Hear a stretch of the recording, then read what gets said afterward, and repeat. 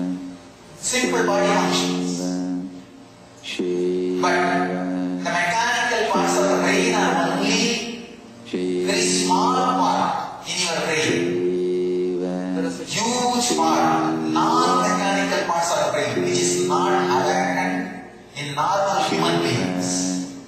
In India, different traditions have tried to awaken those non-mechanical parts of the human brain for various reasons, to have extraordinary powers, to have union with cosmos, to have the ultimate enlightenment itself. There are some traditions which use the breathing exercises for enlightenment. There are some traditions which use bending the body, yogasanas, for enlightenment. There are some traditions which use creating right understanding and ideas for enlightenment. There are some traditions which use very subtle, powerful method called alchemy, means with the right meditations, adding energized herbs into the body. This is not Siddha tradition. In South India, especially in Tamil Nadu, this Siddha tradition was very popular. They made disciples to do particular meditation and pranayama techniques and add particular herbs into their system. When the herbs are added in meditation, it awakens the non-mechanical parts of the brain. Patanjali very beautifully describes mind, mantra, ausha. These are three different methods of achieving extraordinary powers and enlightenment itself. Ausha means the right herbs, energize, works, different ways in your system. It heals, awakens different extraordinary energies and leads you to enlightenment itself. You will be surprised. There are herbs energized and given by enlightened being and lead to enlightenment just instantaneously. Because the master, whenever he initiates, he literally gives enlightenment to you for that moment. Unfortunately, your brain and the system is not intelligent enough to hold that energy forever. So it just loses. It's almost like a water poured on the inverted part. The part is kept inverted. How much of water is poured on it? And a single drop stays in the pot. Many of our heads are inverted part. That is why symbolically it is the same shape. That is why any energy master goes does not stay in it. But the right herbs are added exactly for those few moments. The non-mechanical parts of the brain will be available to hold that energy. The energy is held by the body and mind. Immediately, enlightenment stays in your system. If that energy stays in your system for 21 seconds, that's enough. Then it will open the doors. It cannot again be lost. It cannot again be lost. So those herbs are only called Navapasha. Pashana is literally in Sanskrit poison. That's the word. But when it is processed, it is not poison. It is poison for your ego, not poison for your body or mind. It is a very powerful process. It's not actually poison, even in ordinary sense. These herbs are actually saves very life and heals very body.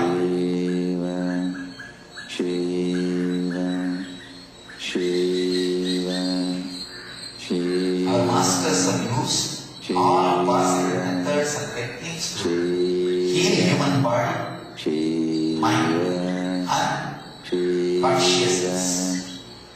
This Navavashana and these unique herbs are specially created in the planet Earth. The science is specially made available in the planet Earth by a great Siddha from southern part of India to make the bio-memory available to the master's energy. When you open, when your body opens itself to the master's energy, first instant healing, spontaneous healing, quantum healing, that's first step. The second, evolved high mental state, beautiful blissful mental state. Third, body and mind, which is ready for enlightenment. So naturally, master can just like that you can share.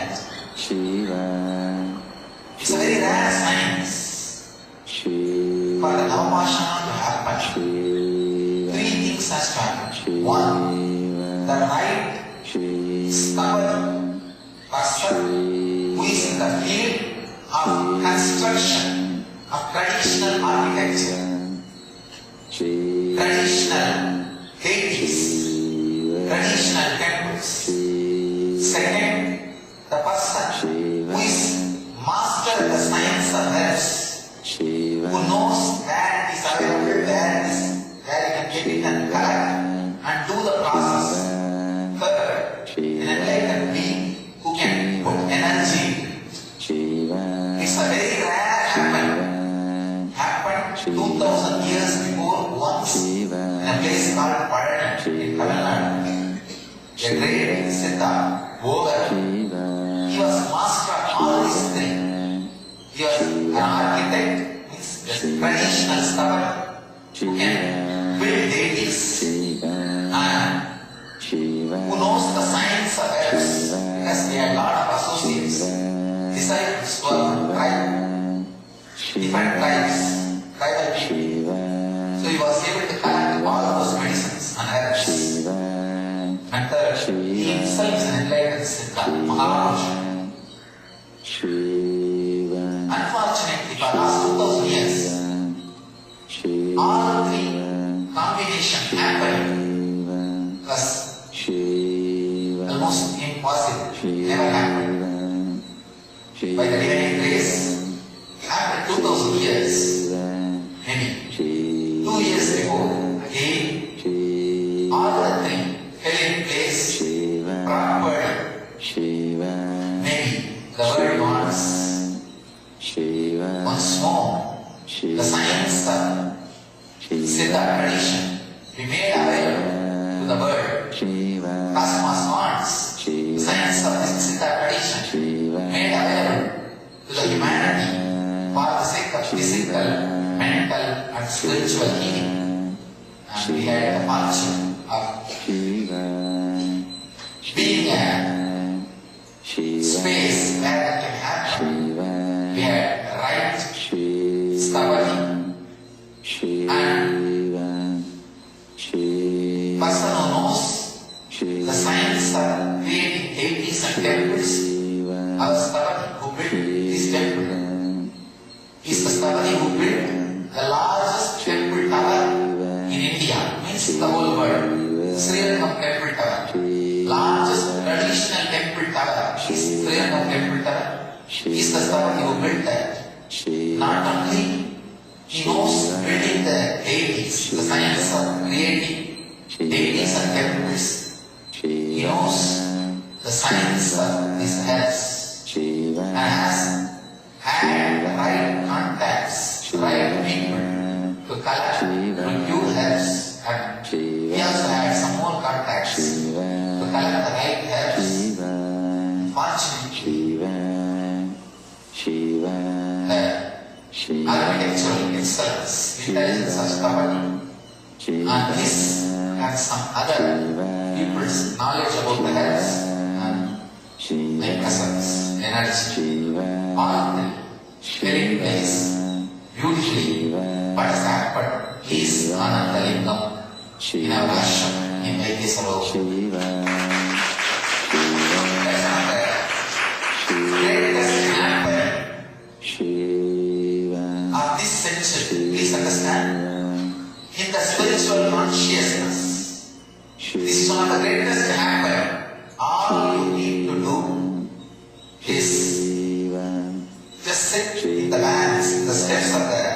Vaidyasarovar for 21 minutes and unclench.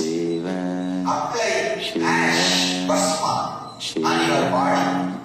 Take bath in the Vaidyasarovar, the water which comes out of Shivalinga, and after the bath, again sit there for at least 5 minutes in the bath and feel that chillness and inhale and exhale using the whole body. Please understand, I am giving you the exact technique of how to use Vaidyasarovar. Extend spiritual energy field, how to use it completely for the optimum benefit. First, sit on the mats and clench for 21 minutes. Apply the ash all over the body and take bath from the water which comes out of Shivalinga. Of course, the whole water is water out of Shivalinga. It gets stored there. You will be surprised. From the same sprinkler, before it touches the Shivalinga, Anandalinga, if you take that water and keep it in the bottle, it will be spoiled by 15 days. If you take water, just after 10 seconds, it travels from the Anandalinga and comes out. That water, it does not get spoiled for 6 months. We experimented. Same way, milk. If you take the ghee, it will spoil within a day. Same milk, pour it on the tikka, and then it comes out, take it. Just take, maybe it will travel on the Shivalinga for 10 to 20 seconds, that's all. Take that milk and keep it for 15 days, it will not be spoiled. We tested it. The power of the health and energy. So take bath in that water. Sit again on the banks for 5 minutes. Inhale and exhale using the whole body. Your body will be healed. Your mind will be in peace. You will be ready for initiation from the master. To hold the energy in your body, mind and biomemory. Please understand. This Anandalinga is one of the powerful, most powerful happening in the cosmos in the last 2 years. And it's one of the precious gift given to humanity by the cosmos using this body.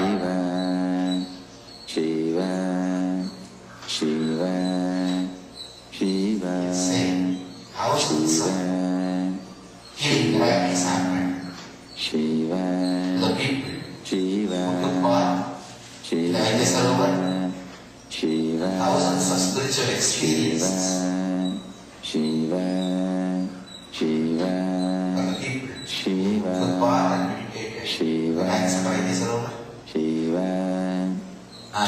and thousands of benefits people experience by studying Shivalinga on the banks of Vaidyasarovar.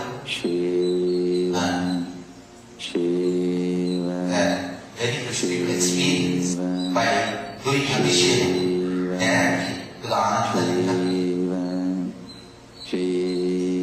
More than me explaining to you in words, I sincerely request all of you to come and experience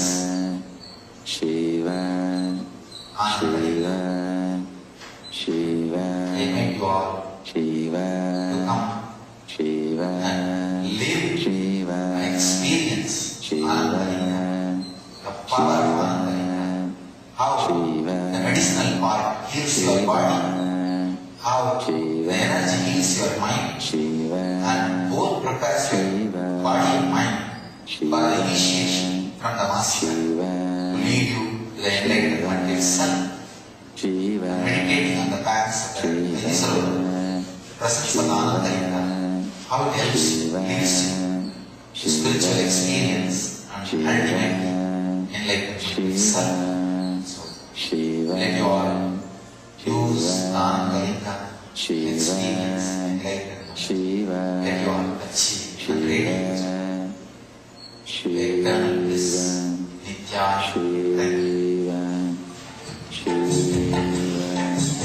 Shiva, Shiva, Sada Shiva Samarambham Shankaracharya Madhyamam Asmadacharya Paryantam Vande Guru Paramparam. Shiva, Shiva, Shiva, Shiva, Shiva, Shiva, Shiva, Shiva, Shiva. I welcome you all with my love and respect.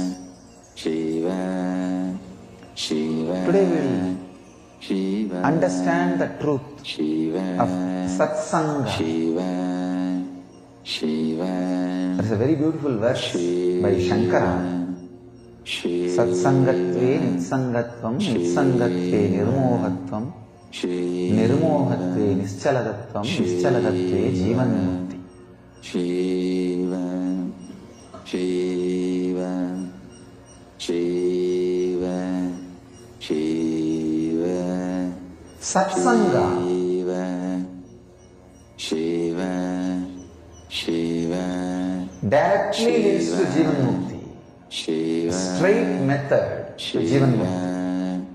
Shiva, If I have to define Satsanga, Shiva, Shiva, Shiva, I can define in three ways. Shiva, The ultimate Satsanga is just being with the Sat, your own Atman, unclutching. Shiva, Be unclutched and be with your Atman. Be with your Sat. That is the first level, ultimate Satsanga.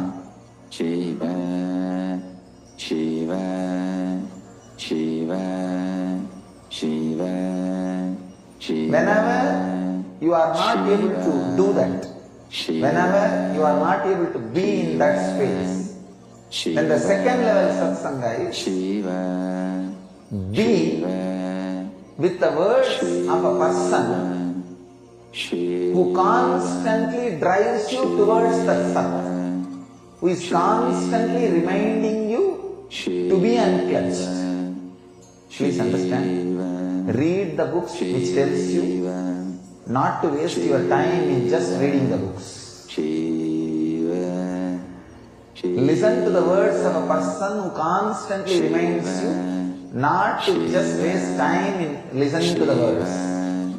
Shiva, Shiva, The first level of Satsanga is be with your own self, Sat, by unclutching. The second level is being with the words, being with the being who constantly asks you to be in being. Being with the words of a person who constantly tells you to go beyond words. Being with the being who reminds you to be in your being. Means Master's presence. The first level Satsanga is to be unclutched and be with yourself. Whenever you can't, the second level Satsanga is we always, whatever possible way, whether it is his physical presence or listening to his words or meditating, remembering his leelas or just internalizing his words through books. All these can come put together as Satsanga with Master, who constantly puts you in the ultimate Satsanga. Please understand. The first level of Satsanga is being with yourself, being unclutched. The second level of Satsanga is being with the being who constantly reminds you to be in being. Shiva, Shiva, Shiva. That is a beautiful Shiva, example used in Vedanta. It's called Pramarakita Jnana.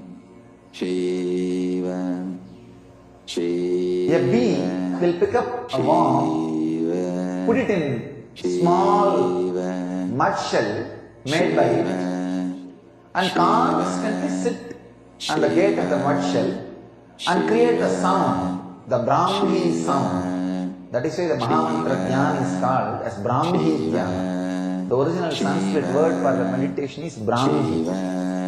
But in Pali, in Buddhism it became Mahamantra. In Sanskrit, in the Tantra tradition, it's called Brahmi Dhyana. Just intensely humming. Brahmi means bee. Just like bee, because you create sound, it's called Brahmi Dhyana. That bee sits in the edge, corner, gateway of the small mud shell, and starts creating intense sound just by the power of that sound. The worm becomes bee. Same way, the hen sits on the egg just by the physical heat, presence of the hen. The egg becomes chicken. Just if a hen sits on the egg, the breathing space, the breathing energy, the prana sarira's heat, just that makes the egg into chicken.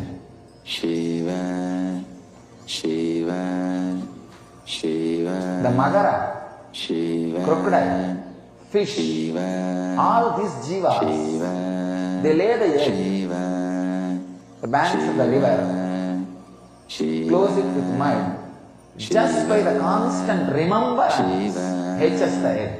Please understand. The Brahmi, bee, makes worm into bee by the sound, teachings. The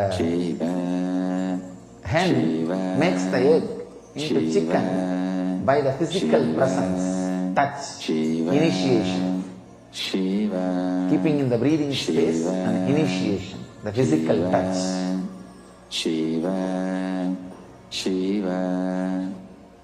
Magara, crocodile, tortoise, fish, all of them hatch the egg and make the egg into fish or crocodile or tortoise just by remembrance. Master teaches you through all these three, through his teachings, first level, through the initiation, second level, through constant remembrance of you, wherever you are, he teaches you into a new being. He makes you into very his self. First, the words, teachings, then the touch, sparsha, initiation, then wherever you are, because constantly you are connected to him. How you remember him, he goes on remembering you. I can see very clearly. Millions of people are living inside this body. Whoever is remembering, they are all living inside this body. Each cell is responding independently to all the people who are remembering this body. That is why the enlightened beings, the incarnations, will be available in the form of Divya Sarira even after they leave the body. When they give initiation to a disciple, they take a vow. Till you become enlightened, I will be available to you even if I leave the body. That is why when the masters leave the body, their Divya Sarira will be available in Aksharadam. Means the imperishable space. Aksharadama is the gateway of Kshara and Akshara, perishable and non-perishable. It is the gateway of form and formlessness. It is the gateway of ice and water.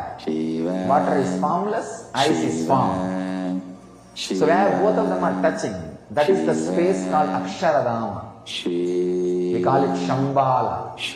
All enlightened beings, all incarnations, till all their disciples achieve enlightenment, reside in Aksharadama, in the form of Divya Sarira. Their Divya Sarira is available. Please understand. That is why, if you are initiated by an enlightened Sadguru or incarnation, you don't need another one master. Just connecting with that master is enough. Maybe sometime that master himself will guide you to a living master if required. If he guides, catch the living master. If you don't get guidance from him, don't worry. He himself will take care. Just retain the strong vidarka with him. That's all.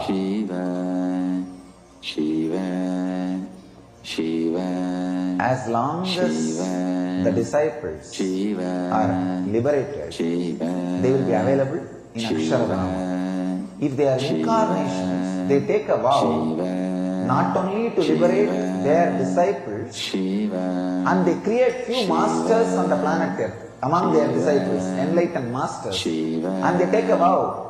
All the disciples initiated by their disciples, till they became enlightened, they will be available in the Aksharadama. As far as my experience goes, Krishna and Buddha have taken the vow of enlightening 7 generations of their disciples. That is why still they are available. Still they are very available. Of course, Shirdi Sai Baba, Ramakrishna, Ramana Maharishi, Mahavatar Baba. These are some other masters I can name. Still available in Aksharadama to attend your calls and needs and your prayers. Still they are available online. All they need is just you calling 30 minutes.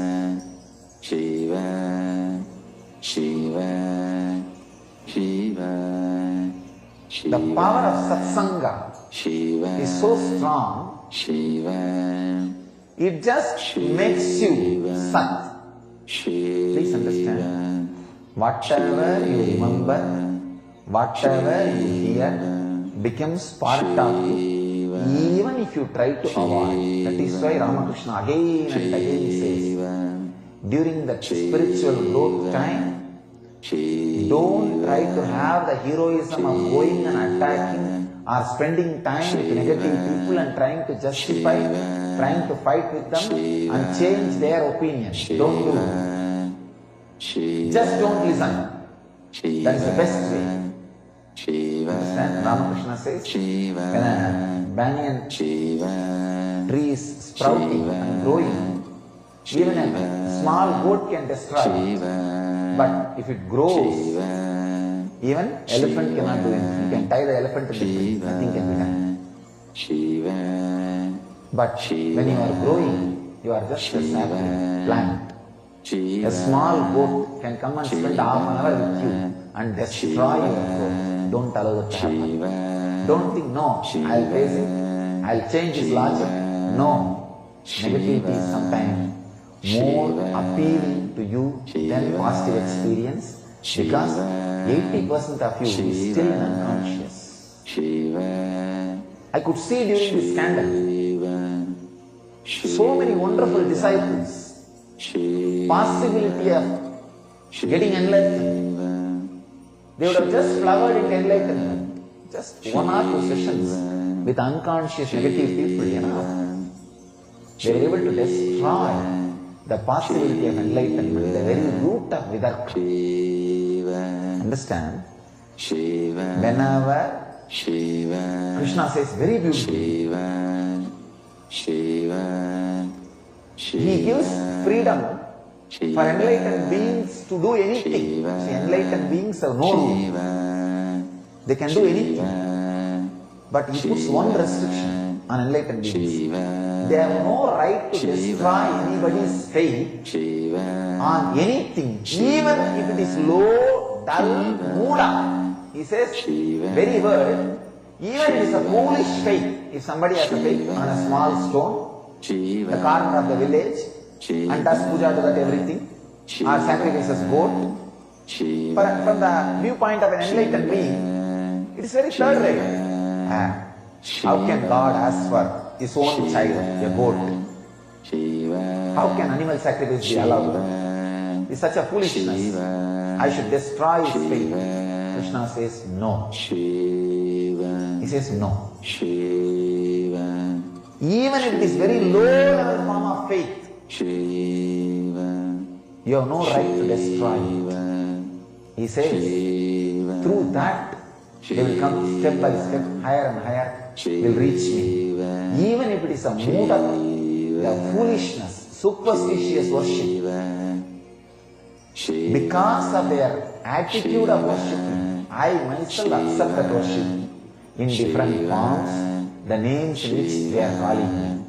That is why Ramakrishna, even after becoming enlightened, realizing his avataric mission, establishing a group of sannyas disciples, he says, I know I cannot accept animal sacrifice, but I will not stop the animal sacrifice in Kali temple, where he is a priest, he is a chief priest and he is the practically owner. His word is a direct word of Kali Devi in Dakshineshwar Kali temple. If he wanted in one word, he could have stopped the animal sacrifice. I will not disturb their faith. It may not be right. It may not lead them to enlightenment. It may not be right as per my experience. It may not give them the ultimate, but I have no right to destroy anybody's faith, even if it is superstitious.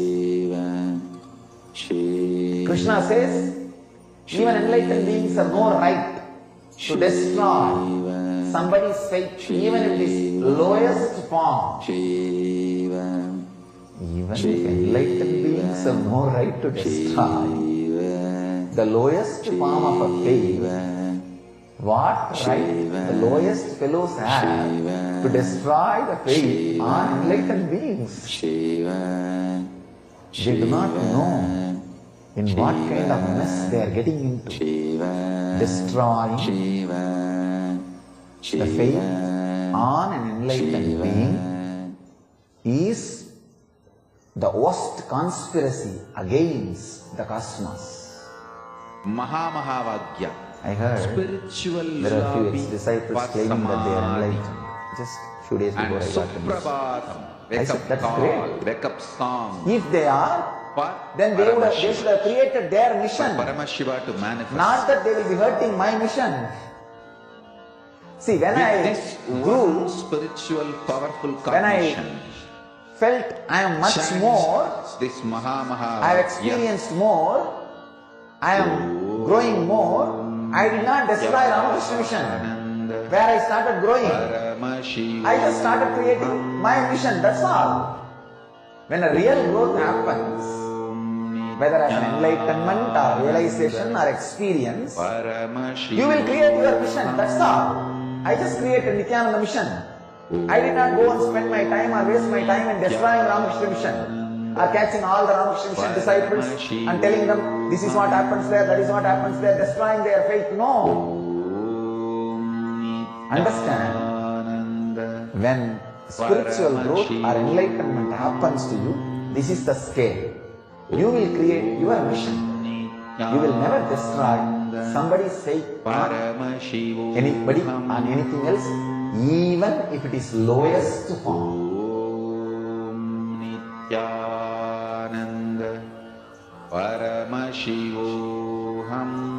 Destroying somebody's faith on Brahmajnana or anything which leads towards the Brahmajnana is Brahmahadya dosha.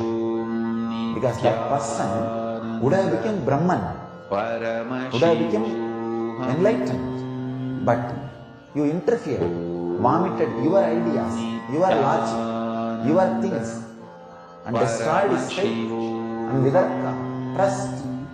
What right you have? No. And that is Brahmahadya dosha. Even if they don't believe, I go on promoting the cosmic dharma, go on promoting the spiritual truths. Even if they believe that I don't live what I teach, me and my mission is worthy of living. Just because what we are teaching to the world,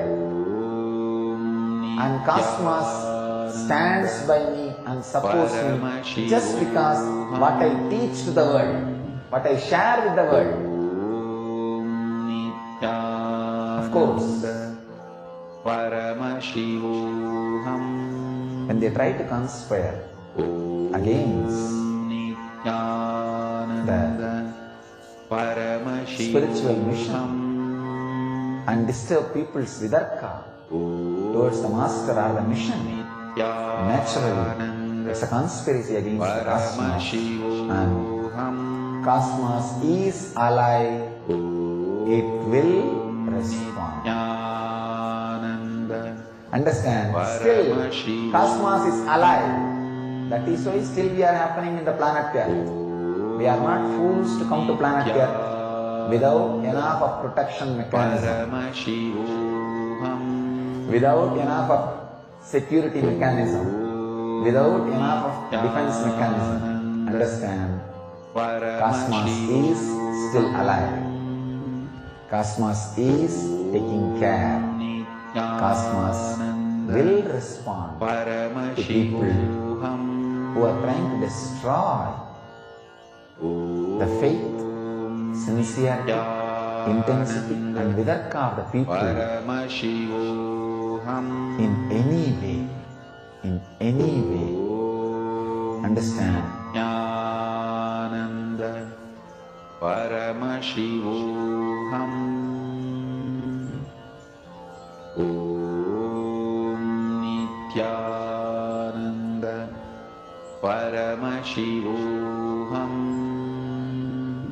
Sometimes people come and tell me, Swamiji, when you were raising the flag, there was a Garuda bird which was there flying and blessing, swans were there.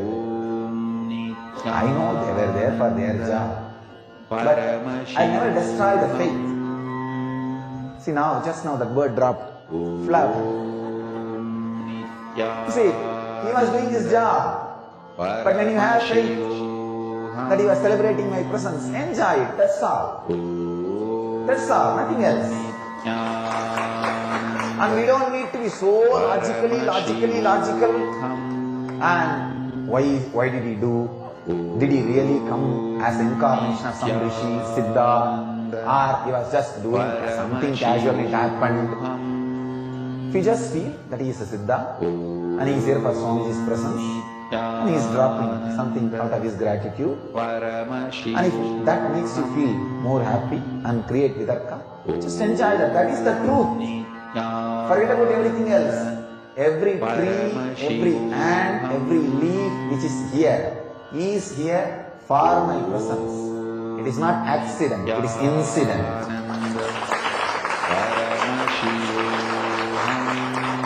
Once, Ramanuja, after staying so many days in Tirumala, on the hills,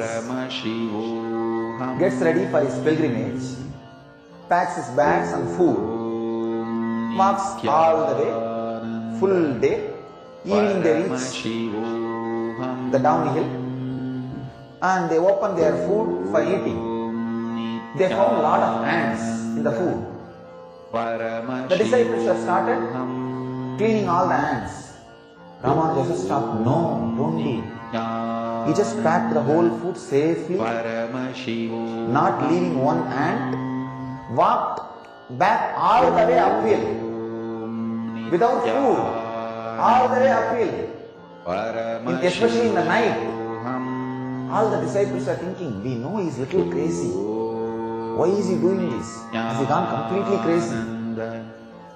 So they are all wondering, but nothing can be done. Those days disciples have to completely follow the master. So they all just walked. After going to the top of the hill again, he opened the food and he said, now leave the hands here, because we don't know how many janmas they meditated and did punya to take birth in the presence of Tirumala, the energy field of Venkateshwara, to be there. We have no right to take them out of this energy field and leave them somewhere else. Understand? Even when masters became deities, Siddhas come to live around in their presence. When deity becomes masters, naturally, all the Siddhas, all the high-level beings come to live around them. Ramana Maharshi says to their disciples, don't touch a single tree, don't touch a single animal here. There was an incident. Ramana Maharshi had a pet dog. Every day he will come. When he eats, he will give one handful of food in his leaf itself, and the dog will eat and go. One day, one devotee, Orthodox devotee, he was so angry. He said, how dare you put your mouth in Bhagavan's leaf and eat the food? It's disrespect. The dog was so depressed. That fellow just went and jumped into the well and committed suicide, died. When Bhagavan was told this information, his eyes became watery, and he called the disciple and said, you don't know what you did. He is a Siddha Purusha, he was living around me for my presence. When he says, do not touch a single tree, do not touch a single animal living around in this area, they are all here for my satsanga.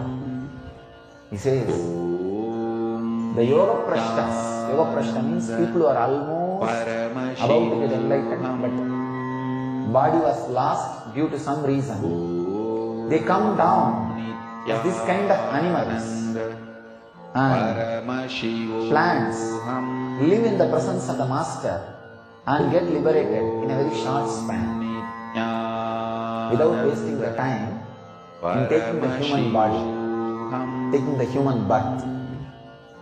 Because when you take human birth, human mind comes.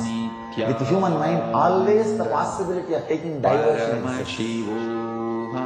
Even after associating with the master for a long time, till the ultimate enlightenment happens, there is always the danger of dropping, taking diversion, going back, or U-turn. So these Siddhas, Yoga Purushas, Ishvara Kotis, they do not want to miss satsanga.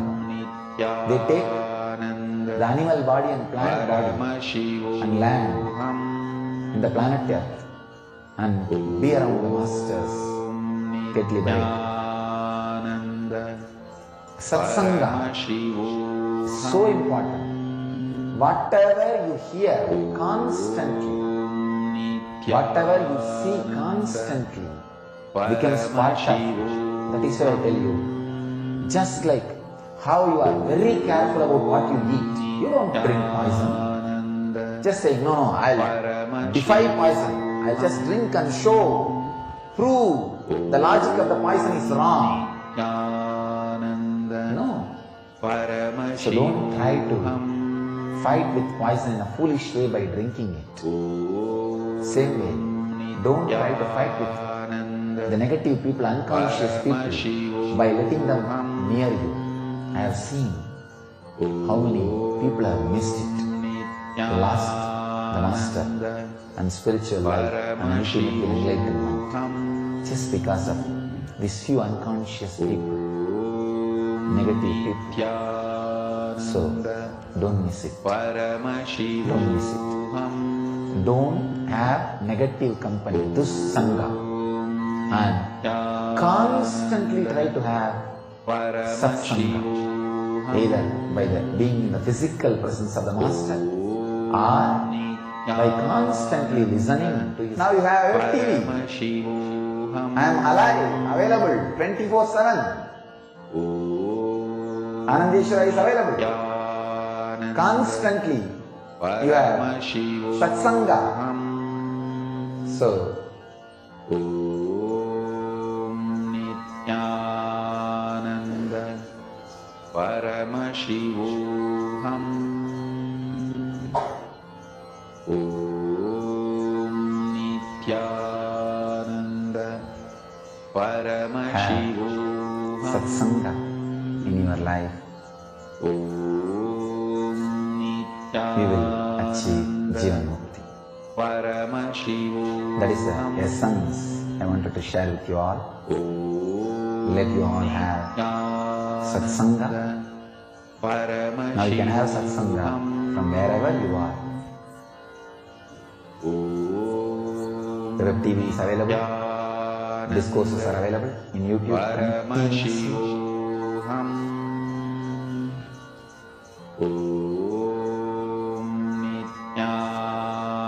The Brahmi bee, making the warm into bee, is directly sitting with the master and listening to his words.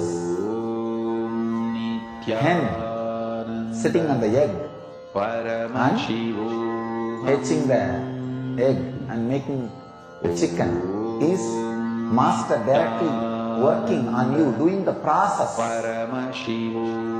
living enlightenment process or inner awakening, doing this process. Master remembering you, you remembering him, like a fish and tortoise remembering the eggs and hatching. That is what is satsanga. Through FTV. FTV does the job of fish and tortoise.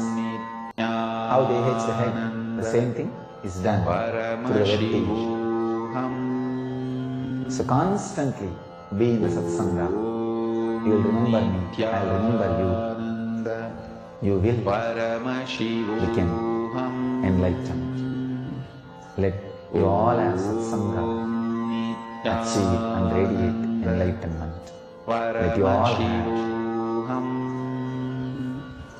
achieve, experience, express, live, radiate the eternal bliss, Nityananda.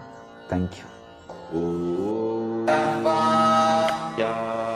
Shankaracharya Madhyamam Asmadacharya Paryantam Vande Guru Paramparam.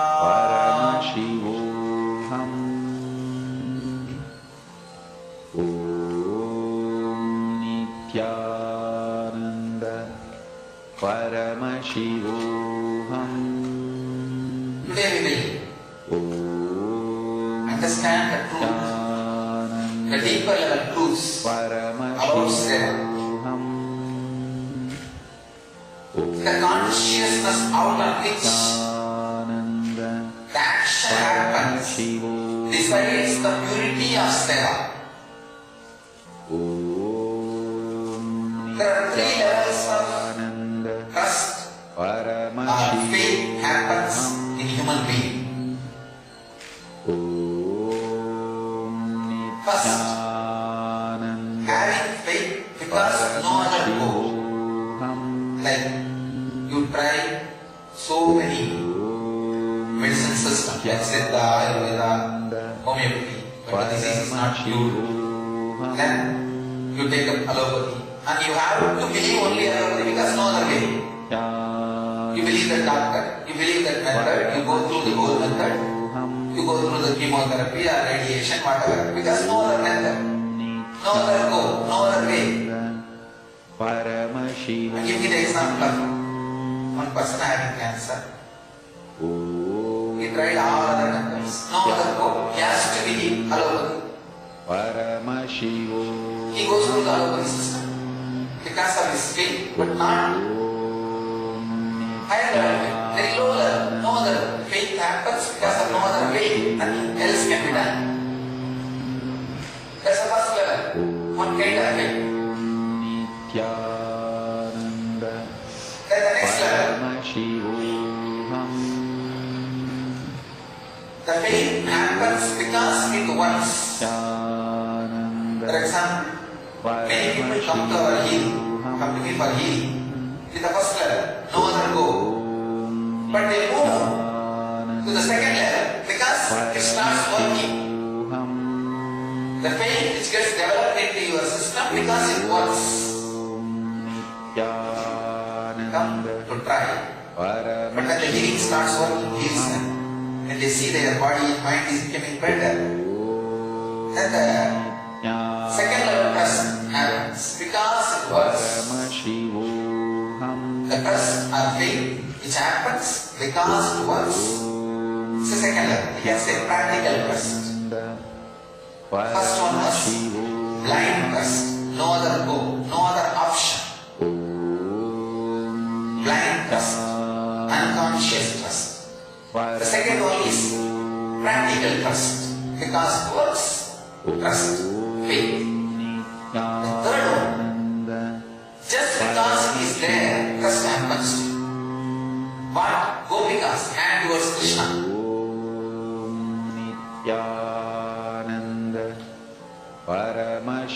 Just because it is there, simply your heart flows. You admire. You just fall for it. You just flow with it. You just melt with it. Here, this is called Rahavati. Melting.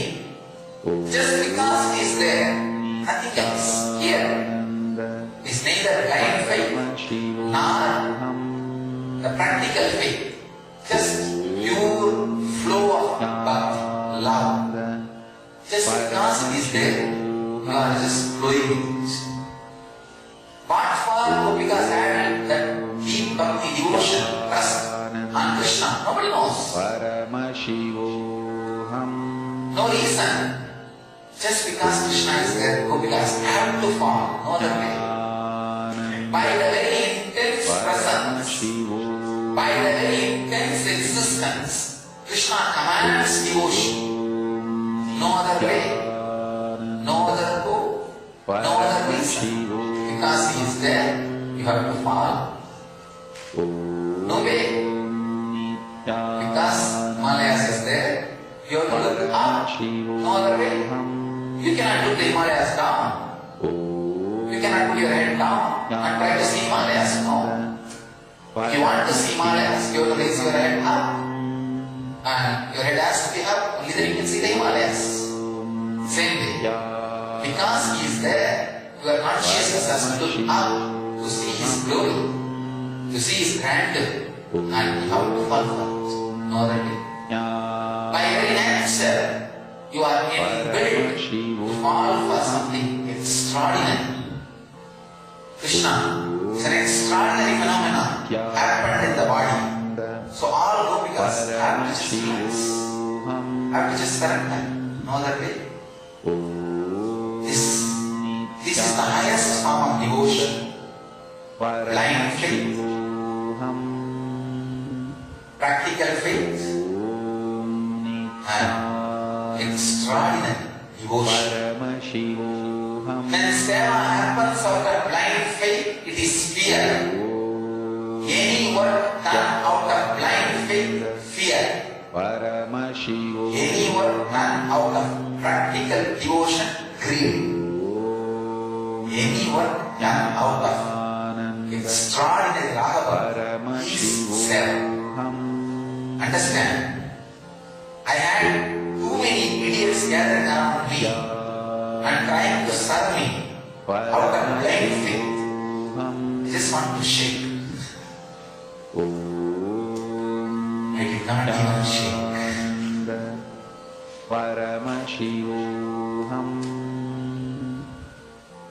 One greatness about the unconsciousness is it kills itself. It is so unconscious, it commits suicide. Now I saw all the unconscious fellows, how much ever they tried to harm me, finally they only hurt themselves. Nothing else has happened. The final below, or they are continuing to hurt themselves, or they are hurting themselves. That's all, nothing else. Blind faith is such. Any action happens out of it does harm to the person himself. Second, the practical faith. Any action done out of greed, of course, when it is done, as long as it goes, okay. But when it is broken, it does not harm the person, the society. But the action done out of extraordinary devotion, Parabhakti, even if it is a small action, is seva. That is seva. When a person does seva, it does good to him and to the world. Any action done out of plain faith does bad to the society and to him. Any action done out of practical faith, greed, does neither does good nor does bad, just neutral. And it is disconnected over. It does not do bad to society or to him. It's more like a business. Action done out of extraordinary devotion, just smell. Because he is there, he can be done. Helpless. Neither you can help nor he can help. Because he is there, you have to follow. It's as a rule, as a very nature. Action done out of that high ragava, highest form of devotion, that's good to society and to you. Understand? I have seen many people moving from blind faith to practical faith, then ragava.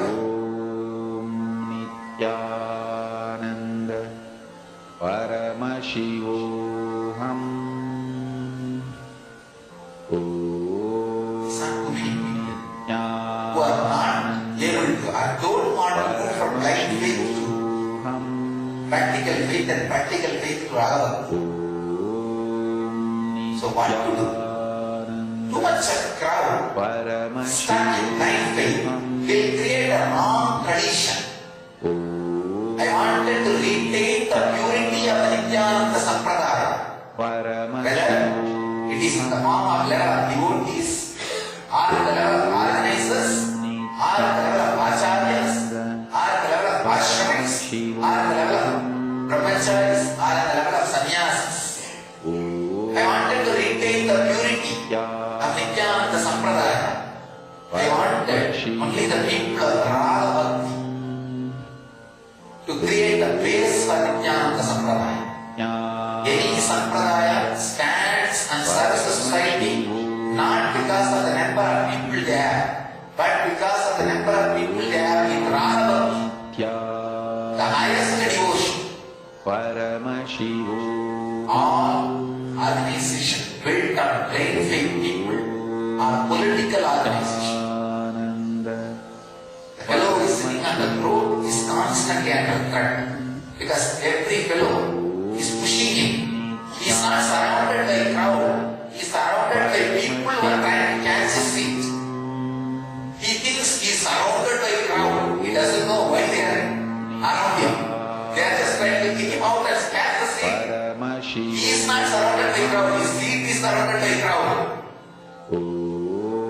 People who work out of practical faith, they create social organizations, social service organizations. Again, he is also surrounded by the same kind of people who are waiting for his name and fame. They may not be just the cutthroat level people, but if he gets down, they will catch it. Or they will create a situation that he may want to get down. There is a game. He is also under threat. Social service organizations. The leaders of the social service organizations are always under threat because the people around him are greed-based, practical faith. So any action they do will be naturally greed-based. Any moment they will create a situation where this guy can get out of the seat and they can occupy the seat. I saw too many blind faith people and practical faith people have started gathering around me.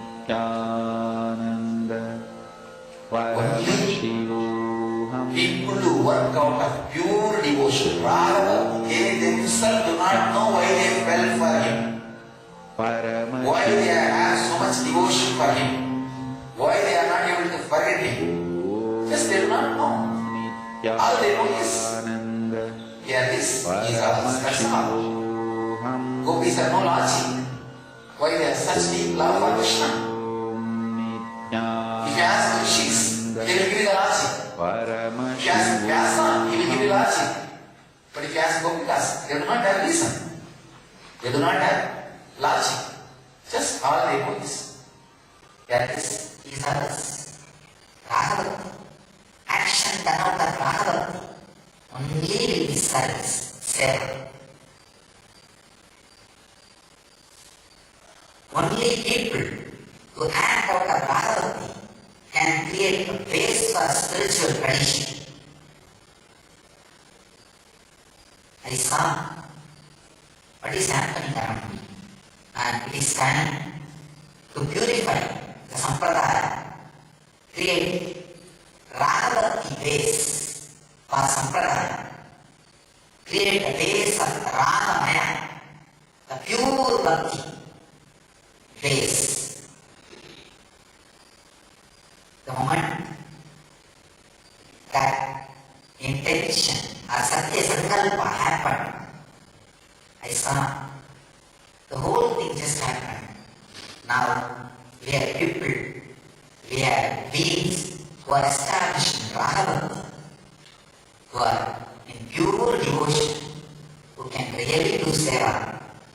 Neither me, nor the Sangha or the world is threatened by their consciousness or their action. Only good will happen to the world and to them. Any action done by them. So, I tell you, if you are any level, blind faith or practical faith, move the next level. Rahavati. Only then you can do seva which will do good to you and to the world. The consciousness out of which action is done has to be purified first. Then you will see seva becomes science and enlightenment. And I tell you, even if you do one action, just one action out of pure devotion, Rahavati, that will create such a joy and energy in you. It will penetrate your whole body. All your actions will have the smell of Rahavati. That is what I call living enlightenment. Acting out of Rahavati and imbibing that Rahavati in your biomemory is living enlightenment. That is ultimate service. So, I bless you all. Let you all move to Rahavati, Rahamaya, and live and radiate enlightenment. Let you all achieve and radiate eternal bliss, Nityananda.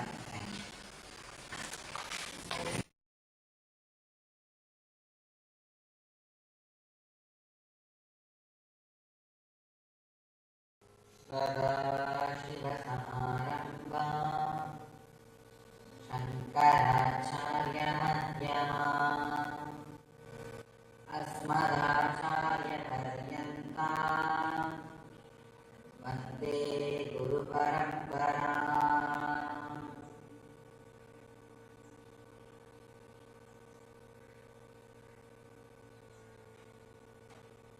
Today I'll share a few words about the great truth, sincerity.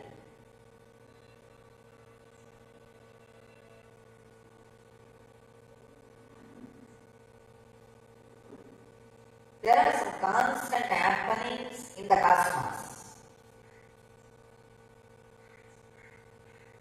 The absolute fact, truth is there are some constant happenings in the cosmos. Like Jiva, the individual soul, Jagat, the world, Ishvara, the God,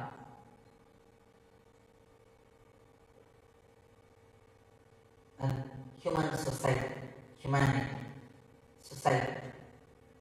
These four are happening, means exist, at least in our experience, as per our experience.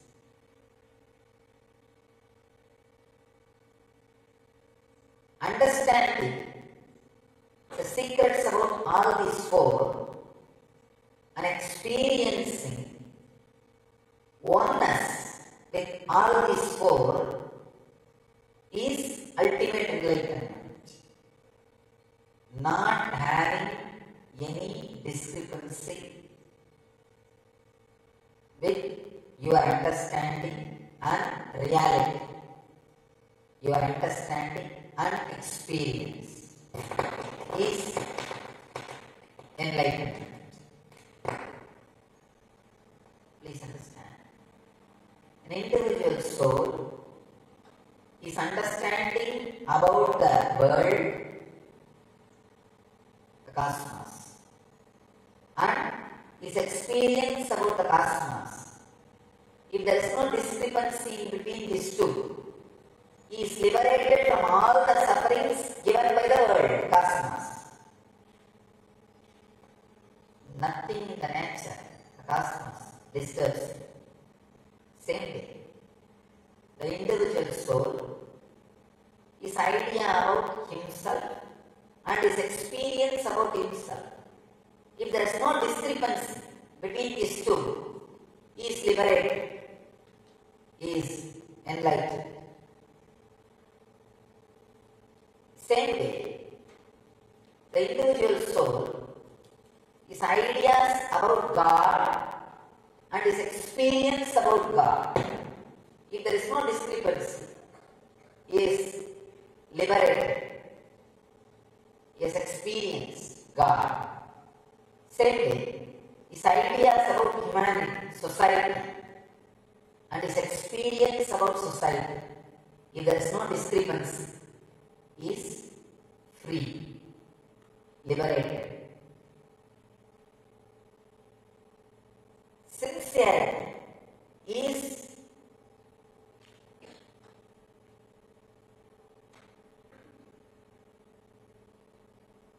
use the right word.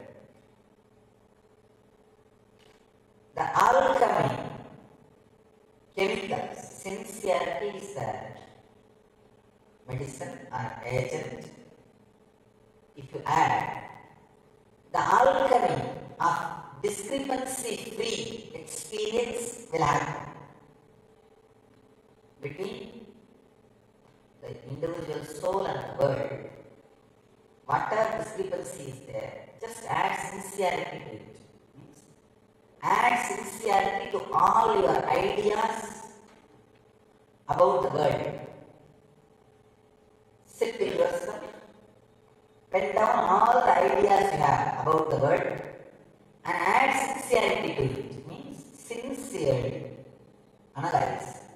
Are you having right ideas? Or are you just avoiding looking into the right ideas? Most of the time, we do not want to look into the right truth. Even about the world, any such. We are just too tired. We are just too lazy because we can breathe, we have a right to live. No. Life has to be earned. Physical organs working, maybe just an accident happened in you.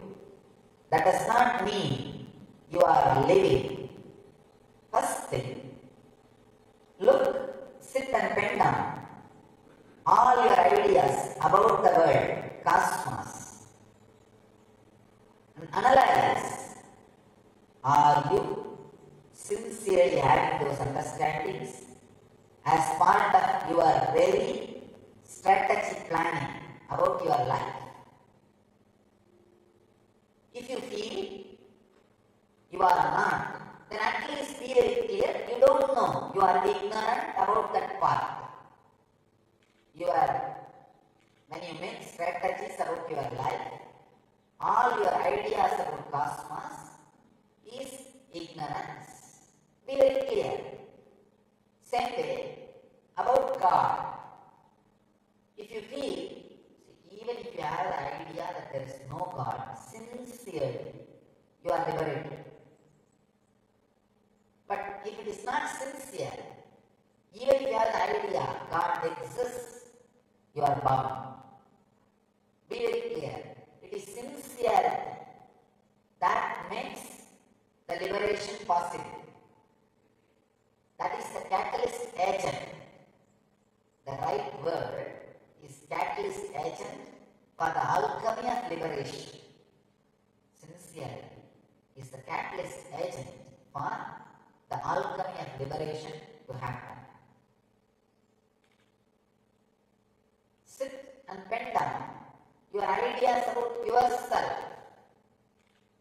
Find out, are you sincere about all those ideas, or is there a discrepancy between what you believe and what you experience? Come to terms with it.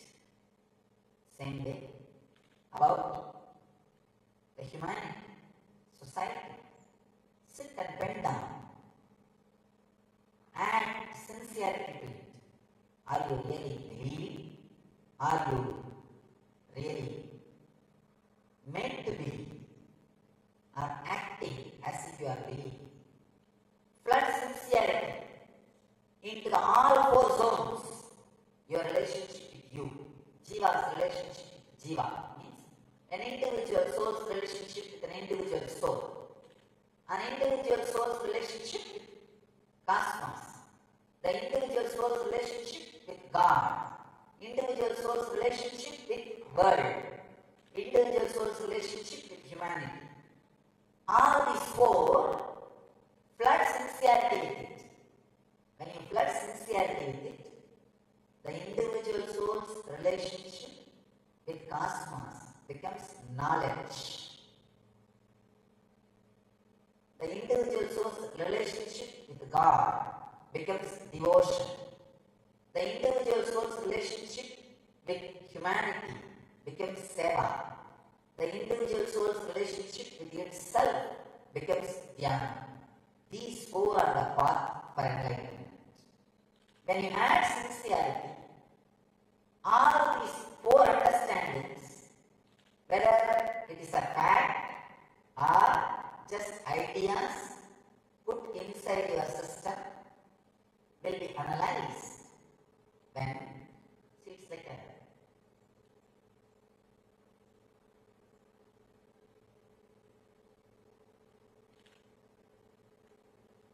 liquid water. Your understanding about world, God, yourself and society. It's like a liquid water.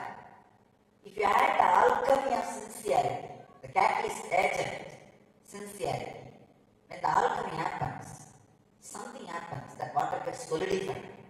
It becomes a strong ice on which you can walk. It becomes bridge.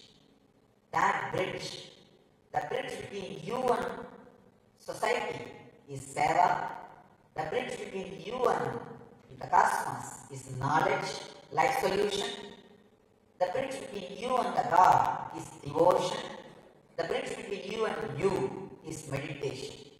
All these four are the paths for enlightenment, or enlightenment itself. When all these four are experienced in its purest form, it is enlightenment itself. Adding sincerity as a catalyst agent in all these four directions is called yoga. These are the 5 pillars of Vedic tradition and the Sampradaya which I evolved. These 5 are the pillars of Nityananda Sampradaya. So all these 5 pillars stand on one base, one foundation: sincerity. Sincerity is not just life solution. It is not just catalyst agent to create devotion. It is not just a catalyst agent to create seva, attitude. It is not just a catalyst agent to create dhyana or yoga. It is just base on which everything is standing. It is just base on which everything is standing. So understand, sincerity is a catalyst agent for the alchemy of enlightenment to happen. It's an important truth. We need to look in. We need to understand.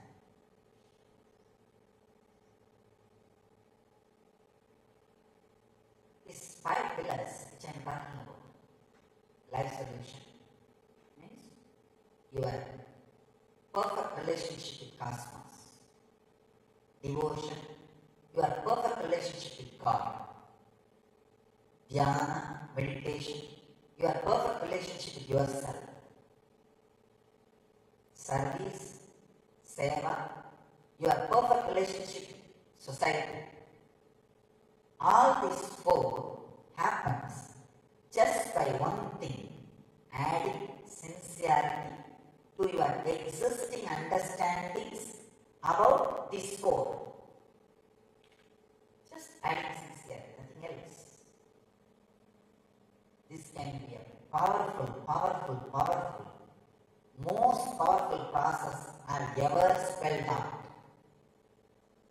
Maybe it looks little difficult, but sitting and doing this, spending little time on it, is ultimate yoga. Sit and go on drilling, analyzing. I tell you, when you drill without the ideas from others, you will evolve your own, and that will be your own. I always tell people, spirituality needs to be discovered. You need to discover your own religion. The religion given by your parents may not suit you. I really feel soon, very soon, we will have a really free humanity, society. By the age of 80, people will have the freedom to choose their religion, their country, the country in which they want to spend their life, the religion in which they wanted to continue their life of seeking, and gender in which they want to live. We will have absolute freedom, medically, socially, psychologically. It will be possible by the time the person reaches 80, you will be given an option. What gender you want to choose? Male, female? What is the gender you want to choose? And religion. What's the religion you want to choose? They will be given an initial introduction about all religion. An unbiased, simple introduction of the facts and truths. So, kids may have time. Kids may have the option to think, study and think, yes, this is what suits my mentality. This is what suits my mental setup. So this should be my religion. And same way, among the genders. So if you choose male, if you want to be female, if you want to be gay, if you want to be transgender, these are all the options you have. If you choose this, this is the way you will live. If you choose this, this is the way you will feel about you. If you choose this, this is the way you will experience about you. Come on, have a choice. Same way, whether it is physical setup or mental setup, even the language. By the time you will have a system, in a very short time, that language can be downloaded into your brain like a software. It will be simple, understand, and we will evolve the system, of course. Already it is evolving. Now the kids can learn the language before birth. The mother is taught continuously some special words through a special rhythm. The kids, when they are happen, in a very short time, they are well versed in the language. So the same thing can be done to your brain. I really hope for that day. Of course, it's not too far. Very soon, we will experience. By the time child is 18, you will be given a freedom. The world government gives a freedom. Which country you want to live? What the profession you want to choose? What the language you want to choose? And what the gender you want to choose? And what the religion you want to choose? I feel that is the heaven, the society which has ultimate freedom and which gives all possibilities, which presents all possibilities in front of you and asks you to respond. Then naturally, every being who chooses any possibility will be having responsibility. So, sincerely, when it is added to you, you discover your religion. You discover your own religion. Please understand, when sincerity is added to you, you will find out how much of devotion is needed, how much of life solution is needed, how much of meditation is needed, how much of seva is needed to plan the strategy for your life.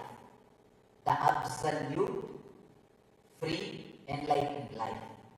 You will have the right strategy on which you will build your life, living enlightenment. So,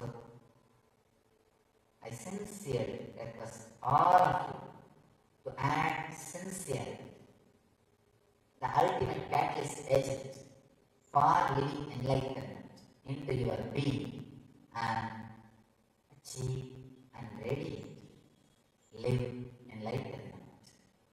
Let you all live, radiate, achieve, experience, express and radiate the eternal bliss, Nityananda. Thank you.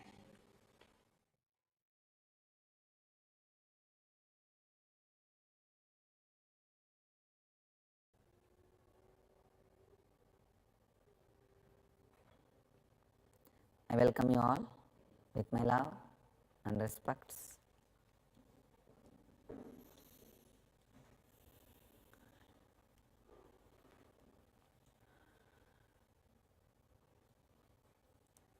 Today I will share the truth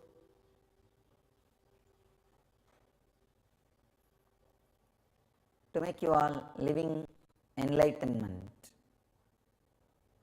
The integrity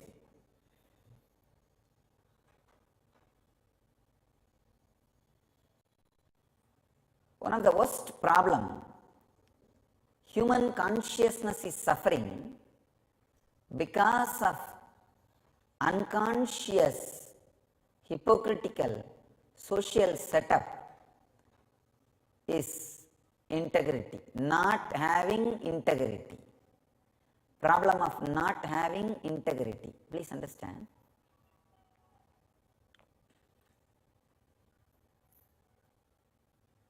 The unconscious, hypocritical social setup society.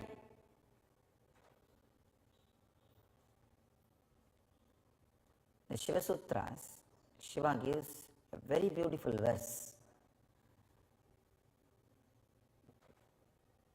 very beautiful sutra. I can say the straight solution for all the problems.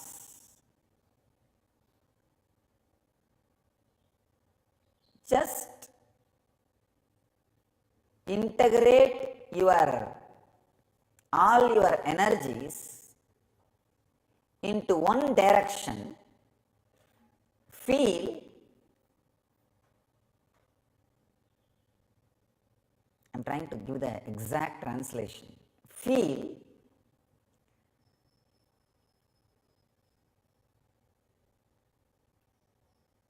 every soul, every being as your very center. Understand this one idea. It's a very powerful idea, very powerful idea. That is why it takes a lot of time even to understand, get the hang of it, even get the introduction.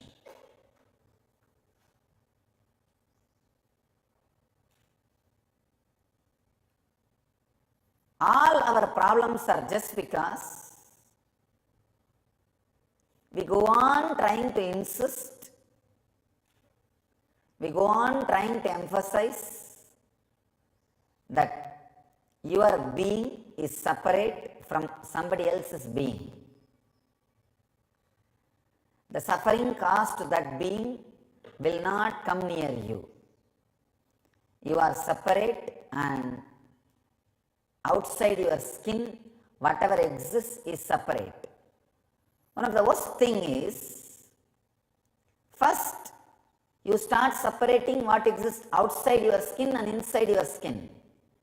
But that attitude of separating does not stop there. It just gets inside your system slowly. Then even inside, you separate your intellect and emotion. You separate your emotion and being. You separate your being and consciousness. Go on separating, dividing. The more you divide, the more you become weak, and more problems and more enemies you need to handle.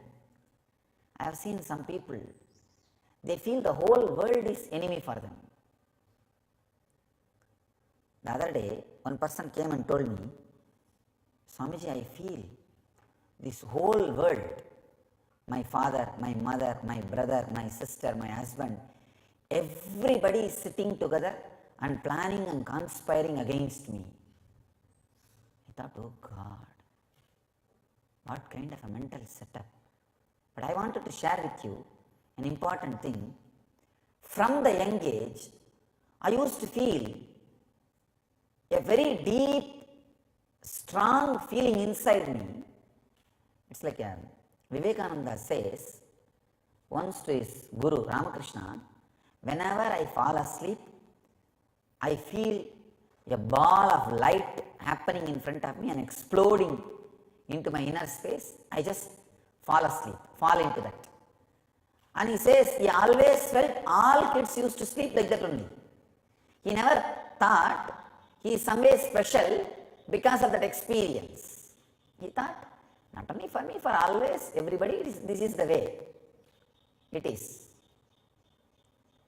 Ramakrishna was so happy and he said, you don't know how special you are. Only normal human beings, people who can compare you with normal human beings can understand how special you are. How Vivekananda was feeling always, that whenever he falls asleep, he falls into that consciousness, into that light.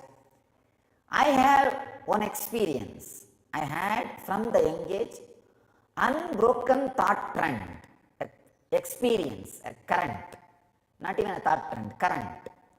That whole world is celebrating my presence. The whole world is supporting my existence. The whole world is supporting, fulfilling for what I took birth. this one feeling, one experience was a constant inspiration. Please understand, till now, even after this whole scandal and abusal I went through by the unconscious hypocritical society, even after all this, somehow that strong feeling inside, that strong current inside, everybody is part of my drama, my leela. The happening which is happening through this body is being supported by all the people who cherish so much enmity, so much conspiracy, so much of vengeance, wanted to destroy me and my mission physically, legally, socially, and character assassination and what not. Try to poison, try to kill, try to threat, try to physically destroy, what not. But still somehow, unimaginable confidence, the unimaginable joy, unimaginable experience whenever I just relax, either into samadhi or into rest or into sleep. Of course, you can call with different names, but I have only one thing, turiya. Whenever I relax into that, I have such a strong confidence, such a clear experience, not even just ordinary confidence, just an experience. Hey, all these fellows who have cherished so much enmity, vomited so much venom on me, on my mission, and just yesterday I had an abusive email from an ex-devotee. Anyhow, even after seeing that mail, after seeing that whole thing, somehow I feel this whole thing is my own drama. This whole thing, not just the scandal, this whole cosmos, this whole prapancha, this whole universe, I have a strong feeling, just my play. And everybody is helping in what I am doing.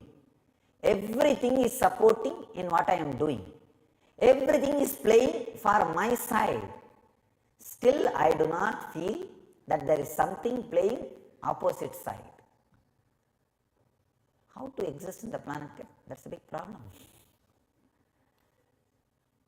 So one guy, this devotee, when he came and told me, Swamiji, I feel my husband, my family, my brother, sister, everybody around me are conspiring against me and working against me. I could not understand.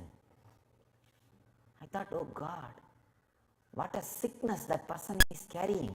Of course, she is helpless. It's not that she created it. She is helpless. She is caught in it. That is the gift or punishment given by society to her. The unconscious hypocritical society constantly makes you feel threatened. The first lessons which you learn from the hypocritical society is only if others are second, third, you can be first. For you to be first, all others have to be second, third, fourth, fifth. Means you have to defeat everyone to win. Day one in the school, this is the lesson you learn. Unless you defeat, you can't win. The very system encourages the intense vengeance. The very system encourages intense jealousy. The very system encourages abusing other beings, creating distance between you and others, making boundary physically, mentally, psychologically, emotionally. First, they teach you. Then your family. Then your friends, your team, your country, your language, your religion. Everything goes on centered on you. Then anything other than you is enemy. Understand? This is the worst punishment society gives to human being. I tell you, I really feel if some way I can reproduce that feeling which I am carrying, that everything is supporting you. I really feel, even when I walk, the trees, plants, the animals, I just feel everything is supporting my mission. What for I exist, what is purpose of my life, everything is just part of it. Everything is just supporting it. Somehow I can reproduce this experience on all of you. I can say this will be the anti-venom for social hypocrisy. Constantly in every step society teaches you, unless you destroy people with other ideology, you cannot live, either by hook or crook. I tell you, this is the worst thing taught to human consciousness. The greatest suffering human consciousness carries is, other than you, everybody is enemy. Still I am not able to understand how to feel enmity. Still I am not able to. See, when people talk to me, I logically understand. Many times people come and tell me, Swamiji, whatever you talk, logically I understand, but I don't know how to experience it. Same way, I have a big problem. I can logically understand enmity, how people feel enmity and how to respond to it, how to act towards it. All these things logically I can calculate. Or I sit with my disciples and ask them, hey, what to do about this? What to do? How to go about? What shall we do? That's the reason, even with this whole scandal, I just simply listened to the lawyer's strategy. I could not make a single strategy. First time in my life, I obeyed somebody at some time. Because I was not able to understand at all. I was not able to logically relate, experientially understand. Till now I can say, I am not able to understand logically how people will have so much of enmity for no reason. Still, I have no logical, experiential understanding. So just whatever lawyers say, I say, all right, what can be done?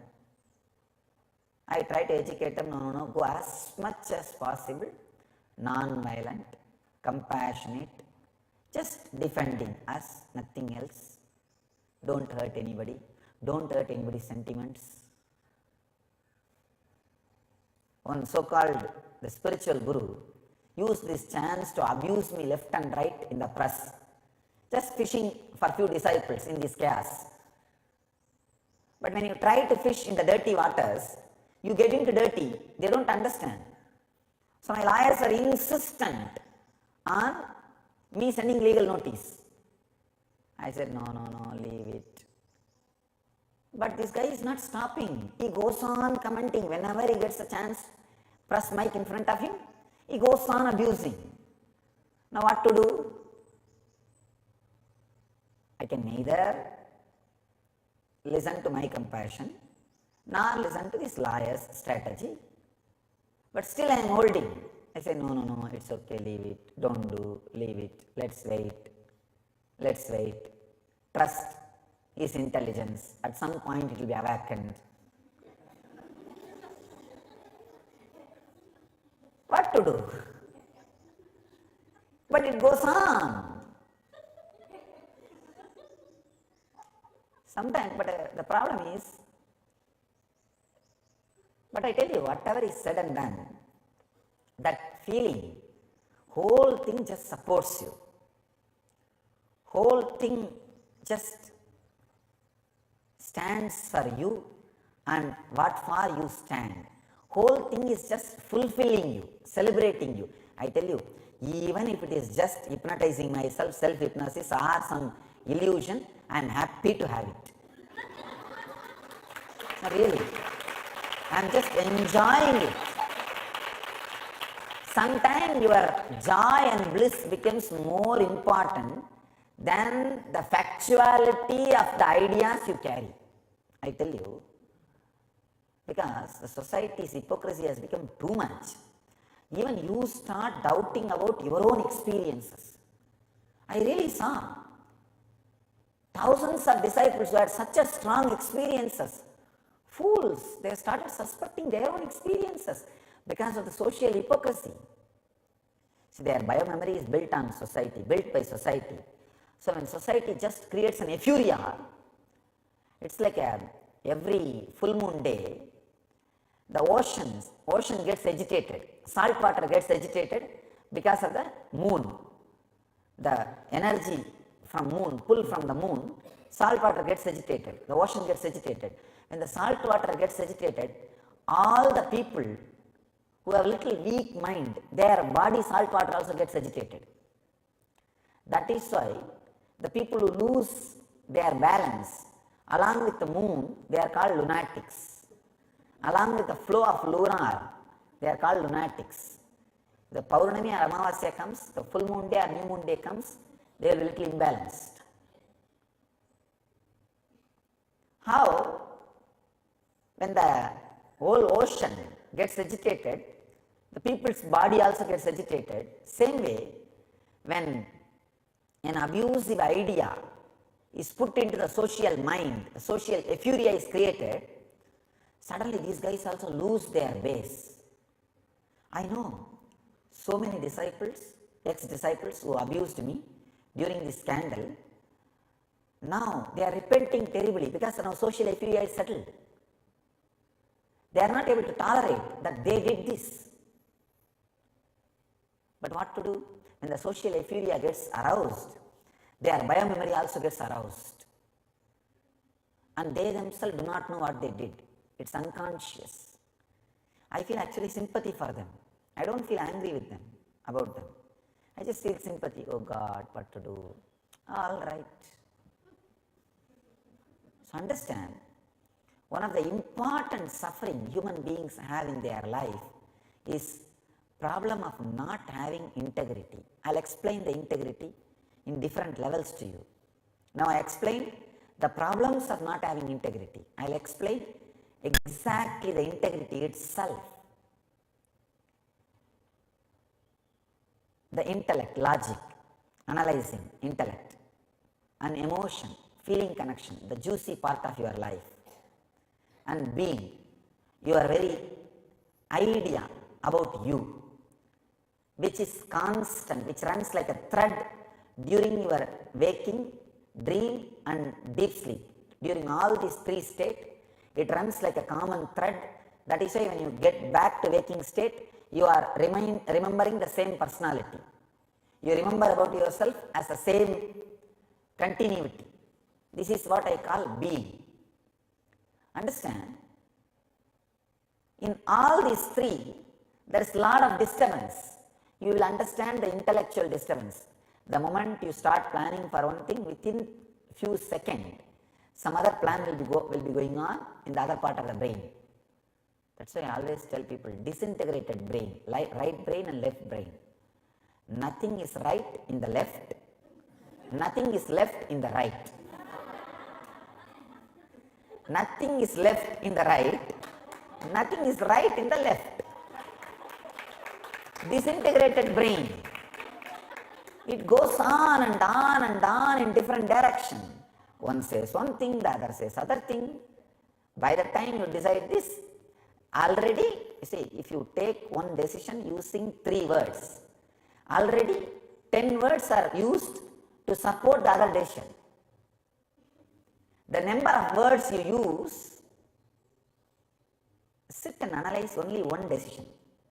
Take up one problem and develop solution for that, and how many words you use for and against that one solution, one problem, analyze it. You will realize nothing is left in right and nothing is right in left. You will realize it. Just one problem. Take up one small problem. Today, it's so pleasant, wonderful day. Can I just sit in the temple and meditate? Make this one decision. You will just decide, just one problem. If you don't want to have this problem, pick up your own problem. are having whether to have this problem or not. Take decision on that one thing. Just one thing. See how many words you use. I am not even asking the emotional strength behind the words. That you will not be able to calculate. Just number of words you use for and against. Just see. You will understand how many voices are there. It's like 100 fellows are sitting inside your brain and talking. People sometimes come and tell me, Swamiji, I hear two voices in my inner space. I hear two voices. I tell them, you are blessed, you have only two. I know people who have 100, 200, not just one. That's the Upanishad which says, a Paramahamsa should not live with two persons. He says he should live just with himself. I was really surprised. The Upanishad goes on describing, it describes, two persons are staying in one place means it is equivalent to village. 3 persons are staying means it is equivalent to city. 4 persons means it is equivalent to Mahanagara, Managara, means large city, cosmopolitan city. Because each fellow has an 100 voice. Why do you think these reality shows are such a big success? Such big hit? Because people want to see the same chaos in which they are living. The reality shows where some 10, 12 celebrities are put in one house. See, actually, in one house, 10 people living is not a big thing at all. See, in our ashram, one small dormitory, 50 people stay for 21 days of living enlightenment program. And all are completely from different country, culture, language, background, education, everything. And I don't hear a single problem or fight.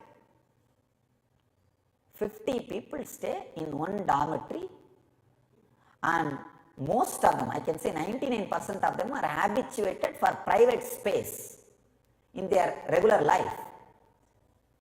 They will have at least their bedroom, and I tell you,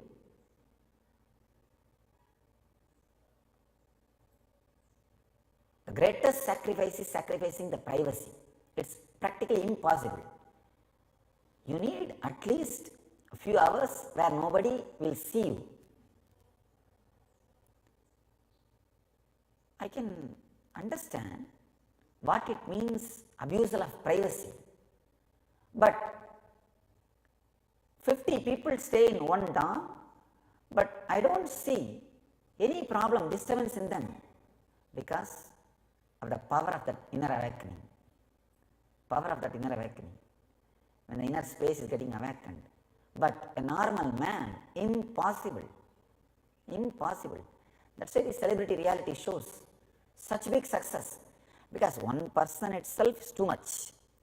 And celebrity means he will have at least some 400, 500 voices. Because he is the peak of social hypocrisy. Person who is peak of intellectual social hypocrisy becomes politician. Person who is peak of emotional social hypocrisy becomes artist celebrity, the line of art. The person who is in the peak of the being level social hypocrisy will be in asylum, lunatic asylum. Celebrities unconsciously suffer the social hypocrisy too much. It's really too much. That is why when you put few celebrities together in a house and start a reality show, you don't need to even create any trouble for them. Just put few of them together, that's enough. So much anger, so much vengeance, so much crying. You may think how I know about celebrity shows.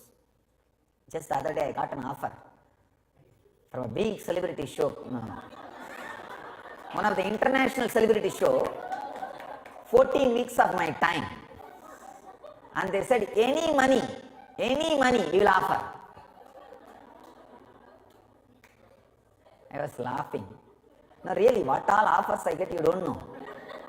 Karan Thapar, the strongest tongue I have ever heard. In Indian talk shows, Karan Thapar personally called my press secretary and he said, I wanted to interview Swamiji. And he says, I am ready to accept all conditions you place. I just want Swamiji in my show. I was really shocked because he doesn't need to raise his TRP having me. First his secretary called, then he personally called. I want Swamiji in my show. Of course, hundreds of offers. When they asked me about the celebrity show, this reality show, 14 weeks, I thought maybe every day half an hour they will shoot.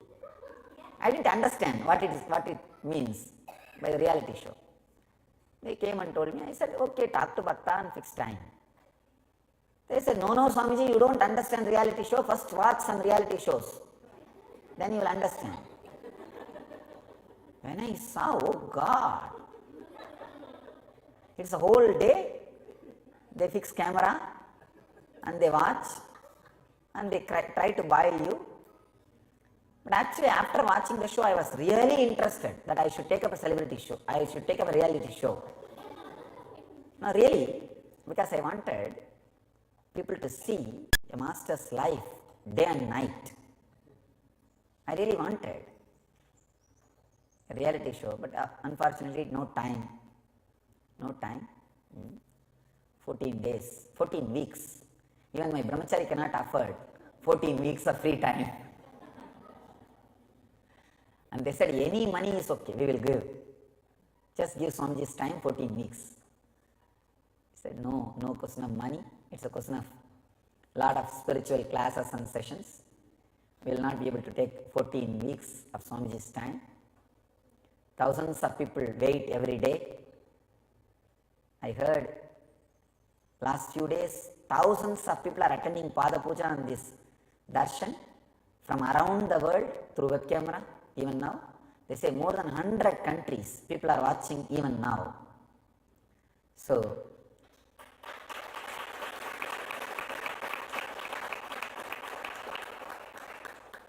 I sincerely respect the devotion and commitment and feelings of people from around the world.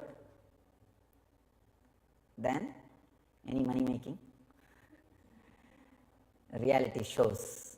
And the other guy, one guy came and offered that he is taking a movie on this whole scandal and he wanted me to directly act. He offered 6 crore.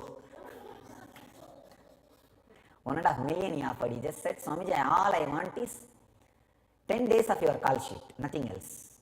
I'll give you 6 crore. I just laughed and said, I'm not interested in any of this. I wanted to spend time with my people, disciples who are waiting for my message and meditation, spiritual solutions around the world. Anyhow, the psychology of the reality shows, it's just too many people inside everybody's head, the disintegrated intellect, and people are also so happy to see others are also irritated, agitated, disintegrated like us. See, people always have a fantasy about celebrities, they are not like us. But when that fantasy is broken, they feel, oh, they are also like us only. So it gives a kind of a very nice feeling, ego satisfaction. See, celebrities are always projected that they are higher than you, above than you. But when you crack them, it gives you a kind of a fulfillment of the violent feeling you have, the vengeance you have. He is also, you see, shouting like me only. Good.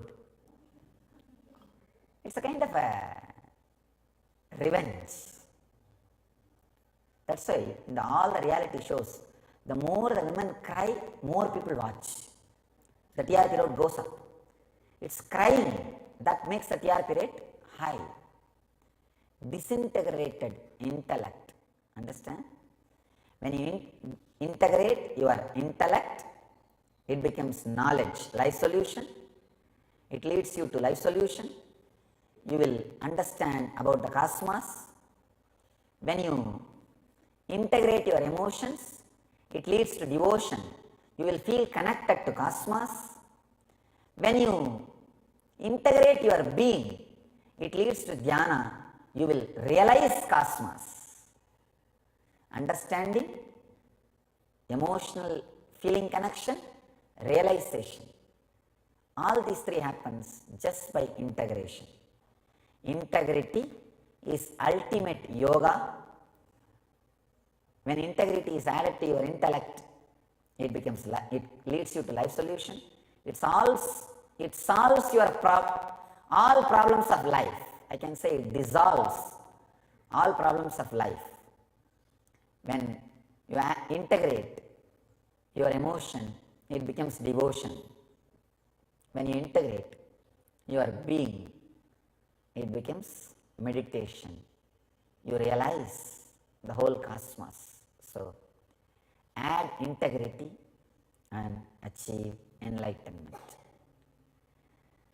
Let you all experience and radiate living enlightenment. Let you all experience and radiate the eternal bliss, Nityananda. Thank you.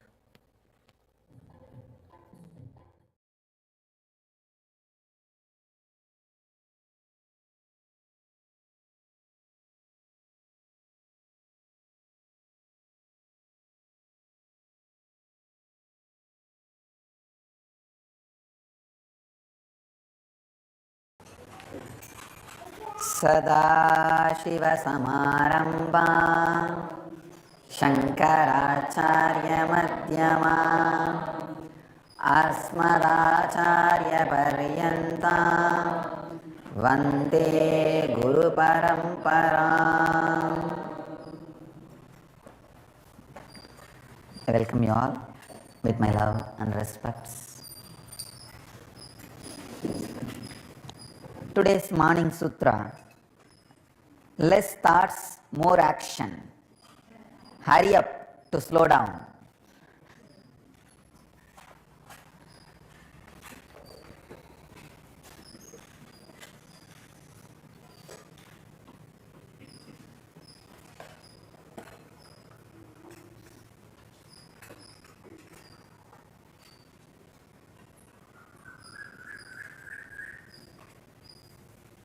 Less thoughts, less action is tamas, inertness.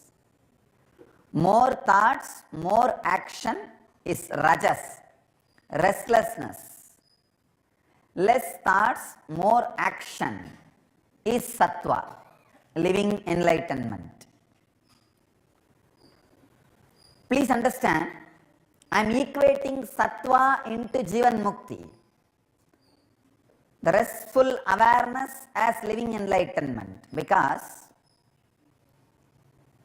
restful awareness is a direct way to living enlightenment.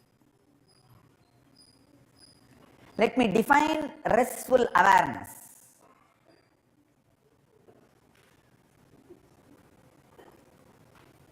When you walk, just feel through your body who is perceiving the earth, who is seeing the scenes. Just see with awareness. Feel with awareness the cold. Feel with awareness how you respond to this morning. Feel with awareness how you are responding to your own old, boring or worrying thoughts. Such beautiful morning, but suddenly some thought about something some days before happened may happen after that. One thought enough to take away the whole beauty of this morning. Perceive with awareness. The awareness which perceives is only you, nothing else. The moment you bring awareness, two things will happen. One, the slowing down. Second, it's an important thing, please understand. One, slowing down. Second, immediate shift in your consciousness. Immediate shift in your consciousness.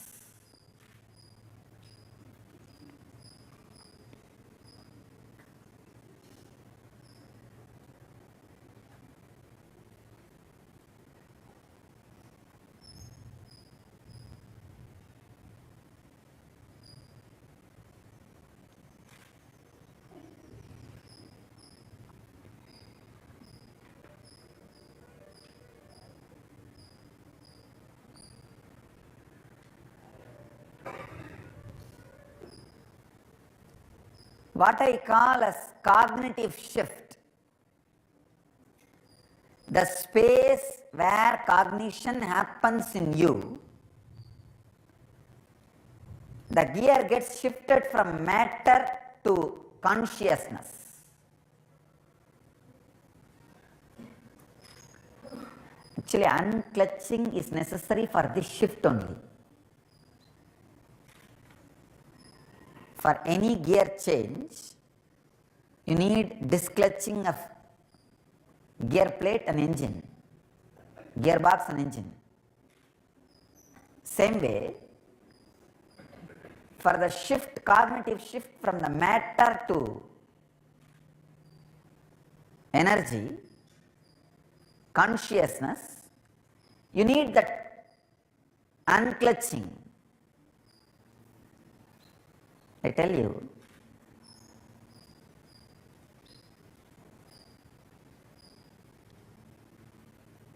infusing awareness into you will automatically make unclutching happen, and the shift in the cognition, how you perceive, will happen immediately.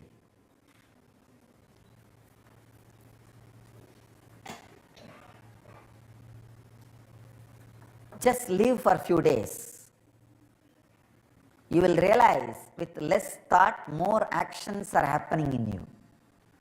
Physically, mentally, in all possible ways.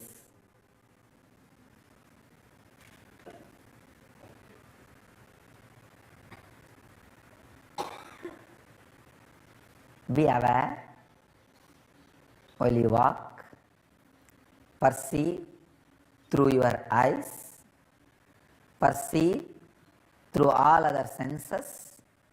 Remember, just perceiving is different, knowing that you are perceiving is different.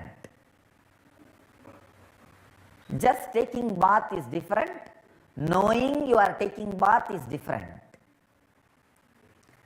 Just walking is different, being aware that you are walking is different. Just talking is different, being aware you are talking is different.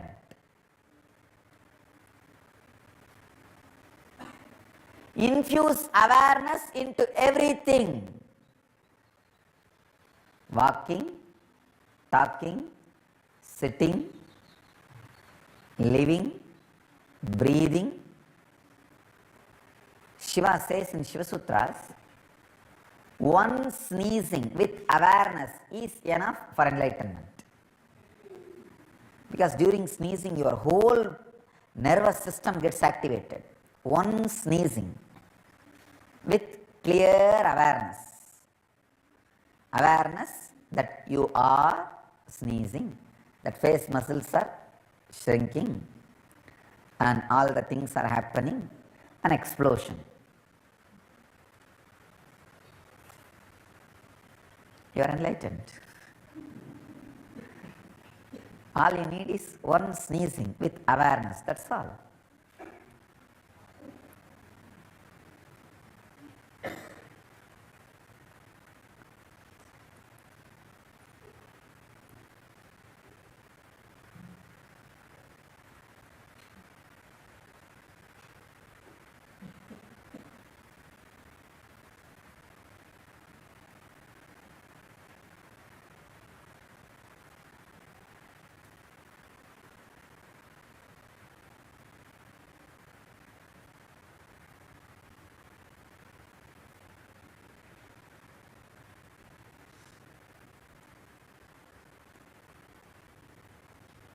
When you infuse awareness, this is no more one more day. This is no more one more morning. This is the morning. This is the day. I don't know in how many dimensions you will be awakened. Exactly what I mean by the word inner awakening is infusing awareness into you. That's all.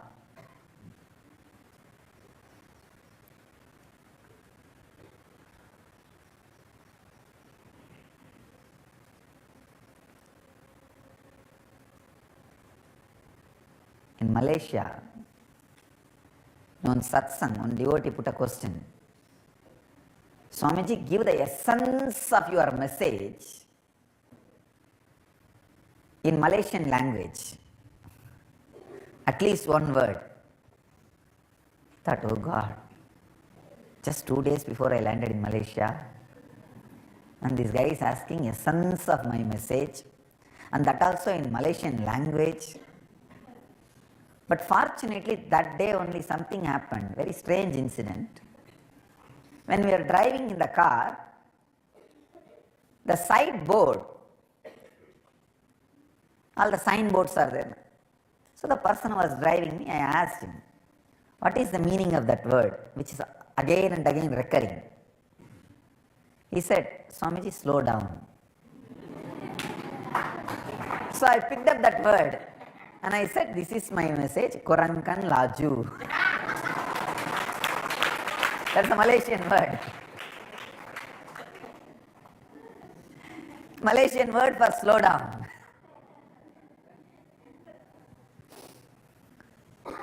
So I tell you, in any language, essence of my message is this one word, slow down.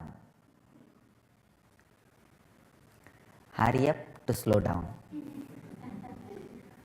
Otherwise, you will be wasting your time without slowing down. If you want to reach the place late, hurry up. If you want to reach the place early, slow down.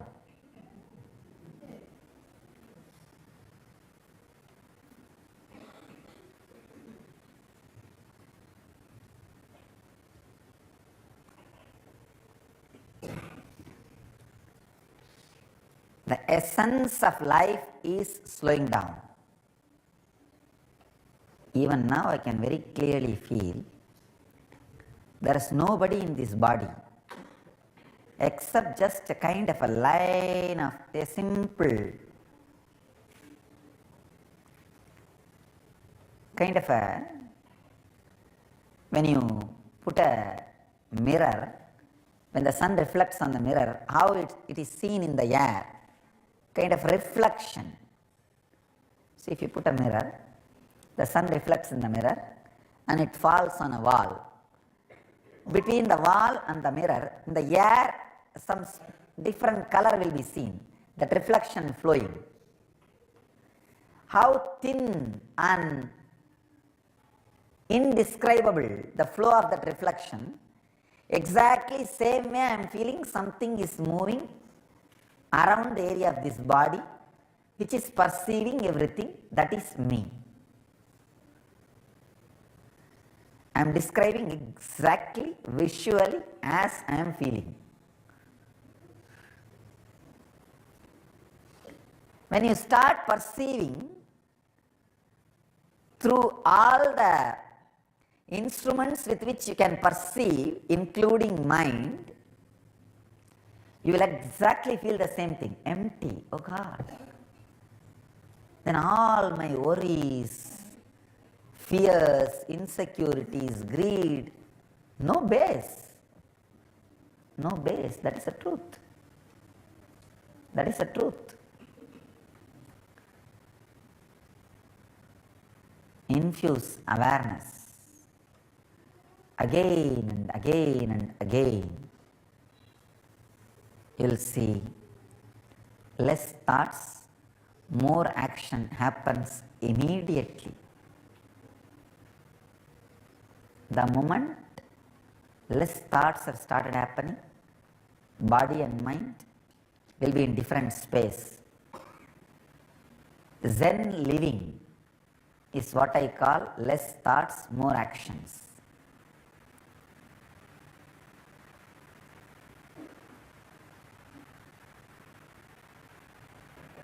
Zen living will immediately create yogic body and Vedic mind. If you have scratched your head without consciousness, stop. Do it again consciously. See how it feels.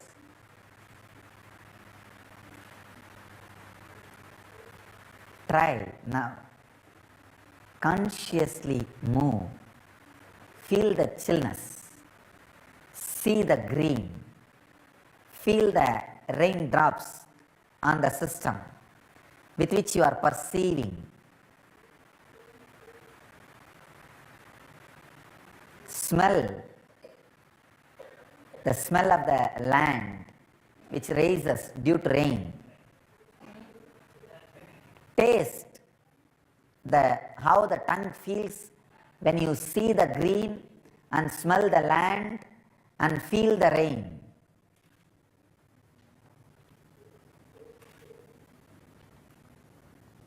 Perceive how your mind is reacting to this whole scene. Is it interested in perceiving, or is it interested in worrying about something about the past or the future without being bothered about this perception? That's the sixth sense. It's called balance.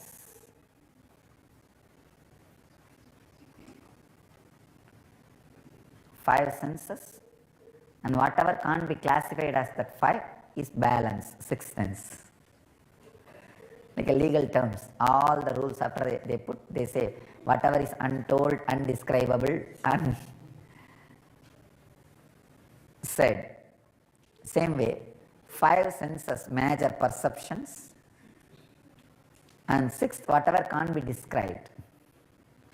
Balance. Just see all these six, how you perceive through all these six, how all these six are perceived.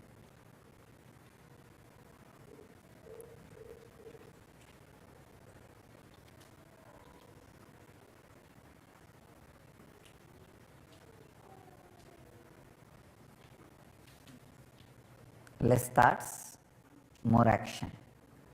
Less words, more awareness. Sorry to slow down.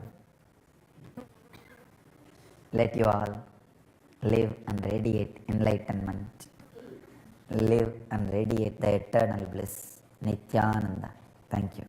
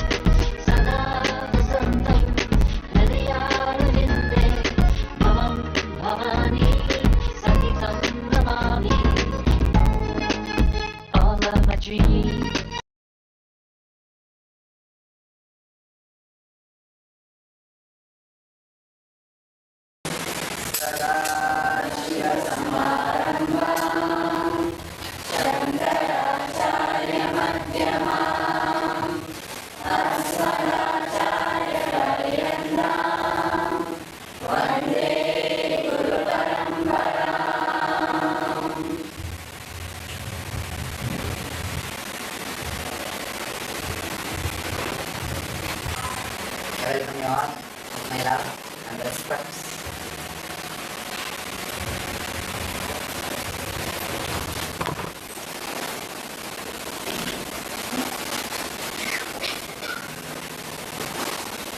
We are in the land where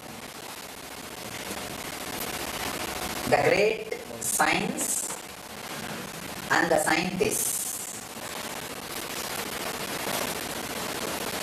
existed and continue to exist. The greatest inner scientists and the greatest expression of the inner science both happened in this land.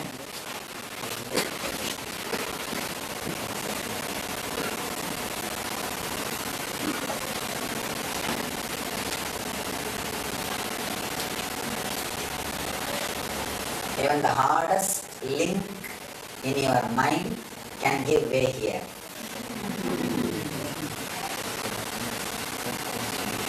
Even the hardest link can unclench. The whole Himalayas is an intense energy field.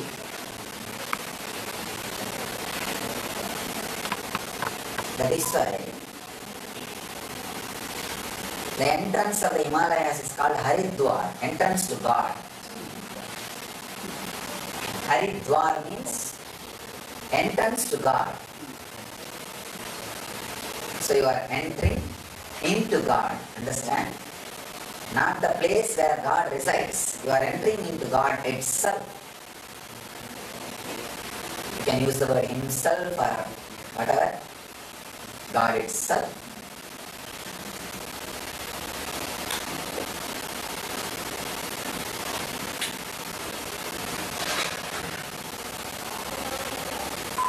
Headquarters of the spiritual traditions.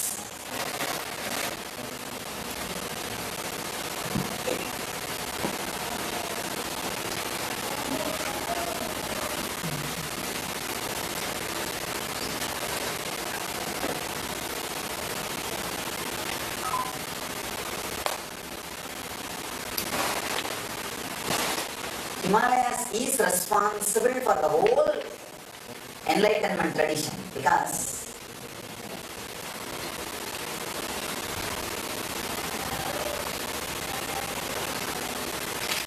thousand and one ways Himalayas teaches lessons. It's a living hill. Not only it continues to grow at least 5 mm per year, it continues to change its landscape every hour. Even our programs, please understand, it's a tentative program. The decision-making authority is Himalayas. Because it's a living energy. Suddenly Ganga comes and creates a new path and Himalayas gives way. And in the winter, the whole thing freezes. Slowly in the summertime, the huge ice, rocks, slowly will start sliding. They will not slide just only ice, the rocks also will slide. In 2 days you will see Ganga will become completely black. The stream will become completely black. So what will happen? She is not very angry. It will get stored, water will get stored like a dam. In 10-15 days, when it breaks, she will not break only that area. She will be completely breaking and opening a new channel. So every stream is a living stream. Every peak is a living peak. Every road is a living road because it changes. It changes. Of course. Always whenever we came, we are able to have darshan of all the 4 temples. We will have darshan of all the 4 temples.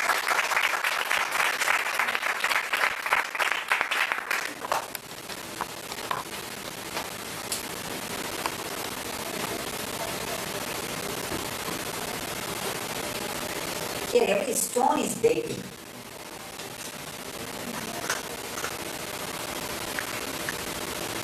Every drop water is Ganga. Every person walks with the idea of enlightenment. You will not find a single man here who does not have the idea of enlightenment, because every street you will see hundreds of sadhus. Naturally, I spoke from sadhus. Thousands striving, thousands achieve, many radiating in silence and in expression.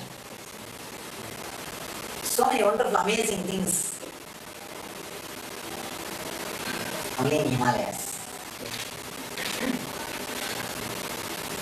All kinds of sadhus, sannyasis, enlightened beings, mainly Guru Parampara.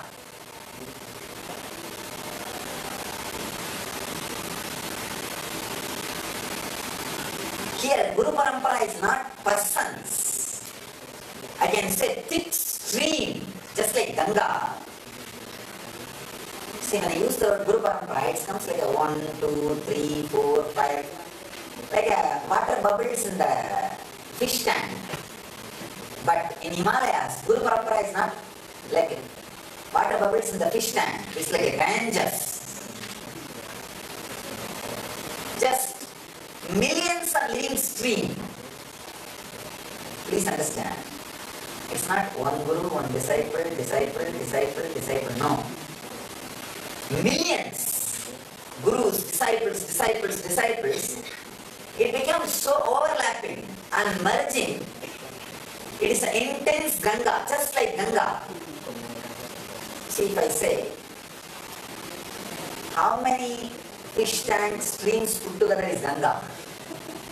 So that many Guru Paramparas put together is Himalayas Guru Parampara. You can't even use ordinary word of Guru Sishya Parampara. Here this is a lifestyle. Here it is just a lifestyle.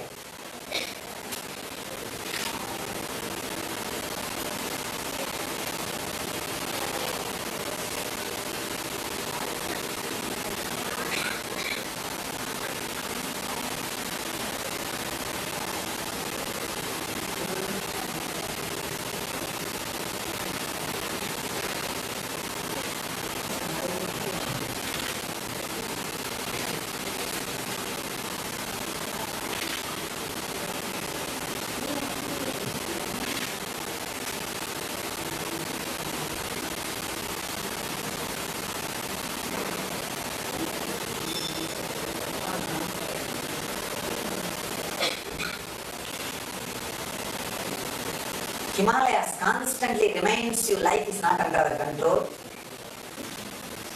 Himalayas constantly reminds you the flow of life and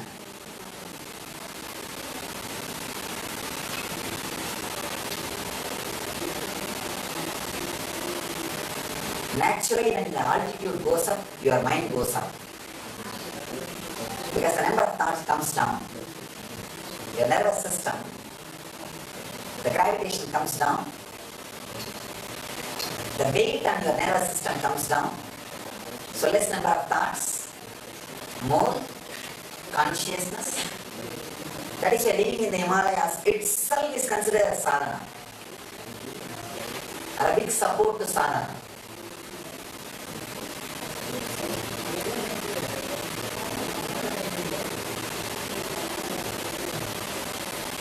We have at least next 12 days.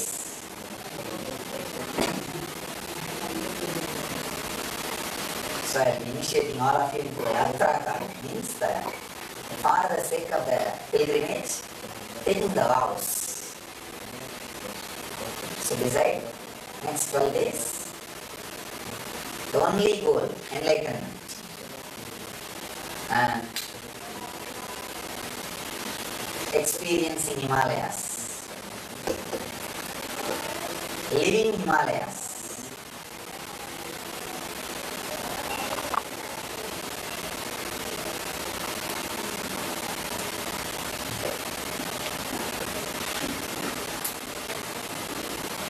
It does something. Himalayas does really something.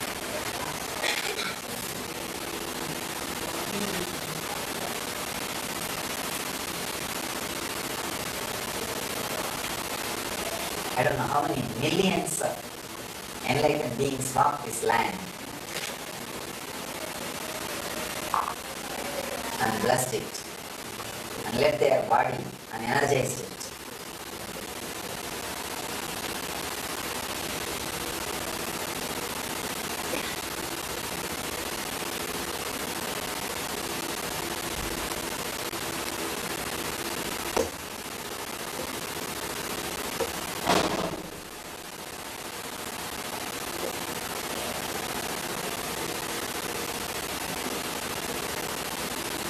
So let's have these 5 vows. Satya. Constantly you will feel, talk, and remember. Remembrance, feeling, talking, acting. The one truth, the ultimate truth. I am God. I am divine.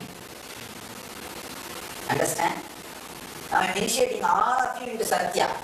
Satya means not just talking the facts. That is not Satya. The ultimate Satya is you are God. So feel, remember, talk and behave. Behave like God. Live like God. Graceful, compassionate, loving, fulfilling. Behave like God. Whatever energy you have, with that behave like God. Second, aparigraha. Even though we made all best arrangements, in your personal things, try to have minimum. Living with as less as possible. Aparigraha. Try, of course, don't spoil your health because you are coming directly from society. You can't handle a big shock, big change. But try. Try to have the smell of aparigraha in every action you do. Aparigraha. Third, asteya. Of course. You may think, I am not going to, asteya means in Sanskrit stealing, non-stealing. We are not going to steal. Of course, you are not going to steal anybody's property. You are not supposed to steal anything from Himalayas. No question of moving rocks, plucking leaves. No question of stealing things from Himalayas, disturbing it. And no question of taking away the purity of Himalayas by leaving all the plastic bags and everything. So, don't steal. Things are the purity from Himalayas. Non-stealing, asteya. Not only not taking others' properties, not taking the properties of Himalayas.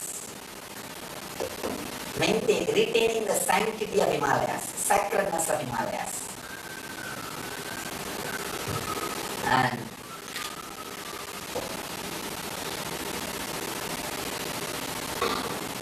ahimsa and brahmacharya. Be non-violent to yourself and to all the lives. Be non-violent to yourself and to all the lives.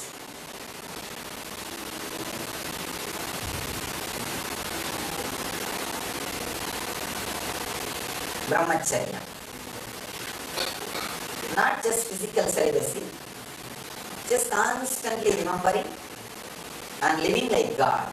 As I said in the first Satya itself. When Satya becomes lifestyle, it's Brahmacharya.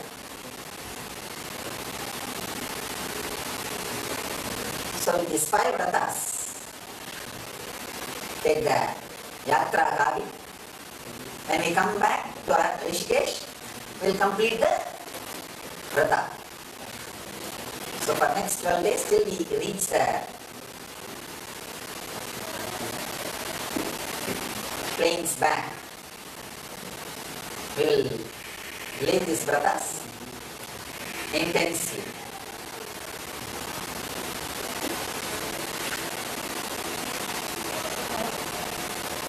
As I said, Guru Parampara is not a living stream here, living river. Flood Out here, water is available in all forms in the form of water and ice everywhere. Same way Gurus. People who radiate enlightenment are like Ganges. People who are enlightened, living enlightenment are like a frozen ice. Mystics and masters. Mystics are like frozen ice, still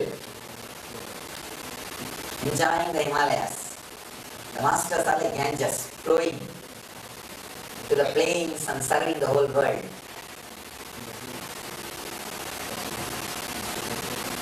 Whether they are mystics or masters. Understand?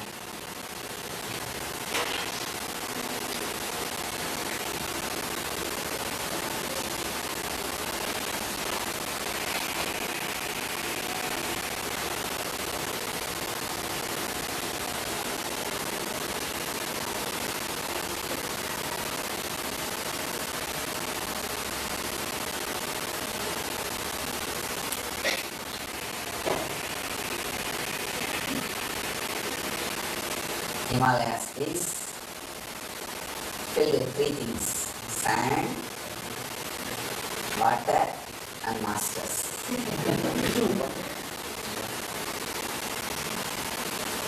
It's not just geography. It's personification of sentiments of billion people. The religion which has billion followers.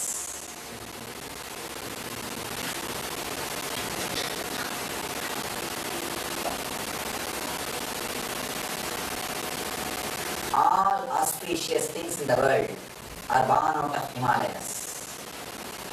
Whether it is the greatest inner science, metaphysics, architecture, the system of clothes, language, art, dance, poetry, music, name it.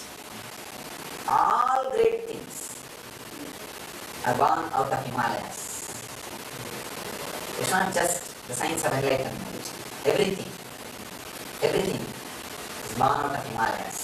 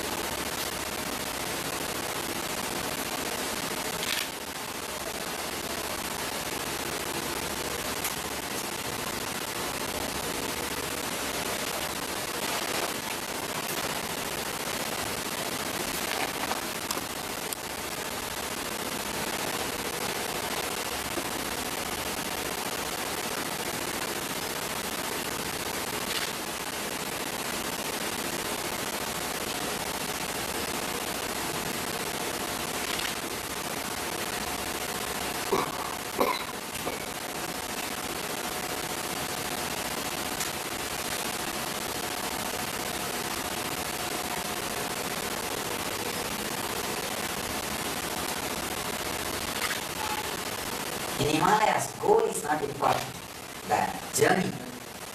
So the goal is not that important, but the journey itself.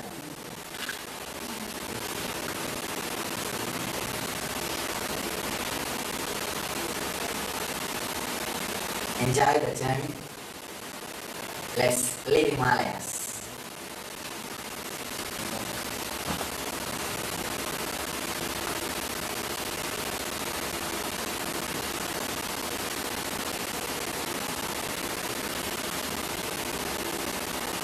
We'll try to maintain the programs as much as possible.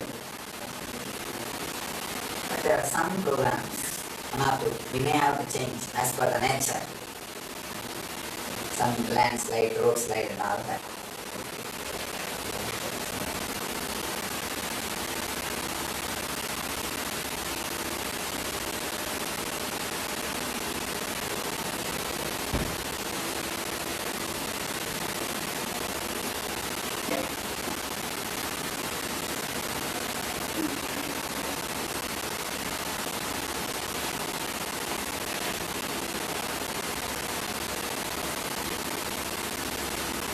All of you can add Yatra Kari one by one.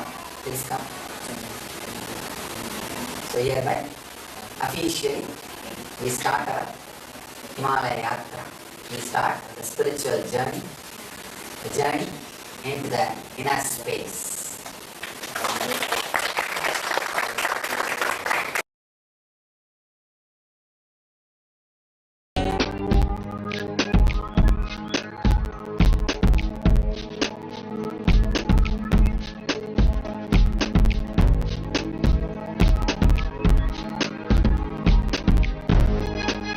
All that I taste, all that I smell, I offer to you, Swami Nityananda. All that I see, all that I hear, I offer to you, Swami Nityananda. Like this dance, and this song, and this joy, I surrender to you. All that I feel, all that I am, I offer to you, Swami Nityananda. Gauragaram, Karunavataram, Samsara Saram, Bhujagendaharam, Sada Vasantam, Haryarvinde, Bhavam Bhavani, Sahitam Namami.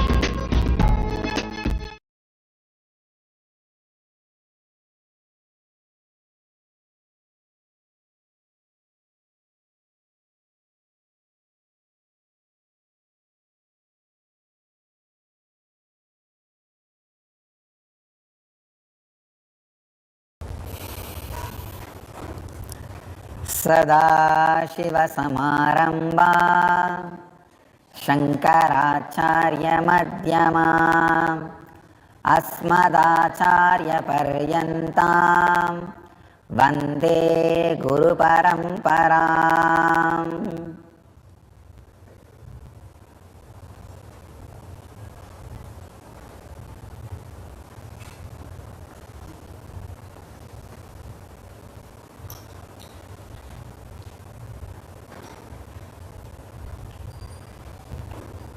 I welcome you all with my love and respects.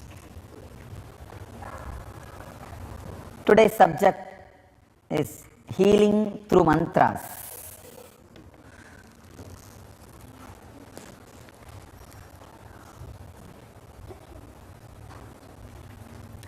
Let's get to the basics.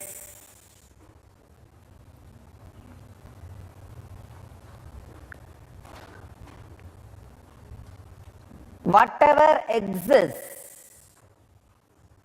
exists as sound.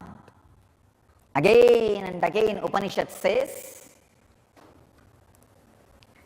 Nada Brahman. From the Nada, the sound, the existence expresses itself. The other day I was telling, everything is made out of molecules. Molecules are made out of atoms. Atoms are made out of something called subatomic particles, quarks. It is the nada, sound, which acts as energy field which keeps the quarks together, which binds quarks together and retains the solid form, an object, matter. So nada is the ingredient which is responsible for mud to remain as pot. Whatever you see, the reason for it to remain in its shape Nada is responsible.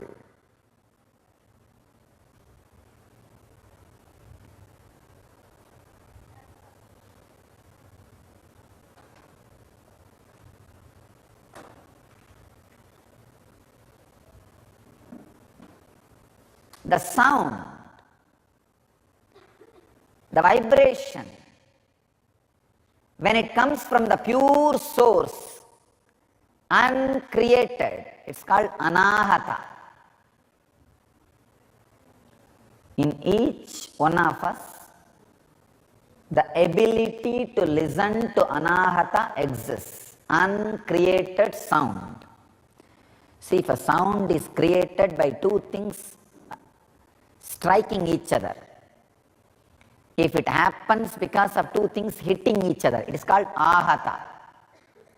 Anahata means the sound which is created by not two things striking each other. Anahata. Two things, without two things hitting each other, if the sound is created, it is called anahata dvani. The pure source of sound, anahata dvani, when the anahata gets mixed with these quarks, subatomic particles, it retains the quarks in different forms through its energy binding. So that is responsible for matter to exist, the solid to exist. So your body is made out of quarks and the nada. Nada is the energy field which keeps the quarks together. So your body can exist as it exists now. Very beautiful verse from a great saint from my native place, Arunagirinatha. He's a very great saint.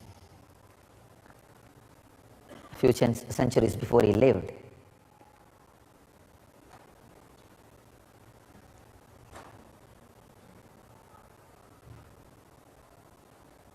In his verses, he beautifully describes Nada Vindu Kaladi Namo Namo. He describes Subramanya, the second son of Shiva. I can say the son is not the right word. The expression of Shiva as the Lord of Nada and Vindu. Understand, the subatomic particle quarks is the Bindu, the life energy, and Nada is the force which creates energy field. He says, Arunagirinatha is a great master, he puts Nada as first, Bindu second. Because Bindu by its own existence is Shava. Only when the Nada is added to it, it becomes Shiva. That is what Tantra Shastra describes as Kali lying on the ground. Shiva lying on the ground and Kali standing on it. She is Nada, the binding force, and the Shiva is Bindu. Unless the Nada acts as a binding force, Bindu has no action. Nothing is possible by the Bindu. The sound is responsible for what you are.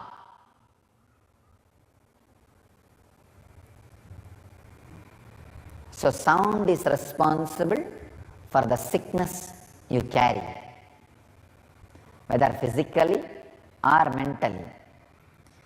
If the energy field which binds the quarks is responsible for your disease and depression, if that energy field is altered, naturally the disease and depression will be cured, healed. Understand? By its very nature, quarks has no disease. It's pure consciousness. Only nada is responsible for the disease or health, depression or expression. So it is nada is responsible. You can work only on nada. You cannot work on bindu. Bindu is beyond consumption, the pure consciousness. So all healing systems works on nada. Of course, if it is a real healing system. Any healing happens only when the work happens on nada. You can work only on nada, you cannot work on bindu. It's a basic truth. So all healings happens on the energy of nada. So, two ways you can work on nada. One, creating the right sound and repairing the wounded nada. That is what is done through mantra. Or taking your disturbed nada structure to a being where anahata is continuously happening. In that very silence, your wounded nada structure gets healed, realigned, reorganized, restructured. One important thing, if it happens through the right sound, only the physical healing and mental healing happens. Whatever vibration sounds were created, the effect of that happens in the system. If there is a wound, if there is a sound, that sound heals the wound. The right sound does its job. But if the wounded nada structure is brought near the anahata dvani, the uncreated sound which constantly master is radiating, which Shankara calls us very beautifully, Chitram Vadadaror Mule Vriddha Sishya Gurur Yuvaha Gurostu Maunam Vyaghyanam Sishyastu Chinna Samsayaha. The word Maunam Vyaghyanam means all his expressions and discourses are in and from anahata dvani, the uncreated sound. In an expression of uncreated sound, the anahata dvani. That is what Shankara calls Maunam Vyaghyanam. When your wounded nada structure goes near the anahata structure, not only your whole body and mind goes through complete restructuring and transformation, even your brain, your cognition goes through rewiring and your consciousness gets awakened. That is why the Master's presence, the intense soundless sound, the vibrant silence, the vibration of anahata dvani is considered as sarvaroha nivarani, the healing method for all possible diseases. All possible diseases are healed just by the vibrant silence of a living master, the anahata dvani.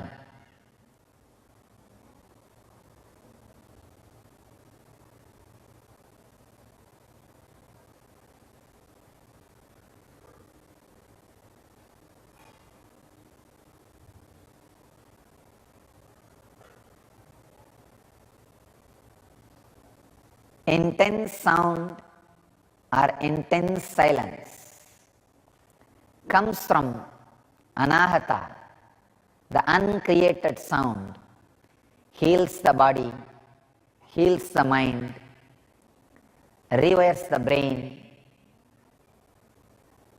transforms consciousness. All the sounds created from Anahata Dvani is called mantra. And Anahata Dvani as it is called Nada Brahma.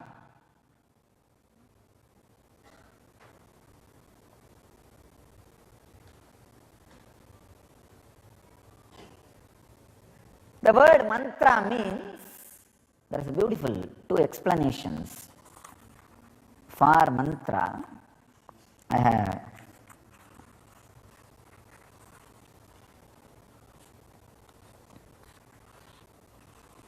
Manaha trayate iti mantraha, mananat trayate iti mantraha. Two meaning, two explanations. Manaha trayate iti mantraha, mananat trayate iti mantraha. Mananat trayate iti mantraha means mantra is that which protects those who reflect on it. The second explanation, Manaha trayate iti mantraha means that which helps to crash the mind is mantra. See, one explanation, when you meditate on it, it helps you,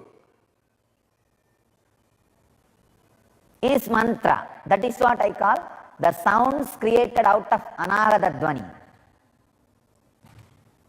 The second meaning, which helps you to crash the mind itself, that is what I call Anahata Dvani itself, not the sounds out of Anahata Dvani, the very Anahata Dvani.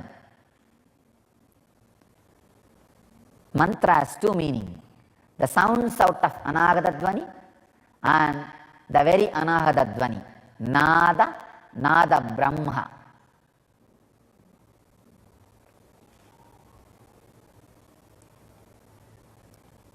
Everything is possible by nada, by mantra, understand? In the world there were two traditions, the whole world is light and sound. Two traditions. The traditions which did whatever they want to do by manipulating the light particles, that is what is the electronic tradition. The tradition which did whatever they want through the sound particle, Nada Brahma, that is what is Vedic tradition. In the East, they worked on sound and did whatever they want and handled all the energies, intelligence, practically the whole cosmos. In the West, new sciences started evolving, handling the light particles. The whole base of the science is handling the light particles, using the light particles to do whatever you want and win over the nature. One important thing, the science uses the electric particles, the light particles, and flies, floats, drives, does whatever it wants through the light particle.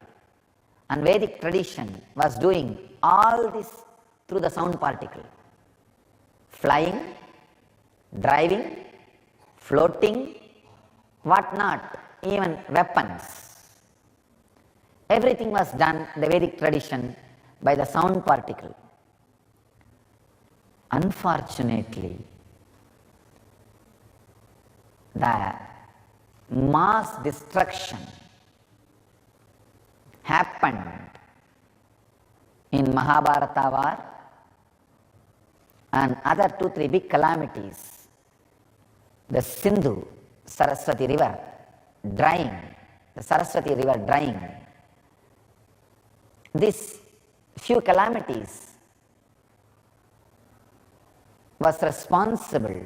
Because of these few calamities, the science of handling sound and playing with extraordinary things got lost. did not get transmitted. Please understand.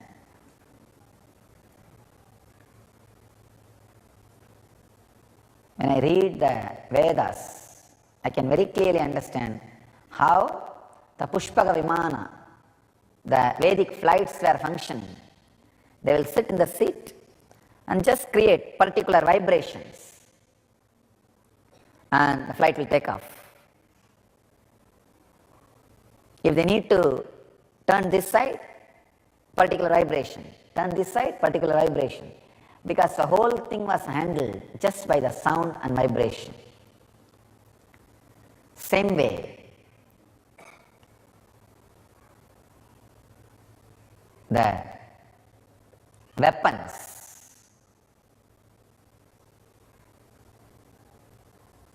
used with sounds and vibrations, unfortunately, many of these things are lost. But I think it is time we revive the science based on sound. One important thing you need to know, science based on light always is extravert, grass. Science based on sound is always introvert, subtle. The subtle science is revived, we will not be hurting the planet Earth so much. The resources will not be exploited, understand? The light-based tradition and the sound-based tradition, the sound science and the light science. Because the light science is by its nature grass, using all the resources which can be depleted, expired, exhausted. But the sound is by its nature subtle, it is inexhaustible resource. I tell you, any time and energy put in reviving the sound-based researches and discoveries and traditions will give a big breakthrough to the humanity, because we are tapping into the inexhaustible resource. We don't even need sun to survive if we tap into the science of sound. As long as you are based on the science of light, you need sun to exist. If you tap into the source of sound, you don't even need sun. The extinction of sun will not be a threat to planet Earth and the human civilization. Vedic masters are able to summon sun and moon and any energies just by sound. Just by sound, they are able to summon anybody and achieve whatever they want. It is time we experience the soundless sound, anahata dhvani, and science of sound, not only healing the body and mind, doing whatever we want through sounds should be rediscovered, made to be available, and should be transmitted. It should become the science available to humanity again. One of the important activity which we already took up, which we are going to strengthen now, is the science of sound. The science of using the mantras for proper purposes and using the soundless sound, sound beyond sound, for transformation itself.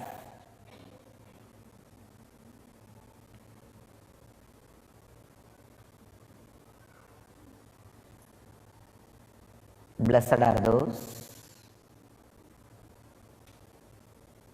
who get the space where the soundless sound goes on vibrating. The maunam vyagyanam goes on happening.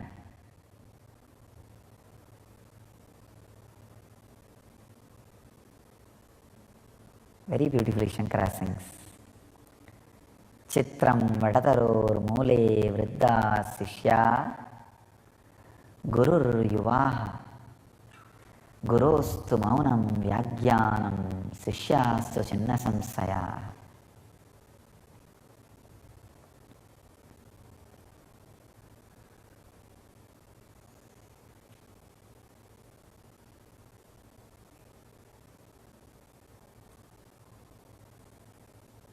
What a surprise! Under this big banyan tree, a youth, yuvaha, youngster is sitting as a guru. Vriddha, all the old people are sitting as disciples, and Maunam Vyagyanam, his vibrant silence, the soundless sound, his expressions in silence, so powerful. Sishyastu Chinna Samsaya, all the doubts and negativities in the disciples just disappears. Chinna Samsaya, destroyed.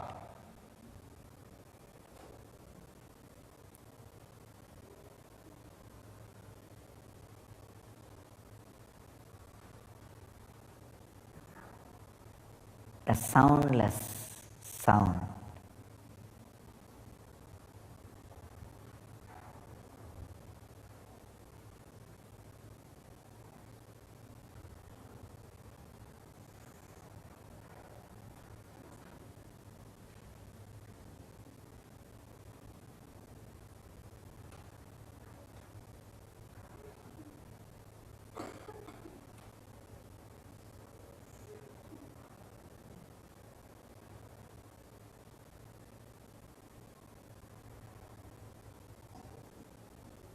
Let us all sit in the soundless sound.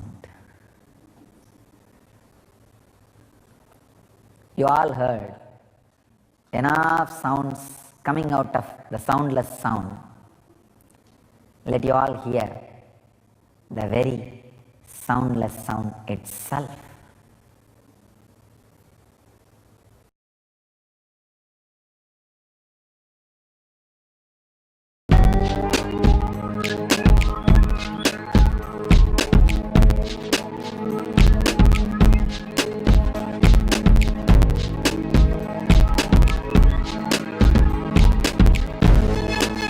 All that it takes, all that I smell, I offer to you, Swami Nityananda.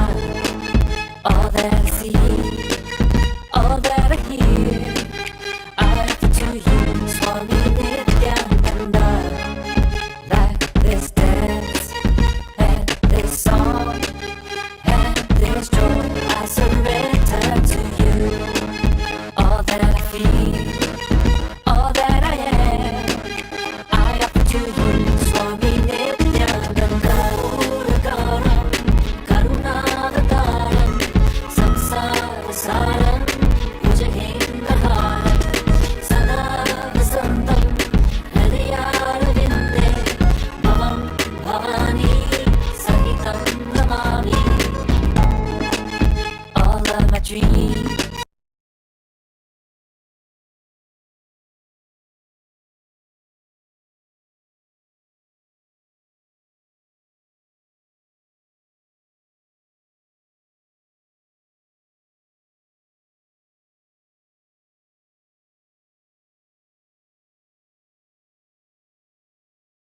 Sadaशिवसमारम्भां शङ्कराचार्यमध्यमाम् अस्मदाचार्यपर्यन्तां वन्दे गुरुपरम्पराम्.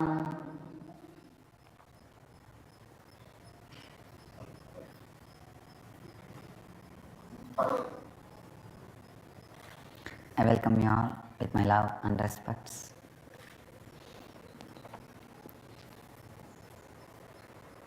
Today I will speak on another one dimension of secrets of spiritual healing. Yesterday I was sharing a truth that all you need to get healed is just to spend a little time in the higher frequency. What do I mean by the word spending time?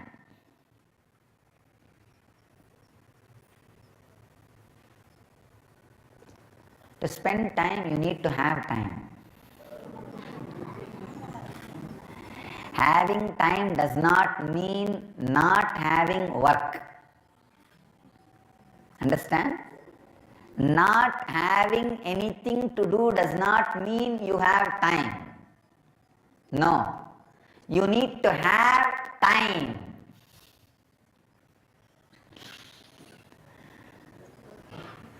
Only then you can spend it.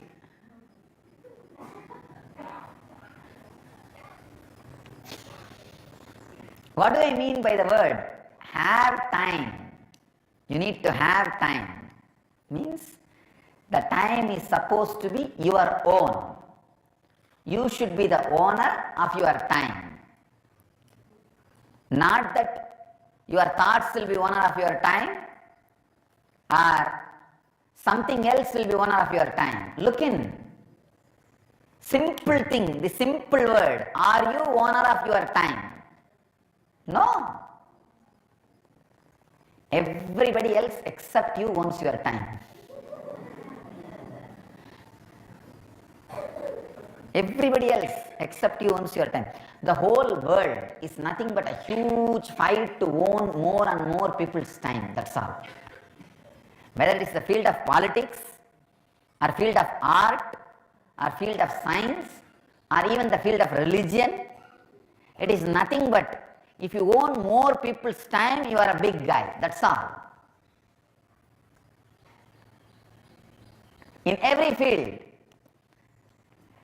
trying to own time, actually the subtle way of trying to own more time is reason for giving birth to kids and bringing them up as you want and fulfilling what you wanted in your life, in their life. Just wanted to have a little more time. Wanted to own more time. You don't understand this important secret. If you know how to own your time, you will not be trying to own others' time. Means you will not be bullying around. You will not be bossing around. You will not be destroying lives.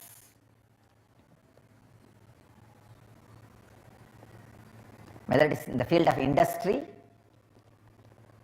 or politics, or religion, or science, if you own more people's time, you are a big guy. But in spirituality, if you own your time, you are a big guy. Owning time.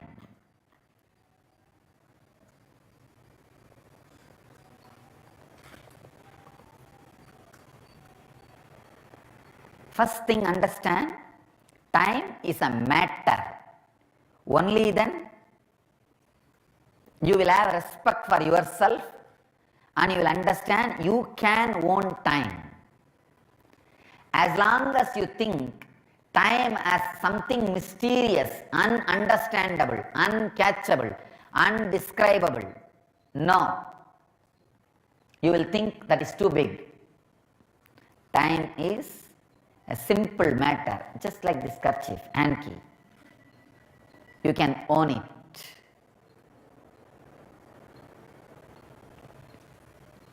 Second thing, decide to hate everything which tries to own your time.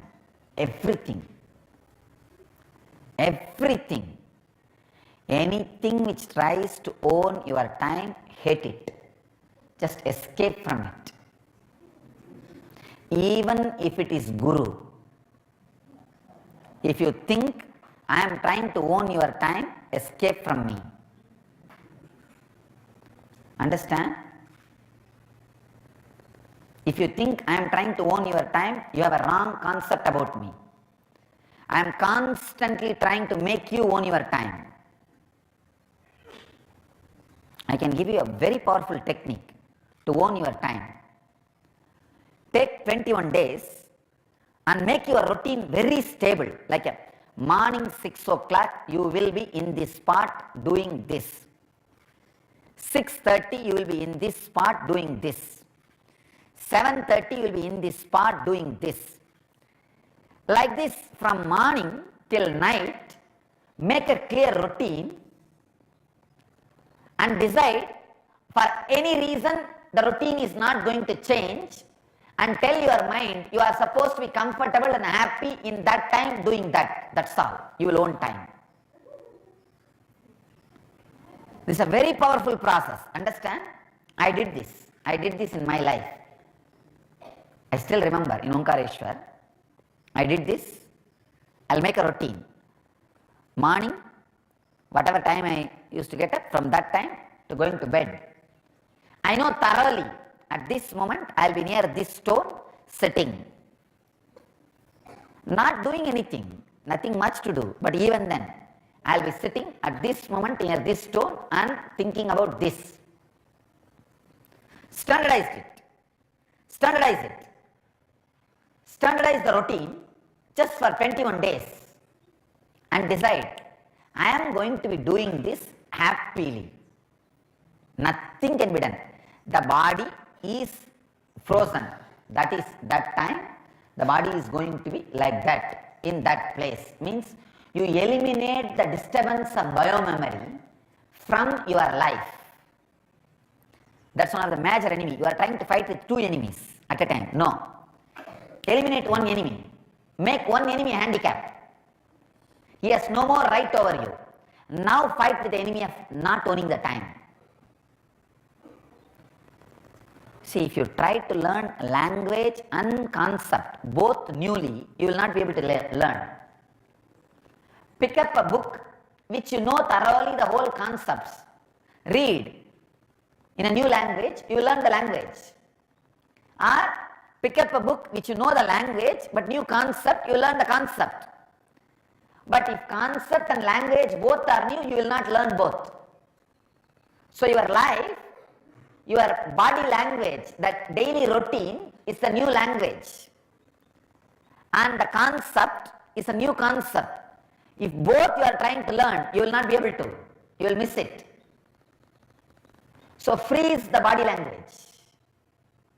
This is the time you will be coming out, and this is the way you will be walking, and make the whole life as ritual.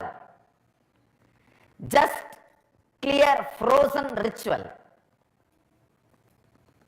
You may think, what is this? It is completely against Swamiji's teachings. He always asks you to be spontaneous. Now the purpose is different. Understand? The purpose is different. Actually, if you do what I am saying, you will understand the inner spontaneity. After you catch that thread of inner spontaneity, the outer spontaneity will happen. I am teaching you the technique to catch the inner spontaneity. I can tell you, if you catch the inner spontaneity technique, one moment spending with me is enough. The initiation will happen.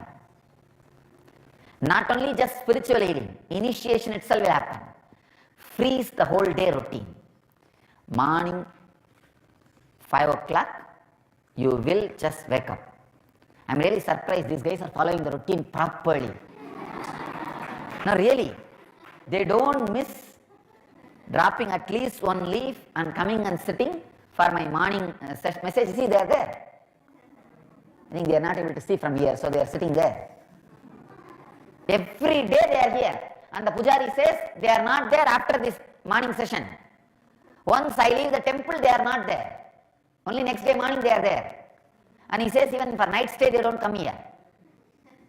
Only that morning, 8 o'clock, and funny thing is that last 2 days I was not here, few days, they were not there. No, they came morning and went away. They were not there. And like them, make a routine. Make a routine. And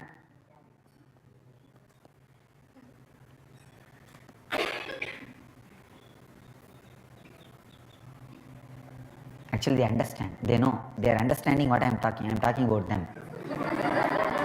Blessed fellows, they are very clearly understanding. They are feeling a little shy, that's all.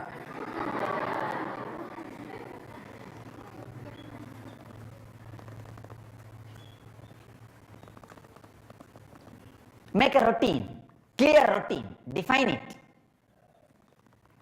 and tell yourself, physical or mental disturbance is not going to change this routine. If my mind goes crazy or body dies, it is going to happen during this routine. At some place suddenly body may fall or anything may happen, I am not bothered. But this is not going to be changed. Freeze it from morning till night just for 21 days and go with it completely ritualistically. You will not see me without going and touching exactly the same spot. If you see my routine, it will be same spot where I put my head, Nanandeshwara temple. It will be same spot where I put my head on the banyan tree. It will be same step. I am just teaching you a process. Freeze it. Freeze it, and 21 days, morning till night, decide body movement can't be changed. I have only one freedom. I can enjoy it or suffer with it. That is frozen. That is completely frozen, like a robo movement. Physicality is frozen. Psychology, I have a freedom. Should I enjoy or should I suffer? Within 21 days, you will see time is a matter and you will own it. Something will happen in you.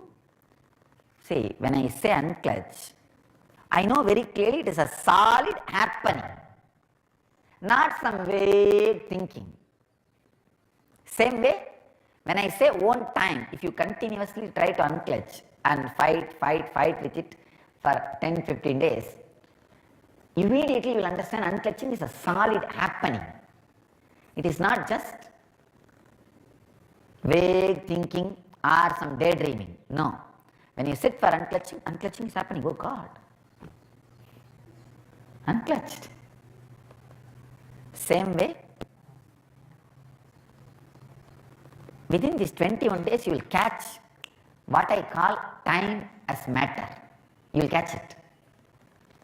You will see, oh, time is a matter. I can push or pull. I can rewind or fast forward.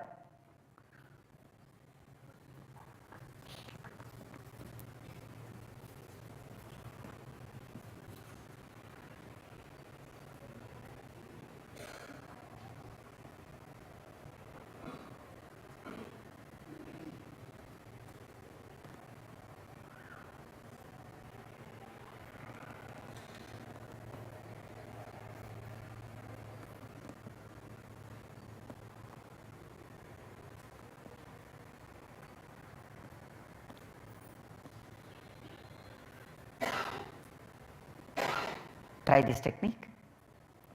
You will own time.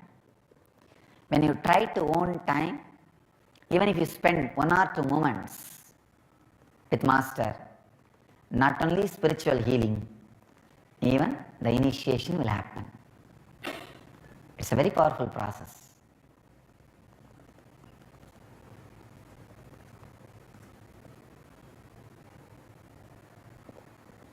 If you want, you can even take up the 21 days of Anyatavasa, means staying in unknown place, maybe just in one room, have food and rest, whole day, decide your routine, freeze it and live it. You will see. Your mind simply will catch the time. Your mind will raise to the higher frequency than the time frequency. That is what I call catching time. Let's go to catch the time.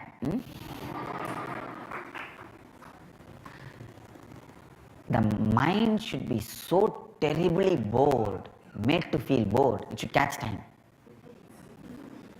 Nothing else, no other feeding should be done for mind. No food. Simply it will catch time. Agoris do that only. Aghoris are very powerful people, they don't give time any food.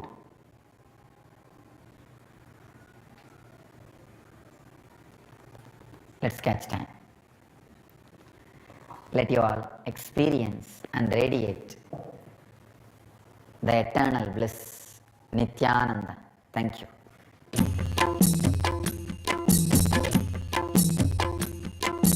गुरुर्वे शरणं शरणं नित्य गुरुवे शरणं शरणं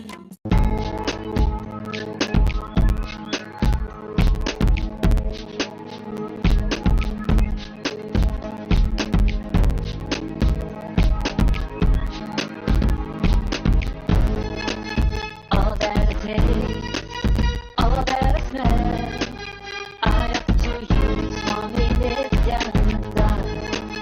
All that I see, all that I hear, I offer to you, Swami Nityananda. That this dance, and this song, and this joy, I surrender to you.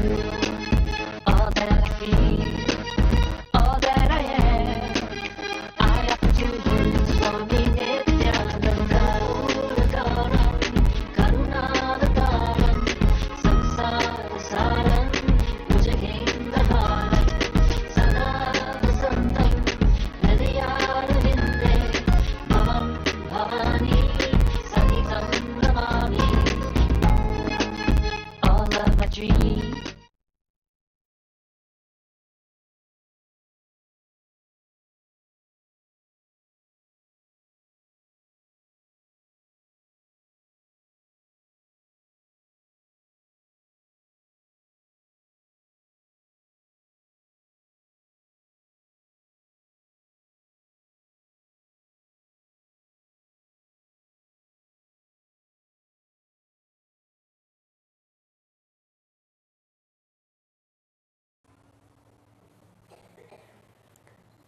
सदाशिवसमारम्भां शङ्कराचार्यमध्यमाम् अस्मदाचार्यपर्यन्तां वन्दे गुरुपरम्पराम्.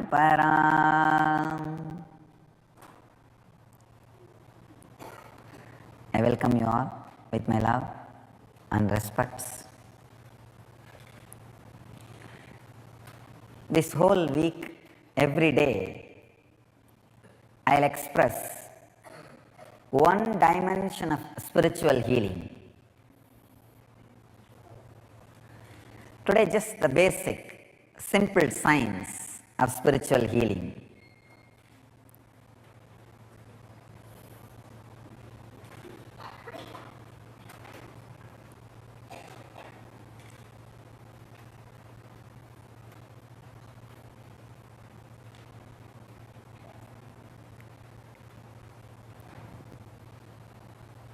The subtle energy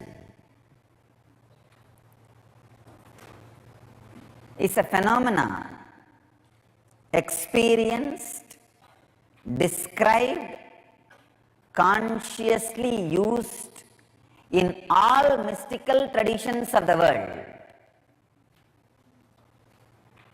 All mystical traditions, all spiritual traditions. Please understand, all religions has two components. One, they are mystical and spiritual core tradition, and social and political rules.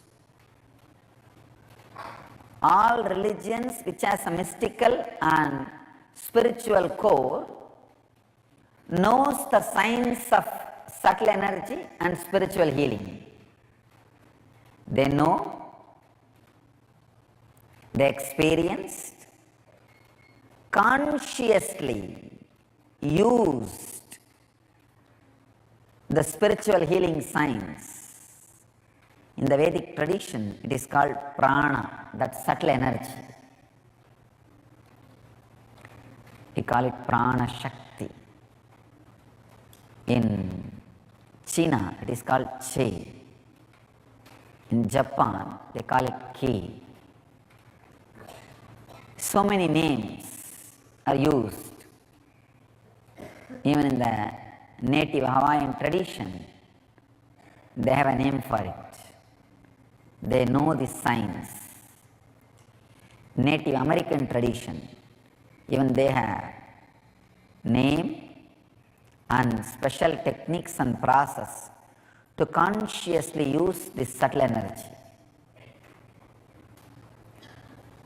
In all mystical and spiritual traditions, this subtle energy is experienced, understood, consciously used for creating medical miracles in the body and mind and extraordinary happenings in the situation. Understand? There is the same energy. When it is used on the body and mind, whatever alterations happens, the extraordinary happenings happens is called healing, the medical miracle. The same energy is used on the matter outside, whatever extraordinary happenings happen is called miracles. It's the same energy in a different way. Let me explain first the dimension of spiritual healing.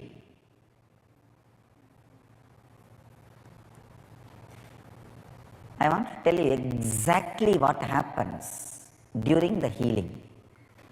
When I put my hand on somebody or when they come near me for healing, what happens? Please understand, I do not do anything. I just be. I put my hand on that person so that that person will feel comfortable, will feel I attended him, I am attending him. Exactly what happens I will describe. His being is raised to the vibration of my being. Please understand, everything is made out of molecules. Molecules are made out of atoms. Atoms are made out of something called subatomic particles, quarks. Subatomic particles. So quarks are nothing but energy field. And the energy field which keeps all these quarks tied together, that gives the form of solid form to anything which exists. Please understand. The other day I was reading an article, very beautifully they describe what Shiva Sutras and Patanjali Yoga Sutras are describing. See, the energy field which keeps all these quarks together, that is responsible for these forms and solid entities, however solid it may look. It is made out of subatomic particles, quarks, which are energy fields. And the energy field which keeps all of them together is responsible for things appearing as they are appearing, whether it is a human body or animal body or this wall or this mic or this chair, anything. By nature, the energy fields have the tendency, whenever it is brought near the higher energy field, it just raises itself to that energy field and starts vibrating in that same vibration. That article beautifully describes with so many examples.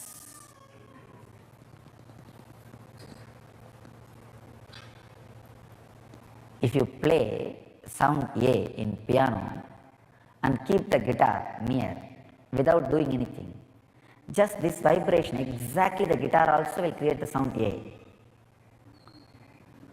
And if you keep the pendulum clocks, 5 o'clock on the same wall, In few days you will see all the clocks, all the pendulums are moving in unison. Maybe in few hours, not even few days. In the same way, the vibrating fork, if you bring the other fork which is not vibrating, just no movements, just bring it near, it will start vibrating. I can give you hundreds of examples.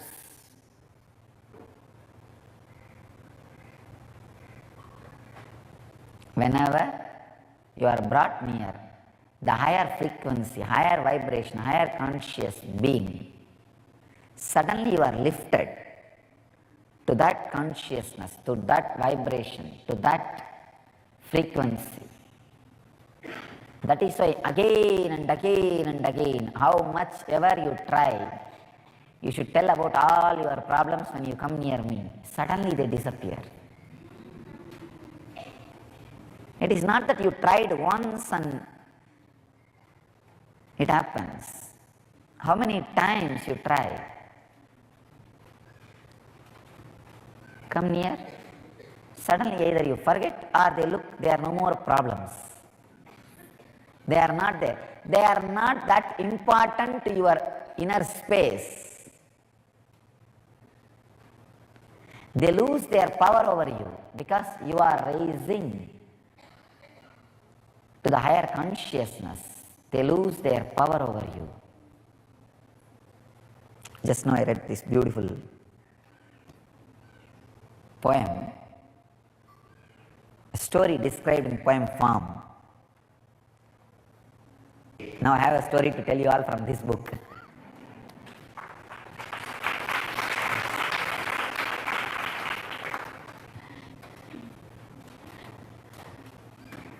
First a one-liner, then a story. You may think, how did I read so much? It says very beautifully, you are like a master on a lean donkey. If you become lean, the donkey will become dragon. If you are powerful, the donkey will obey you. Understand? You are a master on donkey. If you feel weak or powerless, the donkey will become dragon. That will become powerful. And if you ascertain your strength, your frequency, your consciousness, your energy, the donkey will be a polite slave and humble servant. This is a one-liner. Of course, I have interpreted in my own way, and I have a story from this.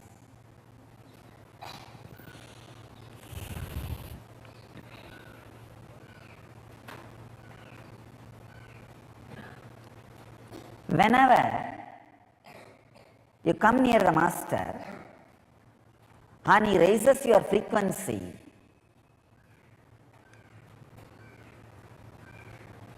whatever is forgotten in you, understand, they are not worthy of living.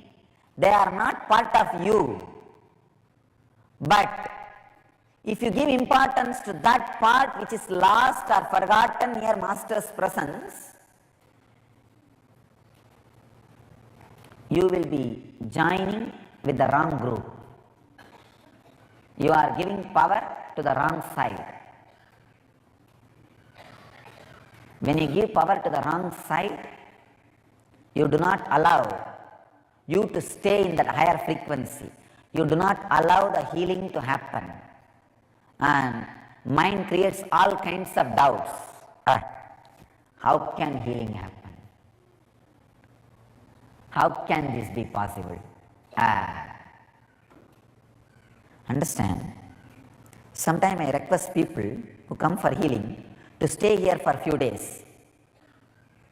Every day I will be touching them only once in the morning Sarvadarshan. They will ask, can I go back to my house in Bangalore and come back every day? Tell them, no, stay here. Not that I am going to be giving healing for them 2-3 times a day. They will ask, even if I stay here, I will meet only once you. I tell them, no, not for me healing. That will happen only once. But if you go there, you will be losing the energy, and because you are constantly going to be supporting the other side. They will create all kinds of doubts in you. See, it is such a subtle process of raising you to the higher frequency. It's almost like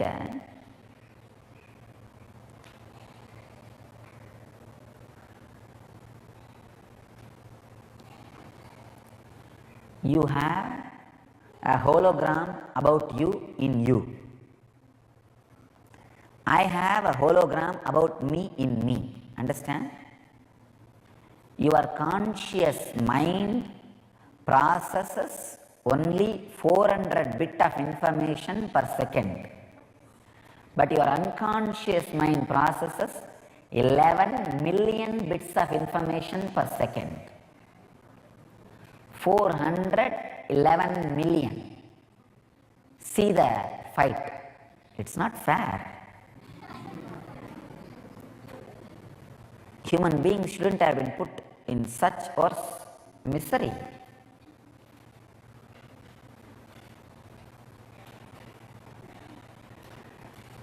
See, your consciousness processes only 400 bits of information, unconscious process 11,000 bits of information. So your hologram about you stays in your unconscious. Slowly, when you come near me, my hologram works on that hologram, and the subtle suggestions are given to your hologram, and it is asked to relax, dismantle itself. So this hologram can suggest, can help. Come on, see here. You are born to be healthy. It's like Krishna inviting Gopas and Gopis to play in Vrindavan. They say, no, no, we have too much work, we have to churn, we have to make butter, and we have to take care of the cows, feed them and get milk.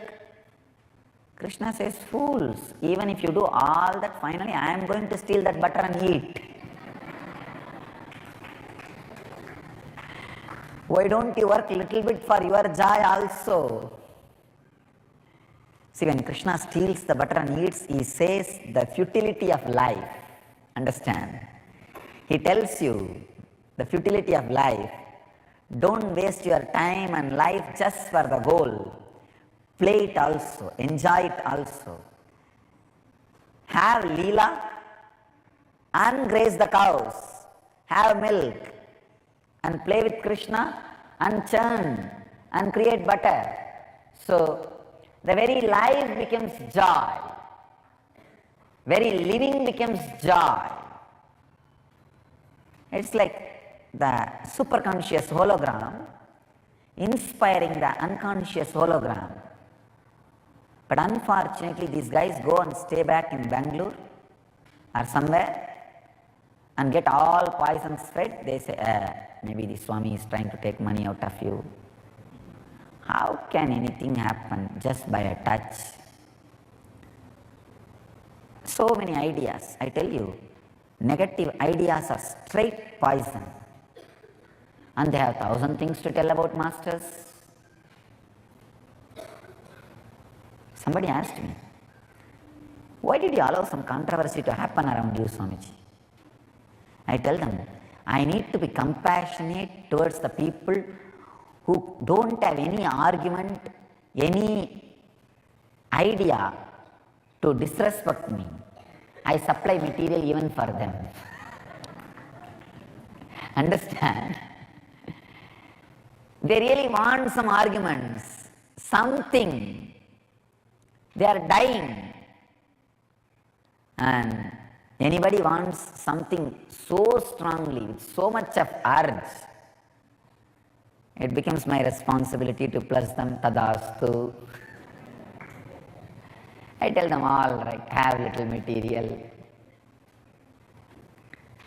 When spiritual seekers ask and I can supply 7,000 hours video for them, why not 7 minutes? Let their urge also be fulfilled. Of course, I did not even supply, they created, that's all. Anyhow, I allow the creation to happen. Understand? So this unconscious mind goes on creating weight on your unconscious holograms, the negativity. That's why the Zen masters say, even what you think is wrong, if it is done by a wise man, an enlightened being, accept it, it is good for you. I have a story for you from this book now. For this I have a story for you. An enlightened being is traveling in the forest. He sees from a distance a man lying down, sleeping under a tree with mouth wide open, and he sees a small snake, poisonous snake, enters into the mouth of that guy. He is so fast asleep, little semi-conscious, that guy did not even realize that snake getting into the system, into the mouth. And this master was not able to stop. He ran, he tried his best to run. He couldn't stop.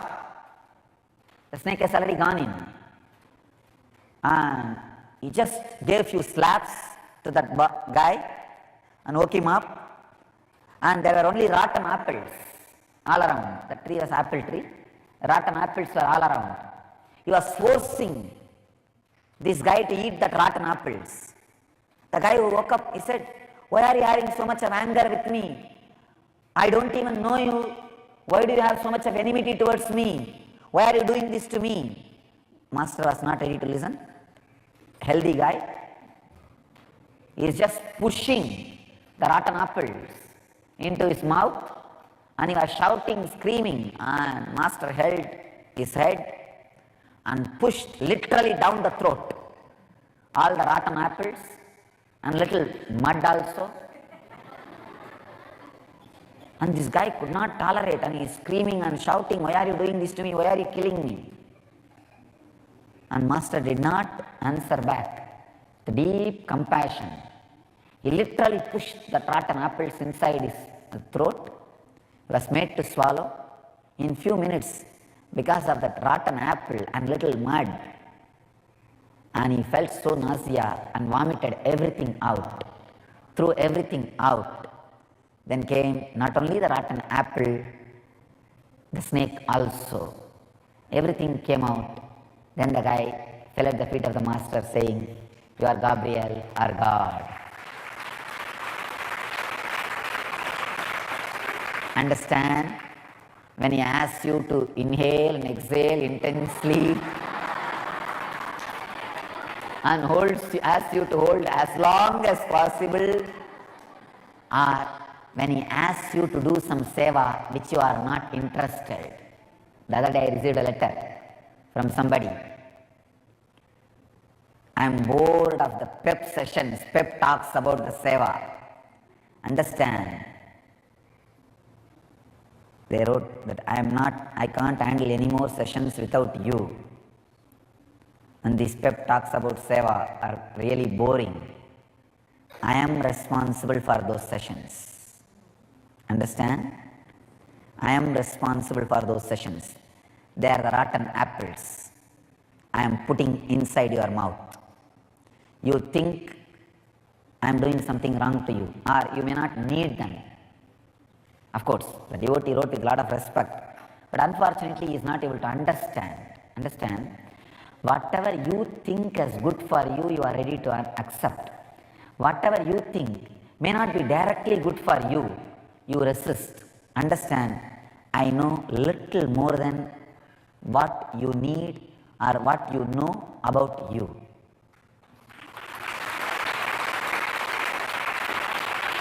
Exactly. If you have little problem with seva, that is what you need for living enlightenment. If you have little problem or if you are not that inspired to do seva, like sitting with me is too inspiring, then the seva, forget about all sitting with me, go and do that. That is what is obstacle. That is what is obstacle. I am not teaching you enlightenment by sitting with closed eyes. I am teaching living enlightenment. People tell me, Swamiji, I will take weapon for you. I want you to live for me. Live every moment. Live every moment doing what you really don't like and what I am asking you to do. Understand? What you don't want to do, what I am asking you to do. Live every moment. That is what living for me. I don't want you to take weapon for me. I don't want you to give life for me. No. I want you to live for me. Have this knowledge weapon and live enlightenment. That's what I want you to do for me. Understand? When I am putting rotten apple in your mouth, I know the reason. You may not know. I know the reason. So, whenever the superconscious hologram elevates the unconscious hologram, all other collective unconscious holograms tells that hologram, higher hologram is not raising your hologram, you are being destroyed. Understand? The hologram feels like a Holocaust. Hologram feels like a Holocaust. The unconscious hologram feels Holocaust. No.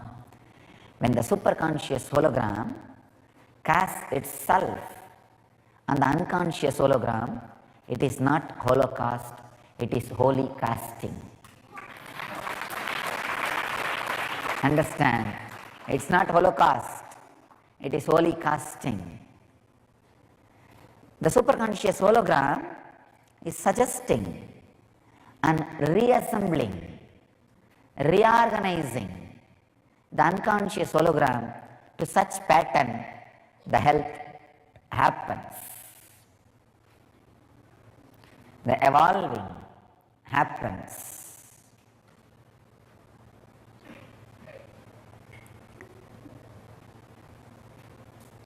Actually, for spiritual healing, you don't need anything except the understanding about time. When that superconscious hologram is casting itself on the unconscious hologram, the unconscious hologram needs to spend little time with the superconscious hologram. That's all, nothing else. Nothing else. Nothing else needs to be done. Little time. How to spend that time? We'll see tomorrow. I am going to give series of messages every day just on spiritual healing. For next 1 week, I bless you all. Understand this truth of the superconscious hologram casting itself on the unconscious hologram. Allow the superconscious hologram to cast itself and let the holy casting happen in you. It is not Holocaust, it is holy casting. All the collective unconscious holograms shouting towards you is Holocaust, trying to stop you getting the holy casting is Holocaust. So, let you all experience the presence of the superconscious hologram, experience spiritual healing, live and radiate the eternal bliss, live and radiate the eternal bliss. Nityananda. Thank you.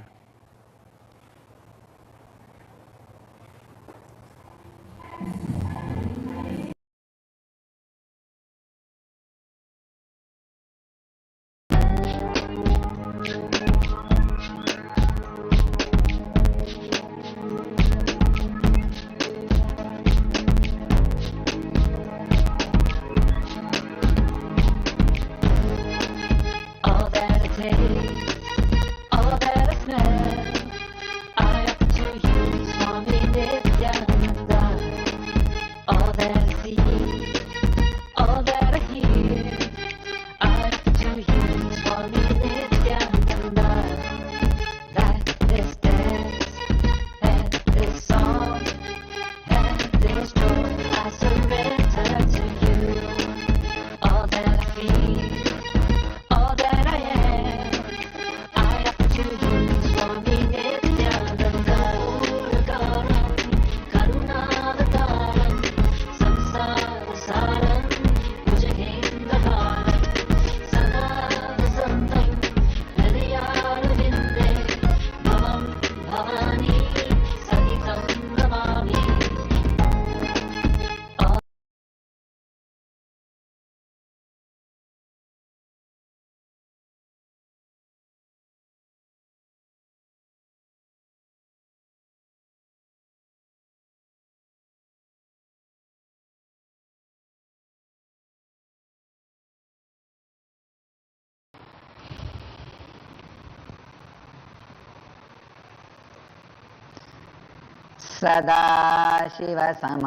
सदाशिवसमारम्भाम् शङ्कराचार्यमध्यमाम् अस्मदाचार्यपर्यन्ताम् वन्दे गुरुपरम्पराम्.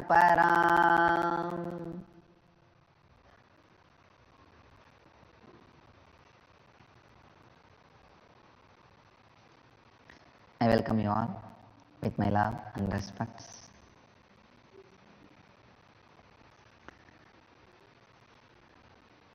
My blessings to all of you on this auspicious Ganesh Chaturthi occasion.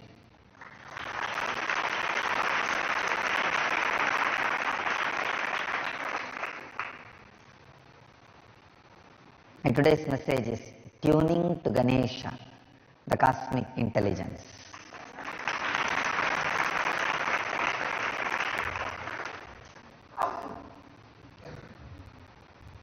Ganesha is the most beloved and friendly god from Hindu tradition. His very form is so nice. You can relate with him in any way you want. Unassuming, undemanding.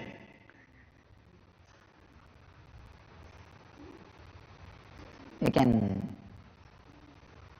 just make a small, you can make him out of a small piece of turmeric or little bit of clay. Out of anything you can make and he is available. Undemanding.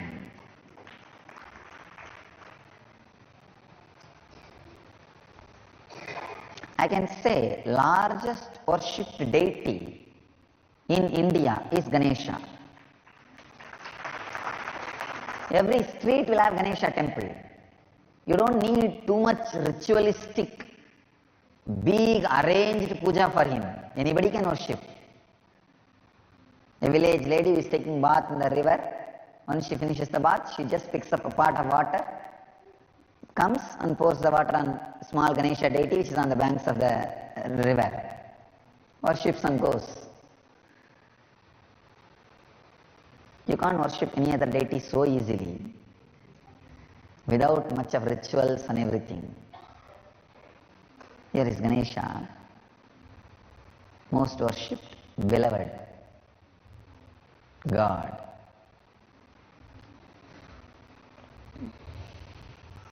His very form is a powerful representation of the cosmos.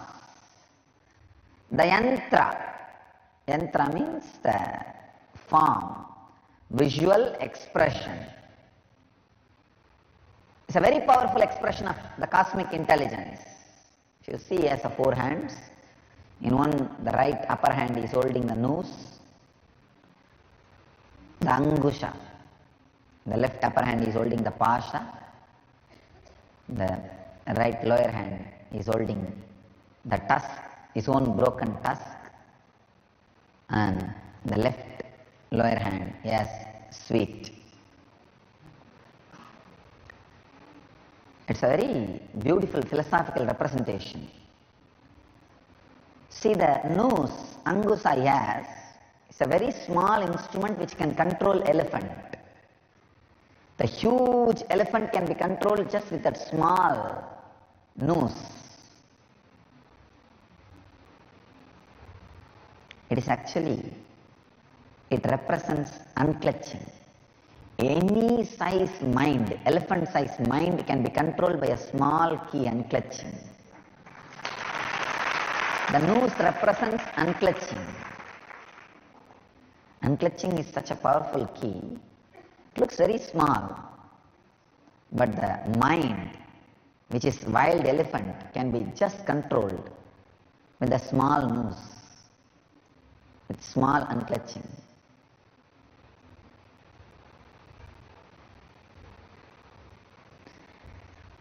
Left hand, the pasha which he holds, pasha means attachment. He does not allow the thoughts to become attachment. He engrams. See, thoughts, if you add attachment to it, it becomes engram. Because his attachments are under his control, he does not allow thoughts to become engram. One side, thoughts are never becoming engram. They remain as thoughts, because pasha is under his control. The other side, because of angusha, even from the thought, unclutching happens.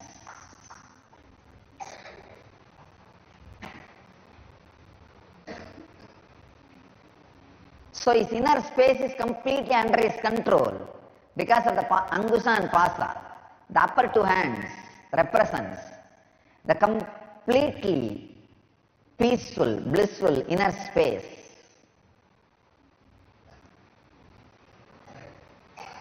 And the lower right hand, which holds his own tusk, you need to know the history of the tusk. Once Vyasa requested Ganesha to write Mahabharata, largest poem ever written in the planet Earth, even now, still now, is Mahabharata. Longest and largest poem. Vyasa, still unimaginable genius. If somebody can maintain certain record for 10,000 years, what other word we can use for him except the word genius? Still, nobody is able to grasp Vyasa's achievements. Now we have so much of technology, computer, these, that, everything, but still Vyasa stands. And his record is unbroken. Vyasa wants somebody to pen down, because when the flow happens, it's such an extemporaneous, spontaneous flow, he can't pen down. He has to just open it and somebody else has to pen down. He is not able to find anybody for his speed.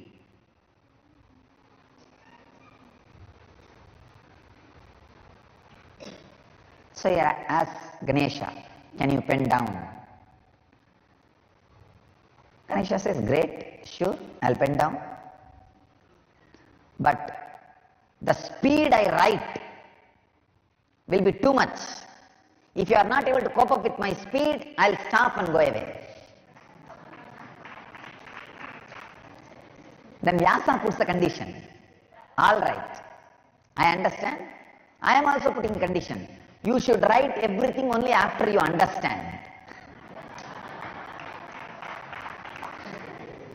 So agreement was prepared.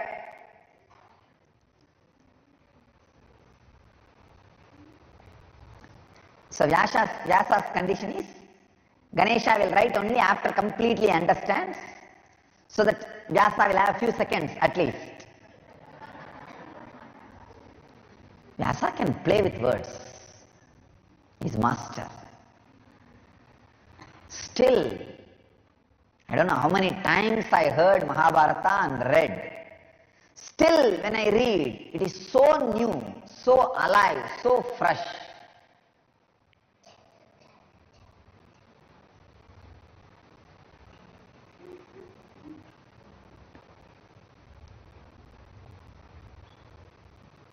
Still, Mahabharata is my time pass.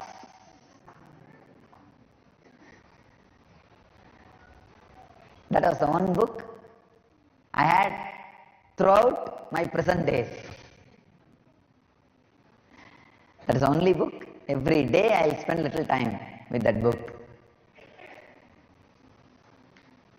Still, it has so much to offer.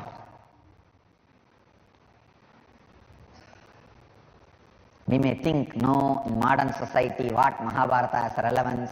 No, you don't know. Still, it has so much to offer. These are eternal truths, eternal values.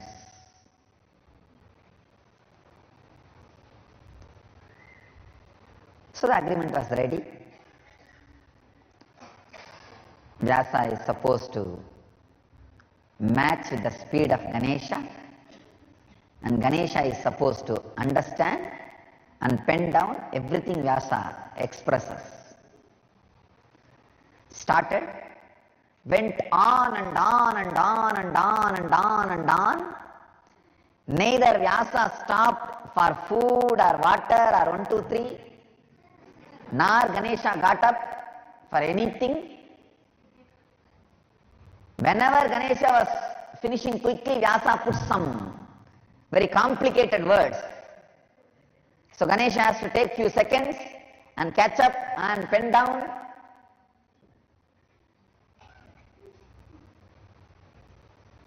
So it's like a big game going on.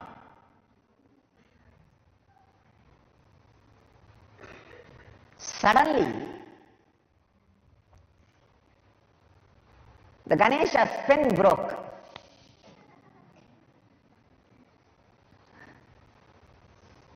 And now, because this class was not there in the agreement, what to do when the pen breaks? It is whose responsibility? Naturally not Vyasa's, because Ganesha is only penning down. It is supposed to be his responsibility. But Ganesha can't miss, because he has given, as per the agreement, Ganesha has to pen down everything. Even if you miss few seconds, some of the great important truths which Vyasa is expressing will be lost, because the expression is happening in full speed. It happened in Badri, the source of Saraswati. That's the place the Saraswati comes out. Saraswati is the source of Ganga, Yamuna, all the Himalayan rivers.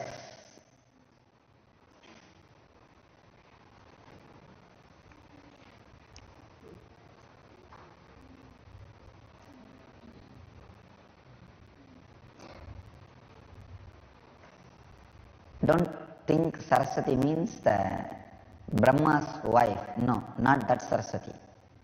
Saraswati is the feminine energy, feminine consciousness.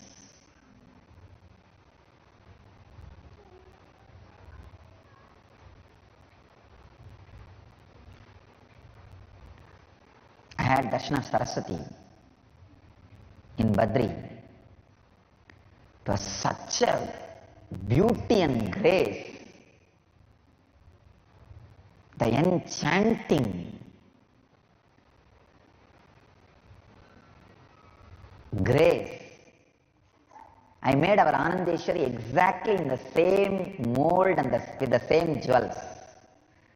Our Anandeshwari is made out of my darshan of Saraswati, the face, structure and the jewels, especially the shoulder jewels and all. You will not see that kind of shoulder jewels in any temple, anywhere in the world.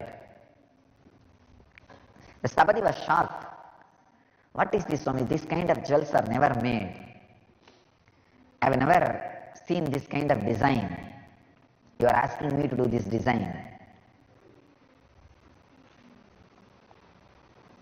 Then I had to explain that as I saw her, I am creating that. Exactly our Anandeshwari, how she is looking, the same way, the same dress.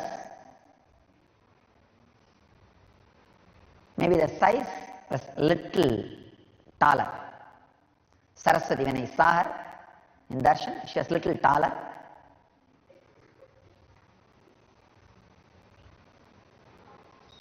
Otherwise, same, exact. The hands, the jewels, everything is done as I saw her. Banks of Saraswati. Writing is going on. Suddenly the pen broke. Now what to do? Ganesha. He has to complete, he can't miss. And he can't run for pen.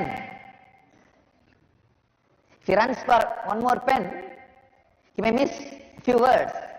And he can't tell Vyasa, stop, stop, stop. I'll get another one pen. No. He immediately breaks his own tusk and starts writing. This shows two things. One, his spontaneous decision making. Two, his courage to sacrifice for the cause.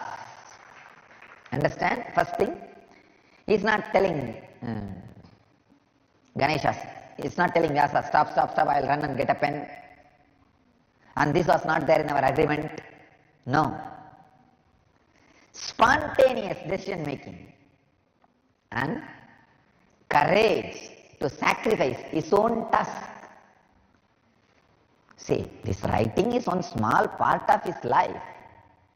If he tells, wait, I'll go and get, Vyasa is not going to say no.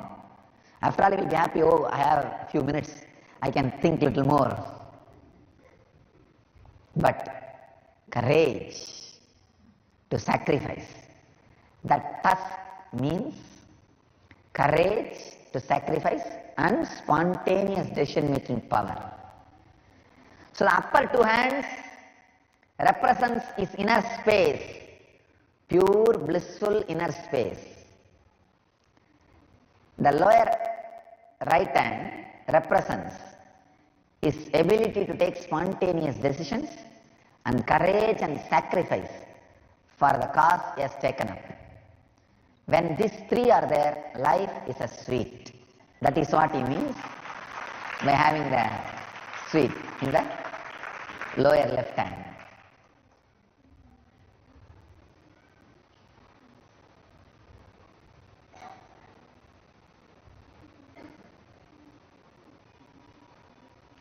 The elephant face represents the extraordinary awareness and sensitivity The elephant's eyesight or the elephant's ability to smell is extraordinary.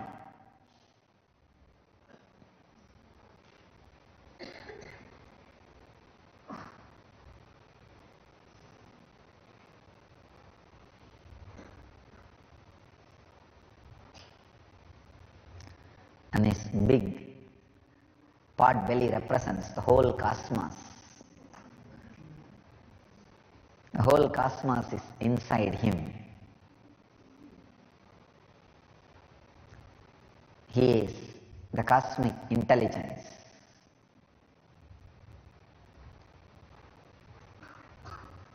And his mouth represents the playfulness. See, mouse, even though you have little fear, it always creates a kind of a playfulness in you. A playful feeling. Whenever you see it, you start laughing. That is why the Tom and Jerry is so popular. The mouse can create a playful feeling inside your mind all over the world.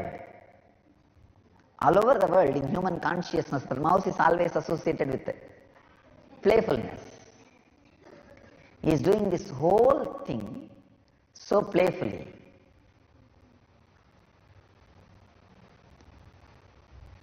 Tune into Ganesha means imbibe these three qualities. Angusa, unclutching. Pasa, keeping the attachment under your control, not allowing thoughts to become engram. And the tusk, the spontaneous decision making, courage to sacrifice for the cause you took up. And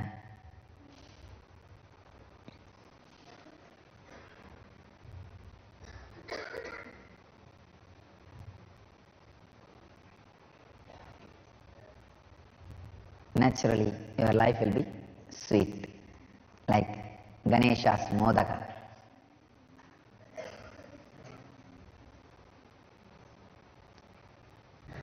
Today we celebrate Ganesh Chaturthi. All over the world, in all Nityananda Dhyanapitham centers and temples and ashrams and disciples, devotees' houses, to remember the great happening happened in my life, Ganesha eating the food offered by me at the young age. So today we will be offering 1008 items of food for Ganesha.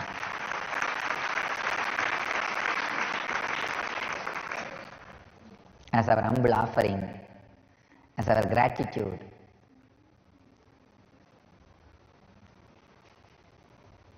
That gave me so much of vidarka. The fools can go on criticize, but I tell you, vidarka is worthy of anything. The fools may criticize, I was hallucinating, or some rat ate and went away when I was unconscious. I know thousands of fools will come who will interpret and reinterpret psychological angle and psychosomatic angle and all angles. How they were interpreting and reinterpreting and commenting on Sri Ramakrishna's life. They will interpret my life also, I know. I am not bothered about those fools. I know the power of Vidarka. The Vidarka, the strong trust he created in my inner space.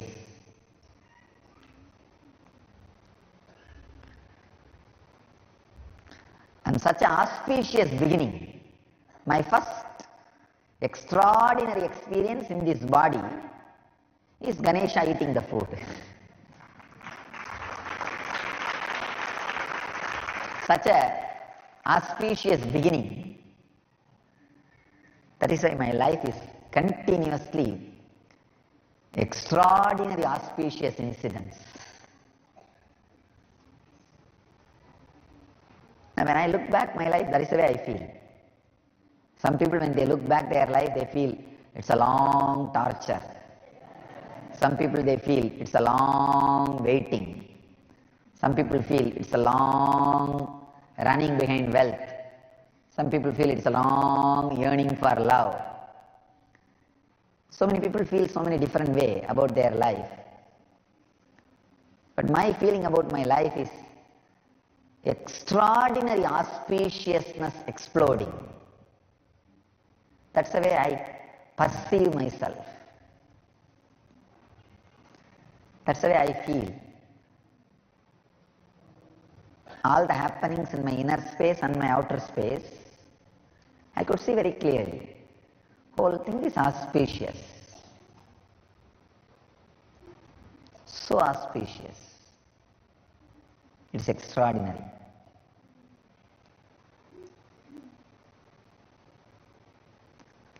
So bring these three in your life.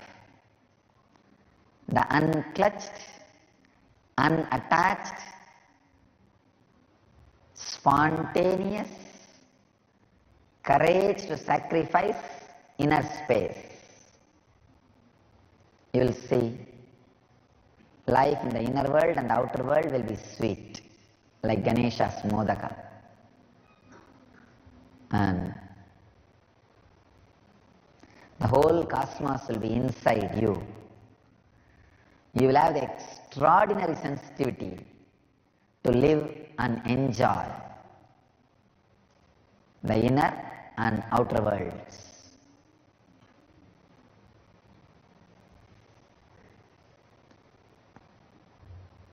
I pray to Ganesha, let us all tune into him. Let him express, explore,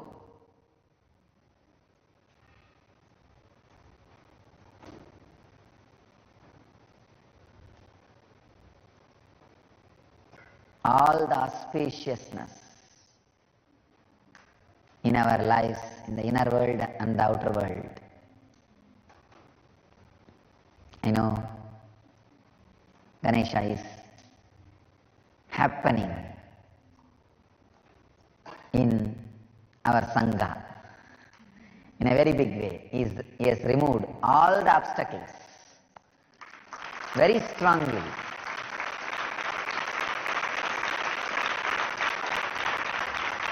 He is doing it. From today, everything is success and auspicious for us.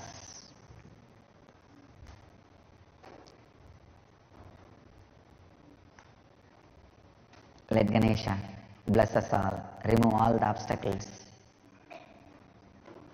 shower auspiciousness and success on all of us, and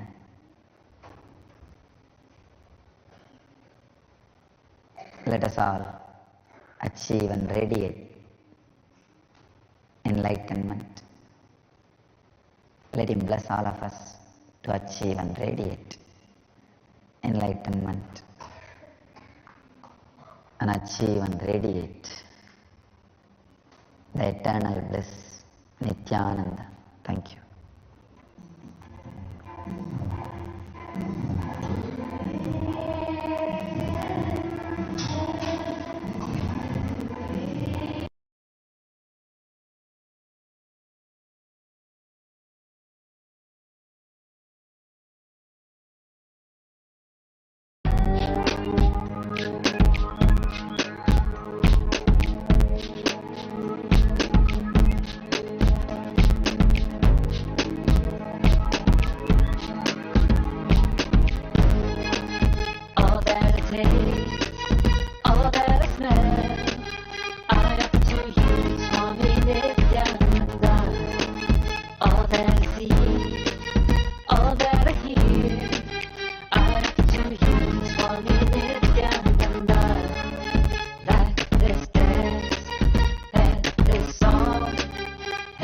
Destroy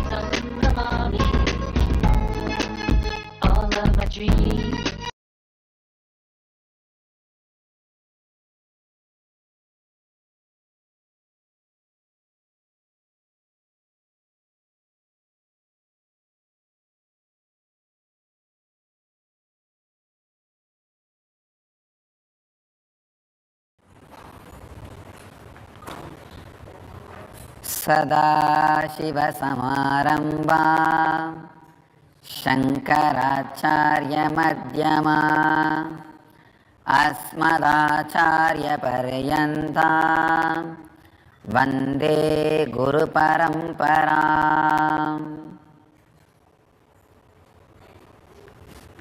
I welcome you all with my love and respects.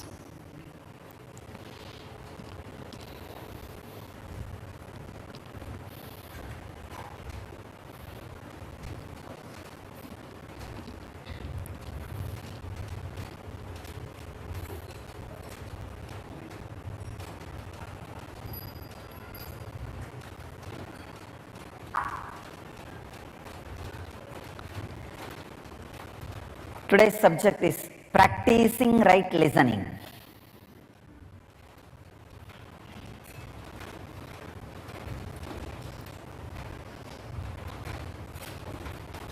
Understand, we really never listen at all in our life. See, when your spouse speaks, or when your boss talks to you, or when your friend is talking to you, see exactly what are you doing. You are not listening, you are preparing your answer for them. Even before they start talking, you start preparing your answer. That is why your answer never matches with their question, because you have not heard the question and prepared the answer. You are ready with your answer. At the most, if you are little intelligent, you do little stitching and tailoring.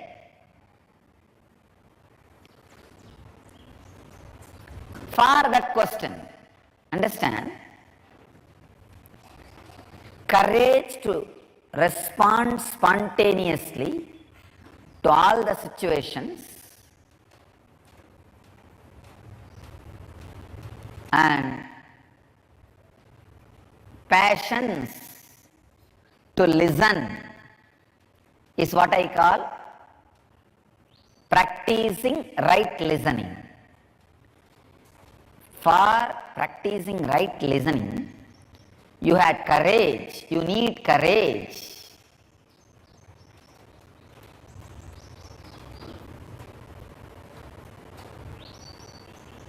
You need to have patience. First thing, you need to have courage that you can respond spontaneously, and you need to have patience, deep patience, passive attitude for right listening. We are habituated constantly to be aggressive. Be prepared with all answers.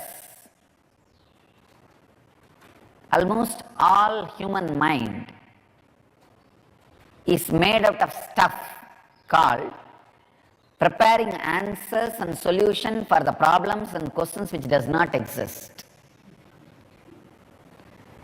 See, human mind is made of a stuff, material, which is called preparing solution and answers for the problems and questions which does not exist. If you just remove that part from the human mind, you will become enlightened now. Nothing else is required. Remove the part of your mind which goes on creating answers and solutions for a problem which does not exist, you will not have mind. You will have pure intelligence. When I say practicing right listening, I mean find out solution only for the problems you have. Find out answers only for the questions presented in front of you. Don't go on be brooding over. Don't go on be answer solution breeding company. We think we should be a all solution alpha omega company. It is not possible. The fools who try to create all solution alpha omega company just miss the direct simple problem presented to them, because they are too busy becoming alpha omega. They miss alphabets.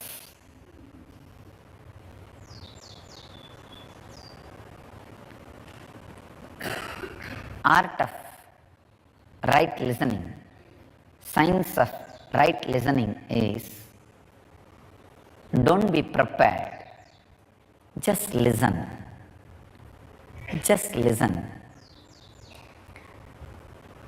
If your spouse, especially your wife, is asking you about some problem, if she is talking to you about some problem, don't think she is expecting solution. She just wants your support, your attention. If you think she needs solution and you start giving solution, she will create the problem much bigger. She will stop only when you accept your failure, you can't give solution. All she needs is just little support. Tell her, oh, nothing, nobody can solve this problem like you. You are the only one who can solve the problem. Nobody can do anything. You are the only one. Nobody else. Just share few words, giving attention. Problem will disappear. You need to know when people talk what they mean, because people don't talk what they mean, they don't mean what they talk. As long as you think they mean what they talk or they talk what they mean, you are in mess. You have not learnt the art of listening. Understand? Usually, when two minds talk, when there is two ends, neither the other person means what they talk, nor you listen what they talk. Two confusions. So chaos. In the ordinary meetings, like two minds, two confusion, complete chaos. So at least let your side, the confusion be absent. Let the confusion disappear. Then you will see from your side all the response will be solution. Whatever chaos getting created from the other side, just see it and solve it. Understand?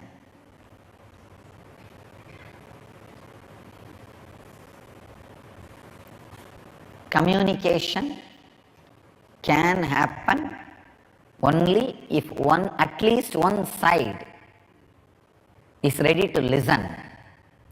If both sides are just preparing arguments and answers, sometimes it is really hell. The other will not understand at all from where you are coming. And the same way, you will not understand at all from where the other is coming. Then communication gap. That's the worst thing.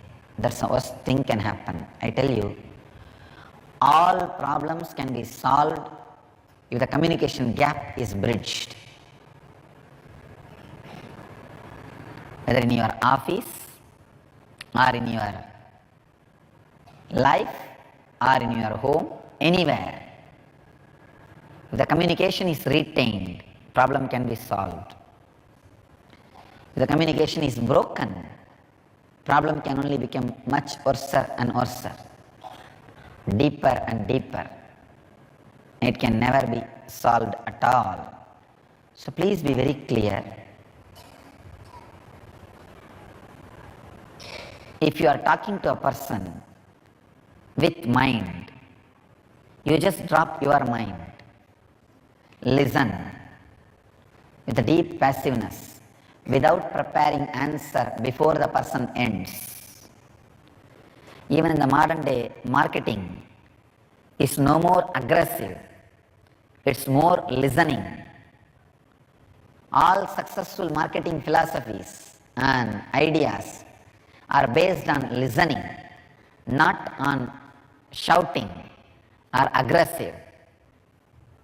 So understand, whether you want to market yourself or your different qualities or your different products. See, marketing yourself is family relationship. Marketing your qualities is business relationship. Like CEO, you market yourself to your boss.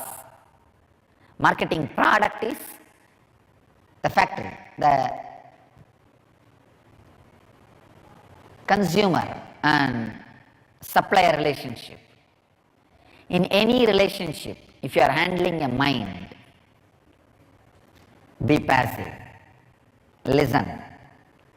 The problem may not be exactly what they talk, especially when your boss tells you about some problem. He does not need your attention or solution, he just needs ego satisfaction. Tell him, you are the greatest, you can solve, nothing like it. He needs ego boasting. Just boast his ego, add to his ego. Problem will be immediately solved. Even if it is not solved, your salary will be hiked. You will have bonus. Understand? When your wife brings problem, she doesn't need ego boasting. She needs attention. Just sympathize her, cry with her. Nothing can be done. Maybe if something can be done only by you, only a person like you can put up with this kind of problems. Problem will be solved. Because the problem is not coming from fear or greed, it is coming from anahata, attention need. When your boss brings a problem to you, it is not coming from fear or greed or anahata, attention need. It is coming from anya, ego satisfaction, head. First, have passions to listen. You will know from which center the problem is coming. Then you can address it. You can solve it. Even if you don't solve, keep quiet, knowing from where the problem is coming, it will be dissolved. So, know first from where the problem is raising, from where the solution can go. Yesterday I gave you the method, technique to listen to the no-mind intelligence, listen to the master.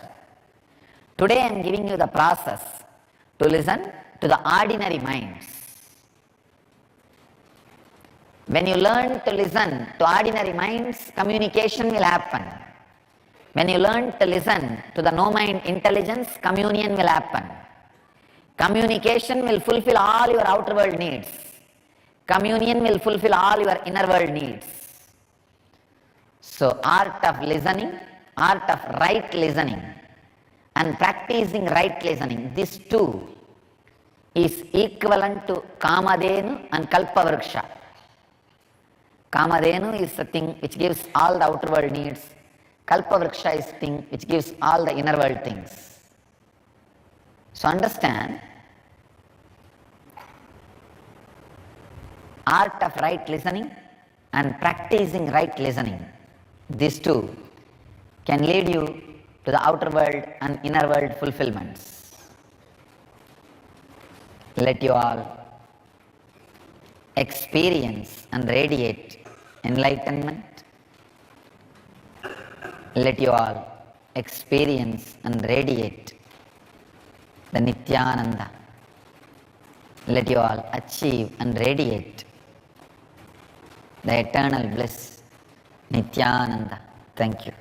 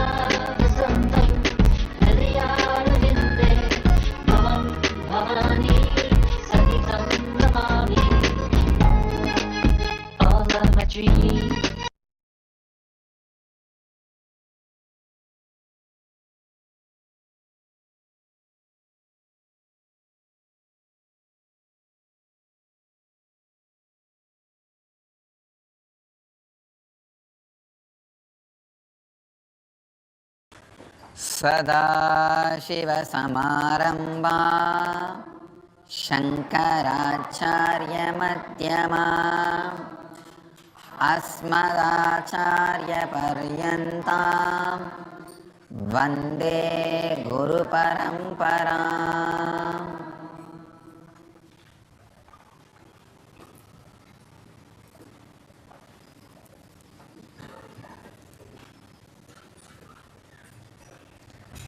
Today's subject, today's sutra is art of right listening.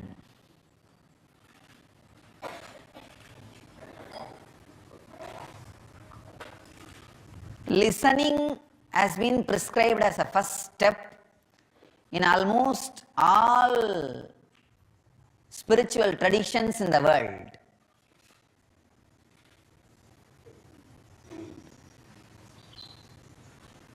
Rishis, the oldest spiritual tradition, Vedic tradition, they start with the spirituality with the word Shravana, listening.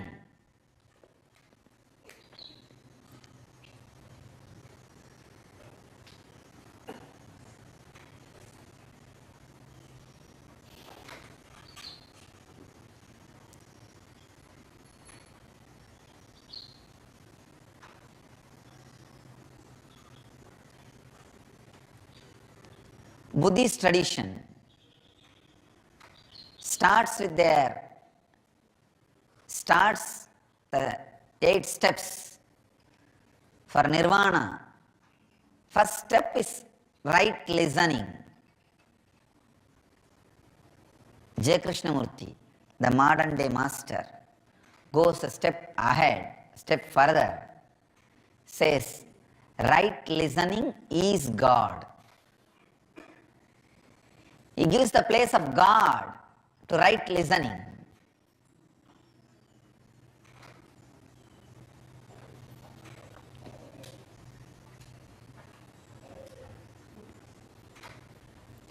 What is exactly right listening?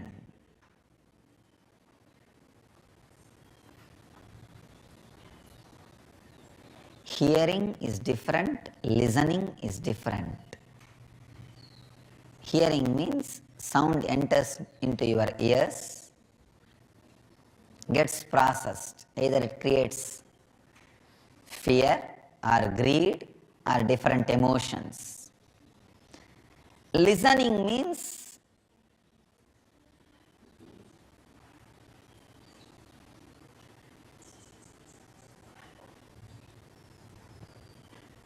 sound enters into your system and gets absorbed into your system,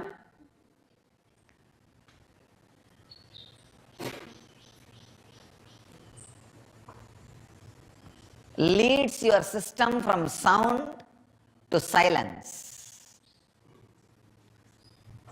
Understand? It's like almost if the pond is dirty, if you put little lime powder, the lime powder will take the dust and settle on the ground. So in few minutes, the whole pond will be clean.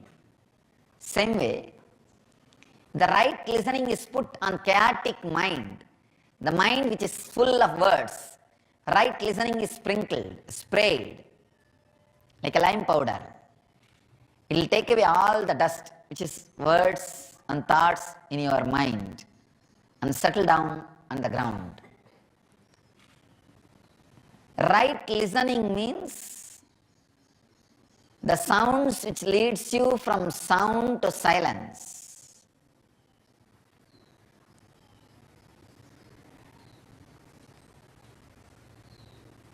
The right listening can happen when you are ready to listen with anything. Chirping of the bird can lead you to enlightenment. Sound of bamboo can be the Upanishad mantras.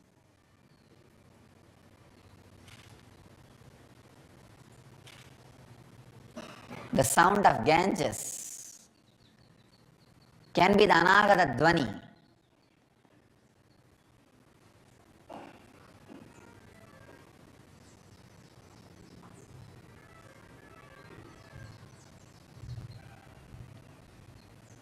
With right listening,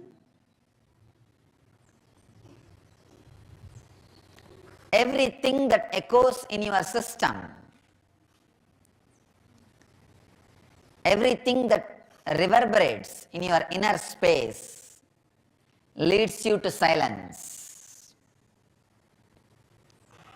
Of course, the possibility for right listening, the happening of right listening happens more in the presence of a living master, an incarnation, who himself has experienced the Anahata Dvani, the sound which is uncreated in his inner space. Again and again and again, the emphasis on right listening is put.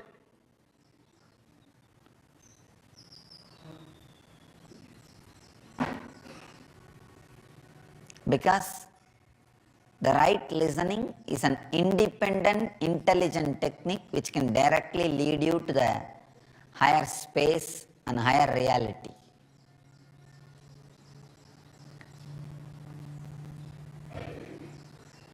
With the right listening, you will understand the sound waves which reaches your inner space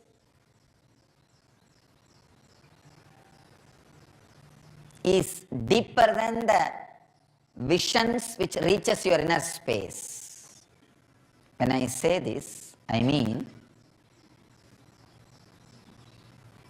the sounds which you are hearing now, the words which are entering your inner space are more stronger, more truthful, more higher reality than the scenes you are seeing around you.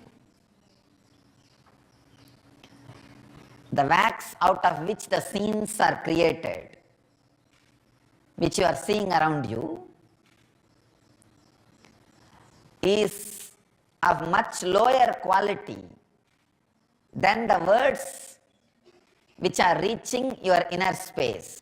The sound which I am creating now, which is reaching your inner space, is more stronger base material to create what you want than what you are seeing as a scene. As long as you feel what you are seeing is more stronger reality than what you are hearing, you are in illusion, maya. You are hallucinating. The right listening has not yet happened in you. When you feel what you are listening, the words which are entering your inner space is more powerful than the scene you are seeing. The right listening is happening in you. Sit with deep awareness how the words are touching your ears and reverberating your inner space. You will see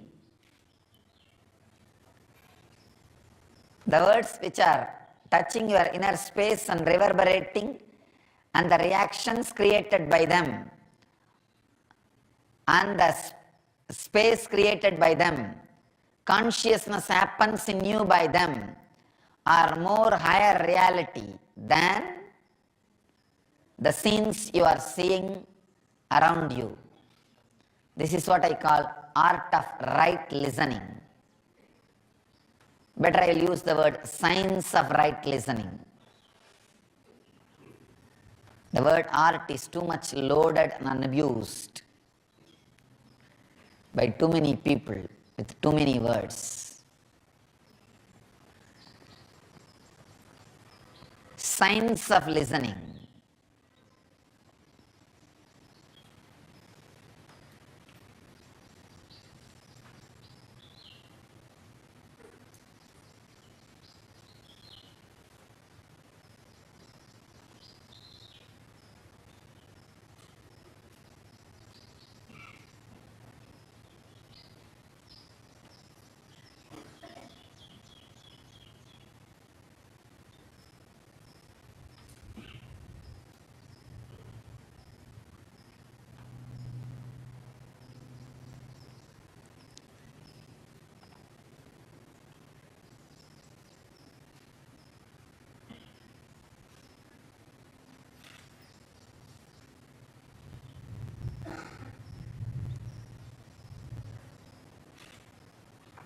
as rishis describe, listening in their own way, Shravana, Buddha describes right listening.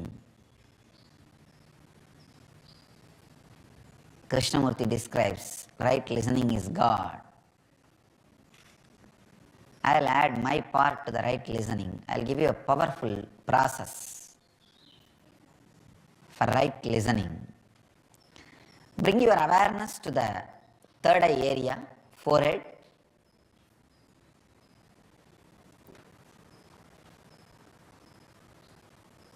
See very clearly the sounds.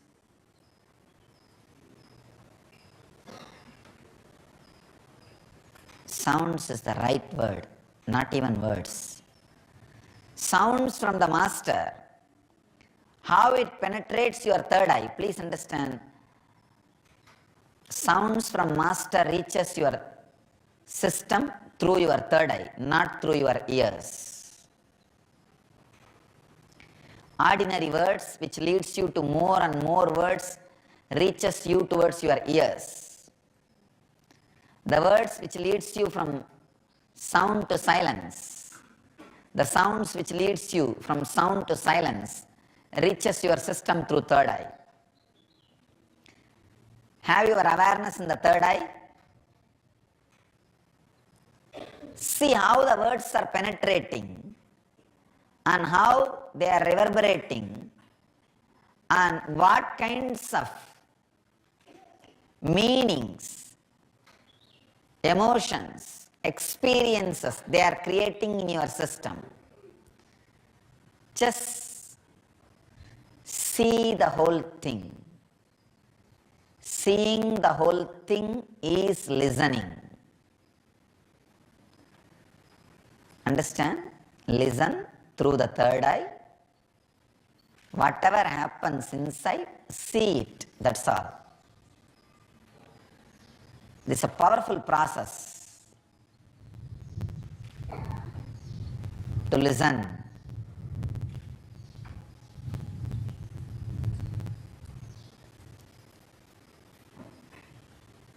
Whenever you find time, sit with master's discourses, words, listen through third eye, you will have new understanding. By the end of the discourse, you would have been already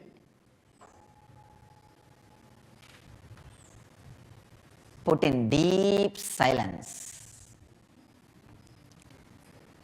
Never ever listen to a person who creates more thoughts in you. Listen to the words and a person who leads you to the deeper and deeper space of silence and higher space of realities. The master's words come from a frequency where what you are seeing as the world is too small.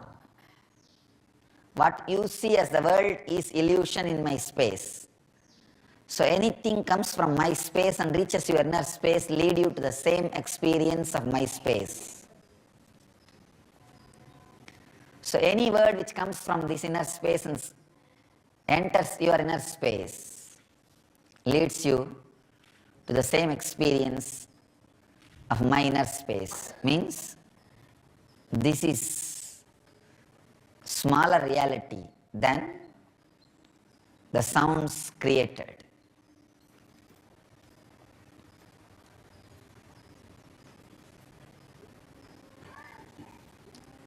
Sit with this science of right listening. The process of science of right listening. It is enlightenment. I don't want to say it will lead you to enlightenment. It is enlightenment.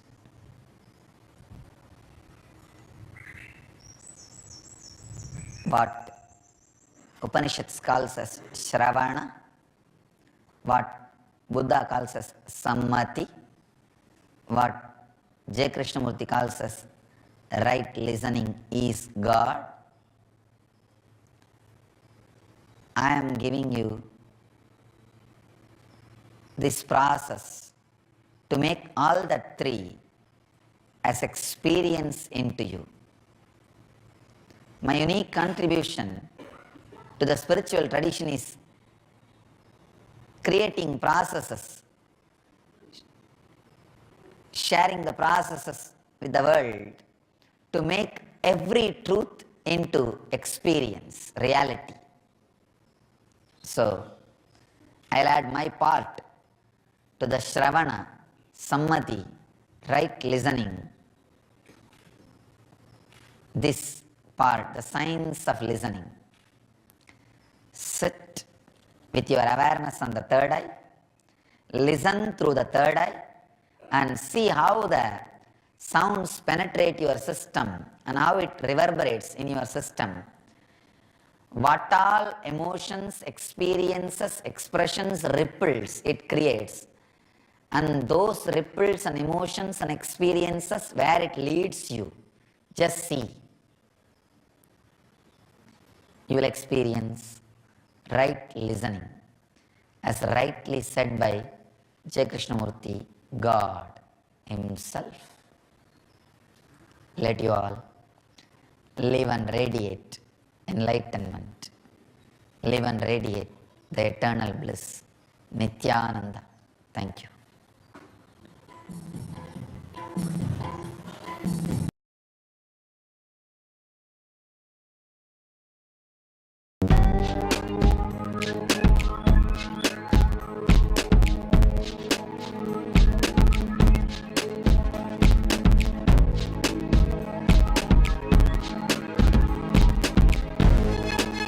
All that I taste, all that I smell, I offer to you, Swami Nityananda.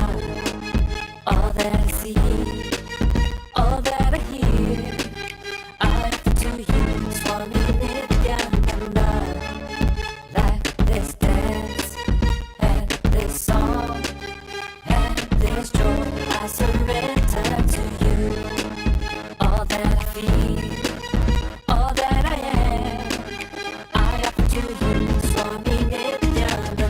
Karunagaram, Karunavataram, Samsara Saram, Puja Hindaharam, Sanada Santam, Hridayaravinda, Bhavam Bhavani, Sahitam Namami. All of my dreams,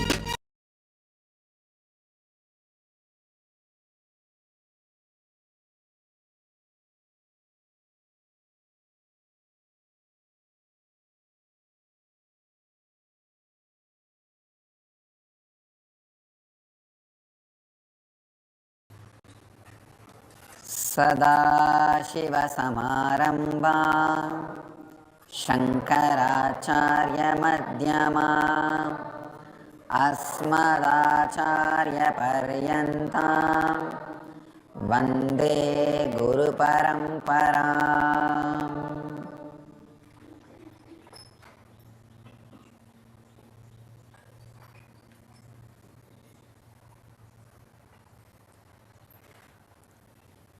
I welcome you all with my love and respects.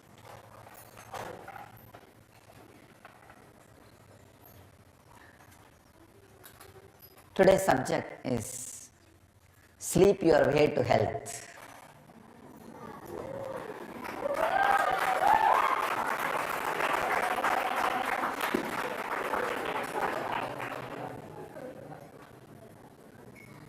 I'll define sleep. Understand? First, I'll define sleep. What is sleep?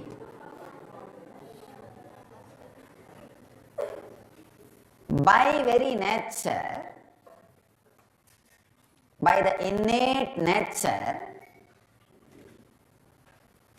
you, the consciousness, reside in pure space, the timeless, formless, nameless space. But because of engraved memories, you see name, form, and go through time. So the inner, innate, intelligent consciousness wanted to get back to its original state.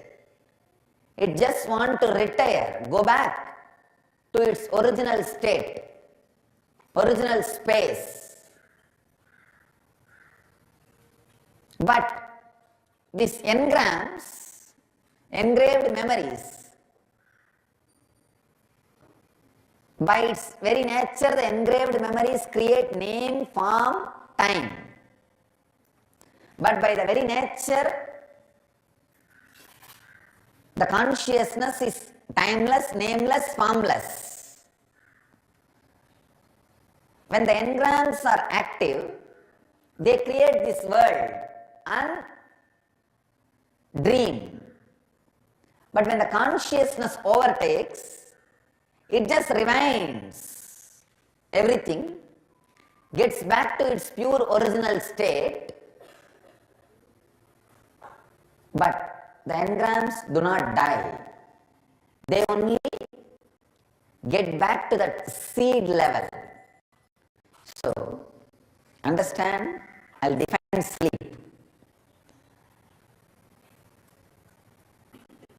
Your innate, intelligent, conscious nature just getting back to its original, nameless, formless, timeless state, in spite of engrams pulling them out to the name, time, form, space, is sleep. It just gets back to its timeless, nameless, formless space. That is sleep.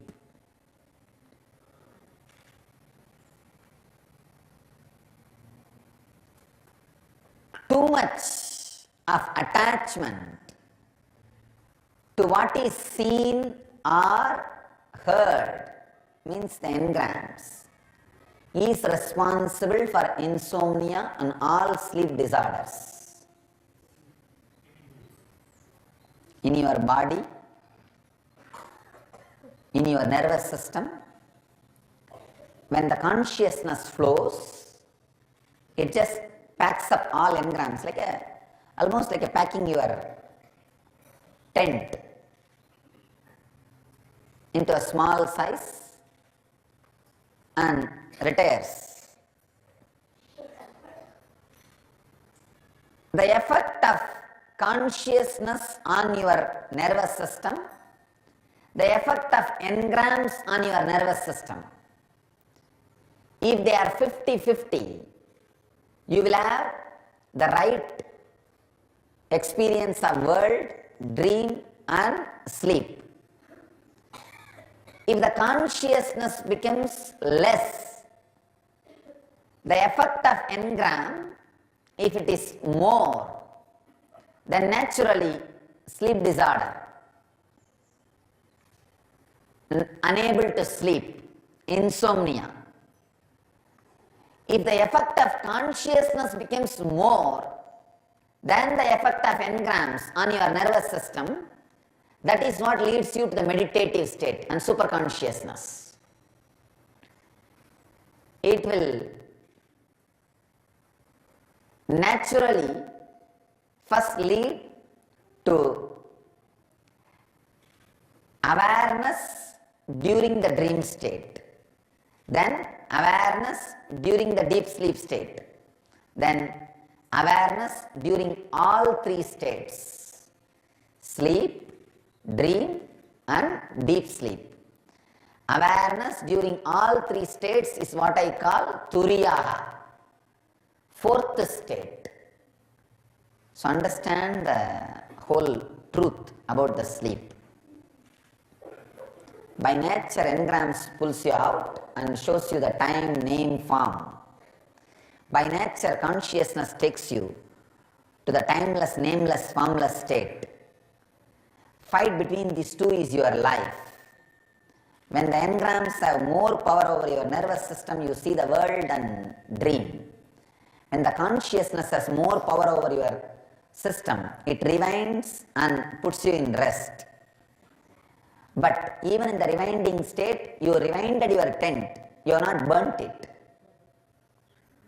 So all the engrams gets into the causal state, but not engram free. If the consciousness, the effect of consciousness is too much on your nervous system, then the tent gets burnt. The engrams which are in the causal state, seed state, just gets burnt. It disappears. It's not there anymore. Understand? It's a very important truth. How the three states are experienced by your system, how the fourth state can be experienced in your system. Sleeping your way to health. Understand? The process I am explaining is not even sleeping your way to health. It's only, health is only your one byproduct. Sleep your way to enlightenment. That's what exactly I mean. That's what exactly I am expressing. Sleep your way to enlightenment. Actually, if the effect of consciousness on your system becomes more and more, the effect of consciousness, even while your engrams are open. See, when your engrams are open means the tent is fully open. That's a waking state. And the tent is getting dismantled. That's a dream state. Tent is completely folded and kept as a pillow is deep sleep state. In all three states, this consciousness will start penetrating. Means the quality of sleep will become different, the quality of dream will become different, quality of waking state will become different. Own your body.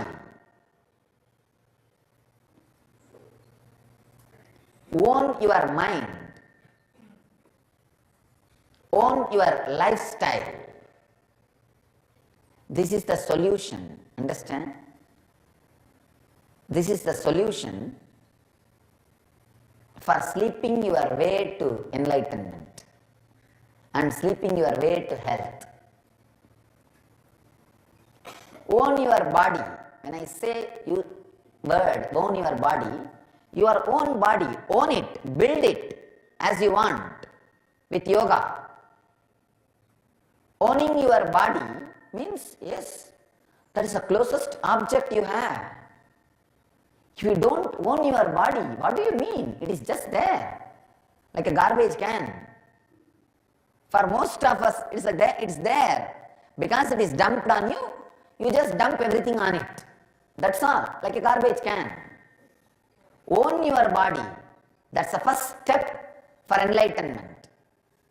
Sarira matram kaladharma sadhanam.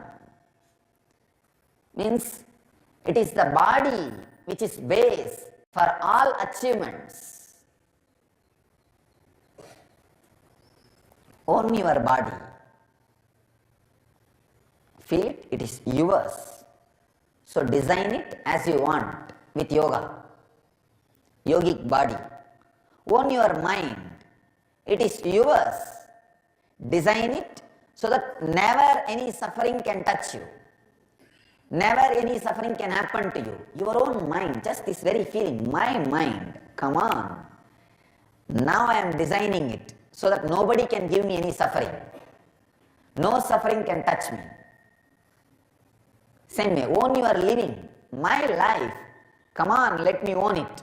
I will make money only the way I enjoy. I will have the pleasures which I enjoy. I will choose my way of life.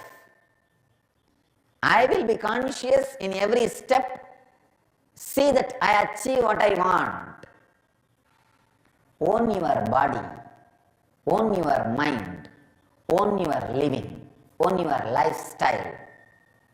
That is what I call yogic body, Vedic mind, Zen living. Yogic body, Vedic mind, Zen living. Do not live inside a body which is not flexible or healthy. Come on, I am not interested in keeping the body like this. put energy, time, bend your body, make it yogic. It is your body. Whole day you are living with it. Why are you unaware of it? Whole day let all your movements be such, it continuously become healthy, graceful, as you always wanted it. Own your mind. It's your mind. See that every thought you give life brings only joy to you, brings only bliss to you. Never any suffering, never any disturbance. Your mind, mend it, weave it as you want, train it as you want, tame it as you want. I cannot tolerate people who suffer with engrams, understand? The worst sinners.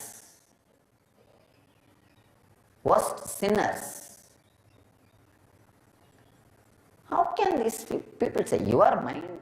How can you say, no, I don't know what to do, I know this is wrong, but I am suffering with it? Why don't you just disappear?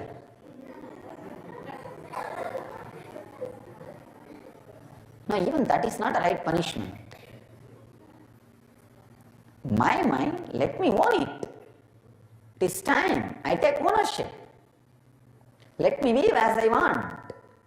Maybe in the past I failed, but now it is time, let me live as I want. Let me design as I want. Own your mind. The mind which is based on Vidya is Vedic mind. Knowledge, truth is Vedic mind. Which does not bring suffering to you is Vedic mind. And Zen living. When I say Zen living, meditative living.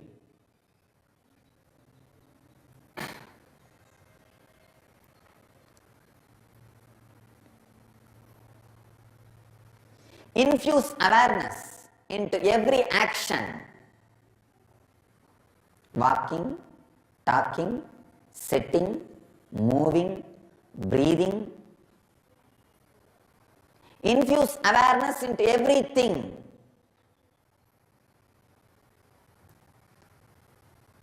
Slow down. In every action, slow down. Let it be more with awareness. That is what I call infusing awareness. Buddha once beaten a fly on his face. Immediately he comes back to awareness and does the same thing again with awareness slowly. Disciple asks, what are you doing? The fly has died. He says, no, that is what. I did it unconsciously. So now I am doing prayaschitta, doing the same movement consciously. Any movement you did unconsciously, do it again consciously. That is a prayaschitta. If you unconsciously got up from the bed, no, sit again. Move consciously. Bring it back. Bring your center back. Any movement done unconsciously, do it again consciously. And see that you are constantly aware and conscious of everything.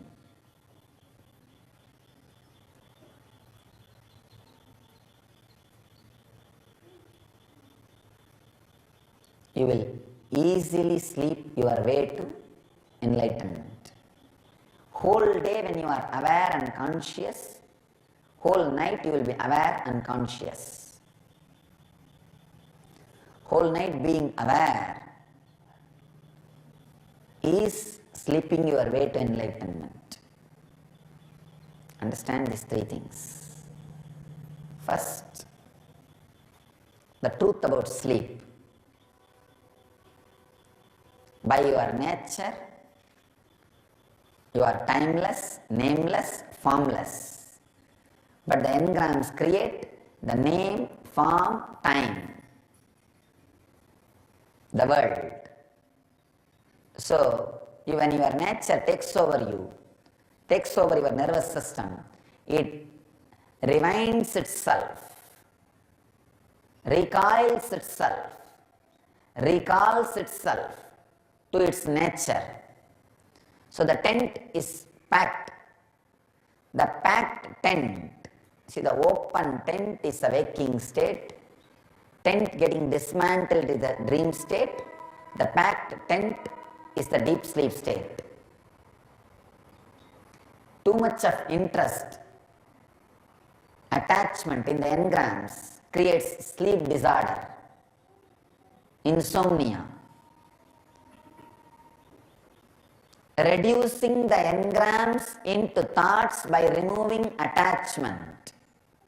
See, the pillars which holds the tent is attachment.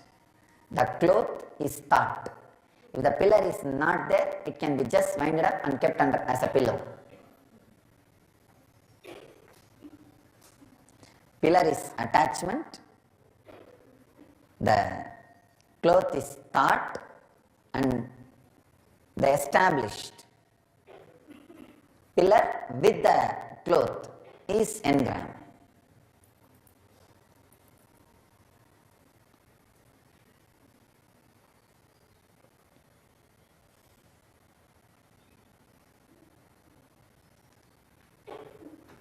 Reducing that engram into thought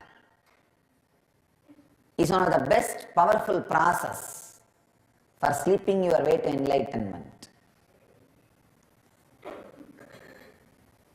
I can give you another one technique, direct technique.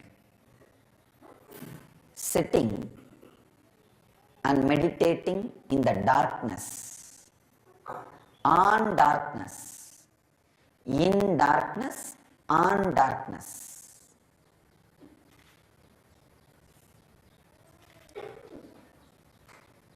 Which is the nature of deep sleep. Meditate on deep sleep consciously. One night meditation is more than enough to get you out of any sleep disorder. One night, if you can sit and meditate on darkness consciously, any sleep disorder will disappear. Insomnia or chronic fatigue, any sleep disorder will disappear.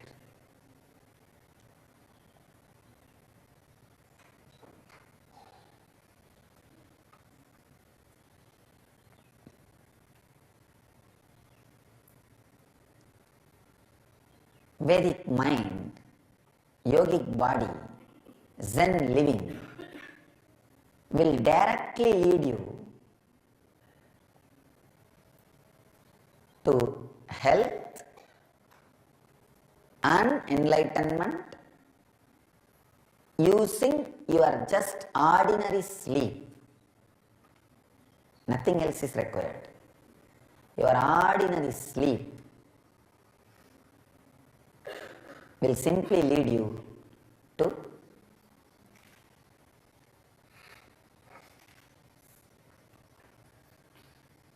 health and enlightenment itself.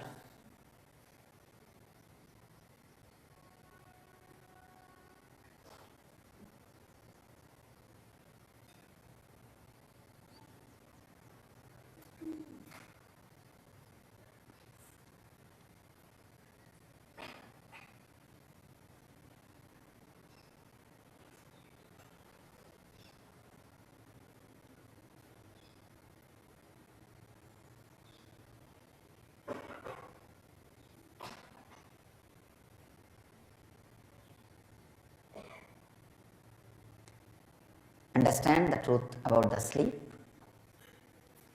and inspire yourself to live with yogic body, Vedic mind and Zen living. You will sleep your way to health and enlightenment itself. Let you all sleep your way to enlightenment, radiate and achieve enlightenment, live and radiate the eternal bliss Nityananda. Thank you.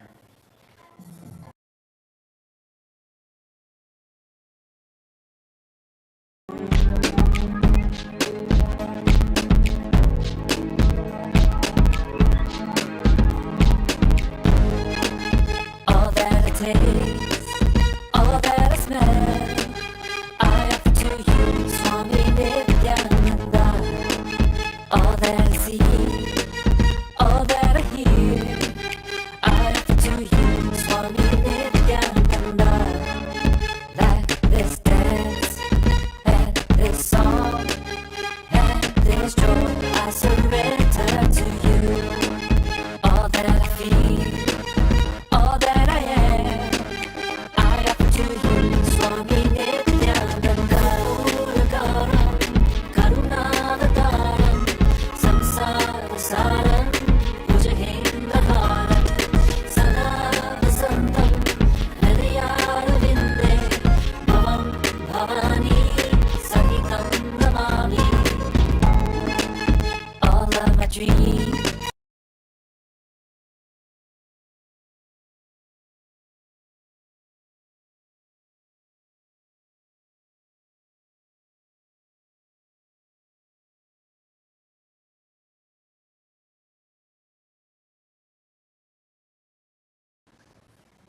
सदाशिवसमारम्भां शङ्कराचार्यमध्यमाम् अस्मदाचार्यपर्यन्तां वन्दे गुरुपरम्पराम्.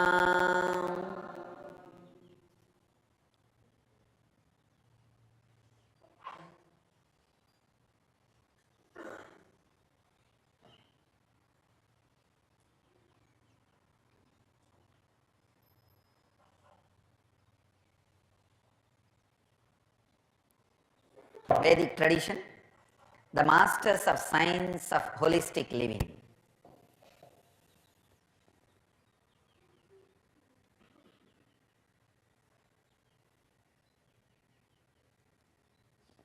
When I use the word Vedic tradition, I mean a huge, unimaginable civilization. The depth and the breadth in the civilization worked about life, all aspects of life, starting from birth, education, childhood, adulthood, sex, marriage, the way of classifying people, way of leading every individual to the excellence in his own line, law and order, creating wealth, storing wealth and distributing wealth, clothing, food, God. And ultimately the science of leaving the body, death. In every line, the contribution, unimaginable contribution. Just yesterday, I was reading an article, Stephen Hawking taking on God. He says, God has not created the world. Very beautifully he describes. It's a spontaneous happening. Amazing way is described. And all of you may be aware of Stephen Hawking, who wrote Brief History of Time. If I am asked, I'll keep the book in the standard of Nyaya Sutras and Vaiseshika Sutras. After the Ganana and Gautama, nobody is able to penetrate to the depth of the truths of time like Stephen Hawking. Even yesterday what he revealed, this is the word I want to use, not what he wrote, revealed. Because I feel he is Rishi. He should be kept in the category of Rishi. If he was in India, we would have worshipped him as a rishi and respected him as a rishi. What he revealed, no Vedic master will oppose, because the clarity on what is God,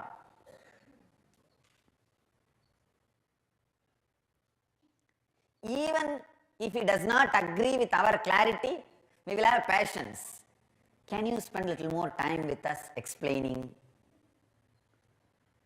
Can you elaborate to make our logic catch up with you? You will be surprised, in the whole Vedic tradition, we have only something called Prashna Uttara, question and answer.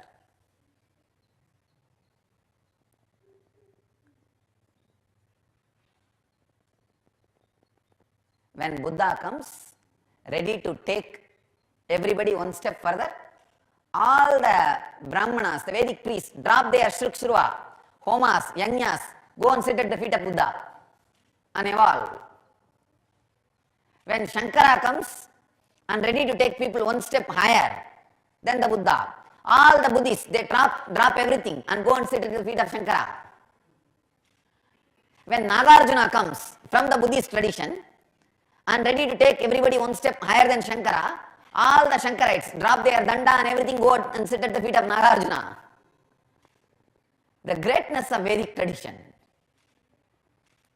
Ready, always ready to listen, listen, listen. Whoever takes us one step further, ready to surrender, ready to go behind, ready to experiment, the most scientific tradition.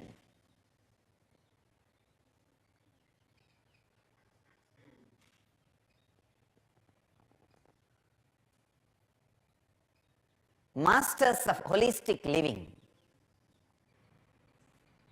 An amazing revelation. What he revealed is exactly what Upanishads describe. A spontaneous, independent, intelligent happening. He bases his whole creation on a certain law, which is beyond law. No Vedic master will oppose Stephen, because that is exactly the truth. Maybe Stephen needs one last push to experience that inside him.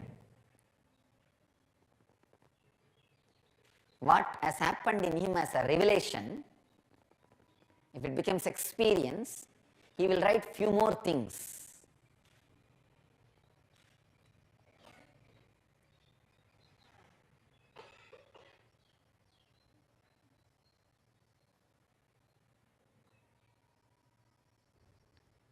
He can complete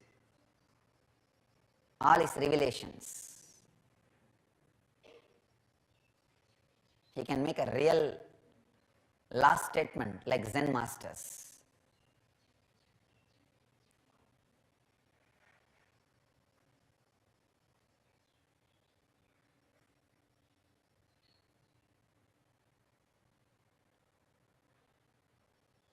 I was so happy to see a scientist describing the experience of creation so beautifully, so perfectly in the Western language, where the mainstream society can understand. Unfortunately, the religious leaders,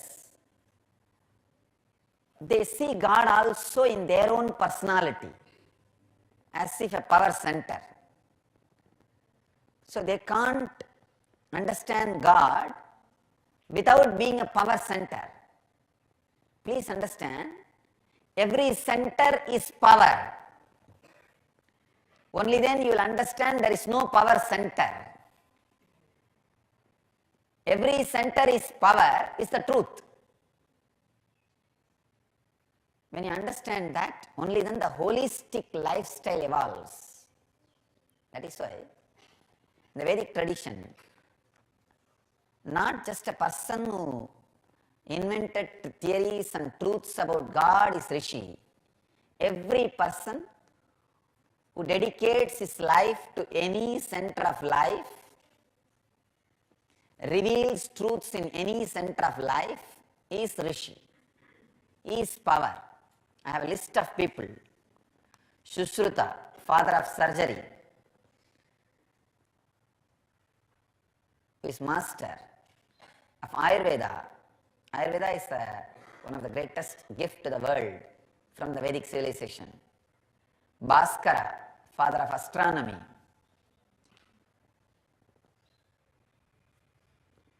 Chanakya, father of economy, economics. Aryabhatta, who invented calculus and algebra.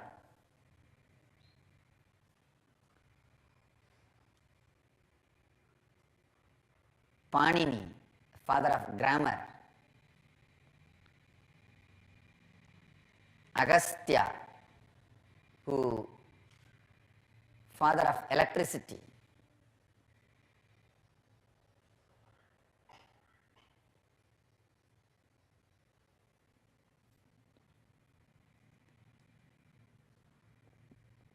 I can go on and on and on. Here I have something more. Vyamanika Shastra, science of aerodynamics. Visha Shastra, science of poison. Malla Shastra, science of bodybuilding. I can say on each thing, I can speak for days.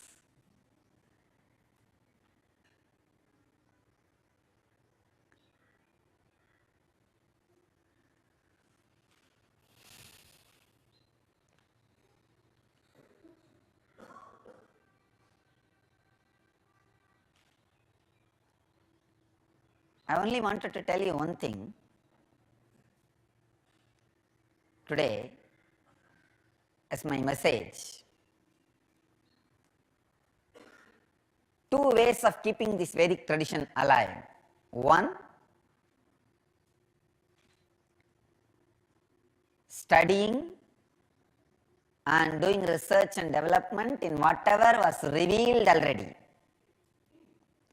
Second, having patience for any new revelation from any corner of the world. Vedic tradition again and again says, all the great knowledge, let it reach us from all corners of the world.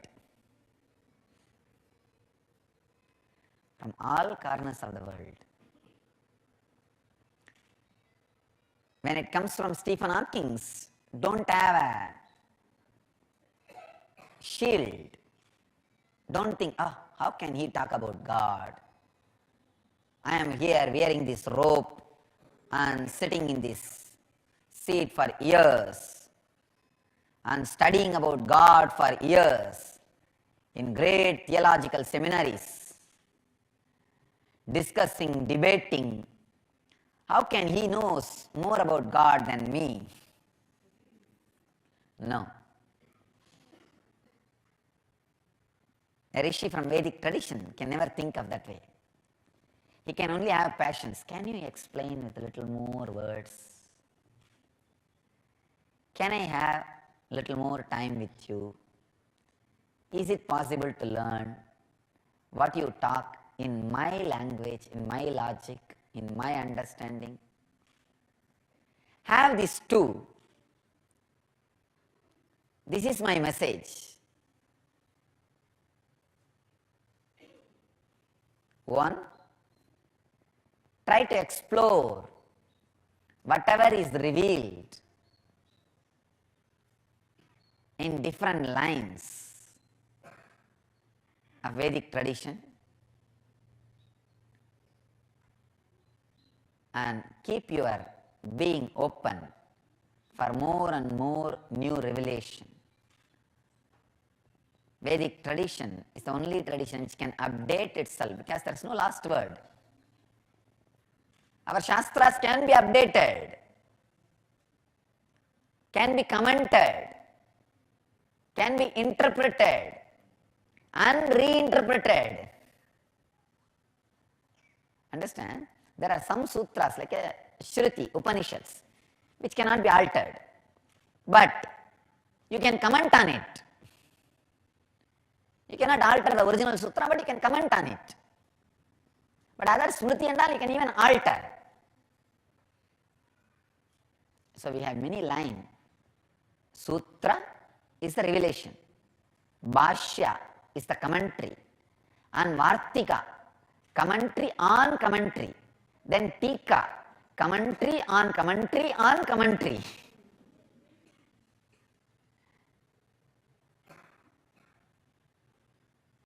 So when a sutrakara, when an incarnation happens and reveals the sutras, his first line disciples who expand that are commentators, bhashyakaras.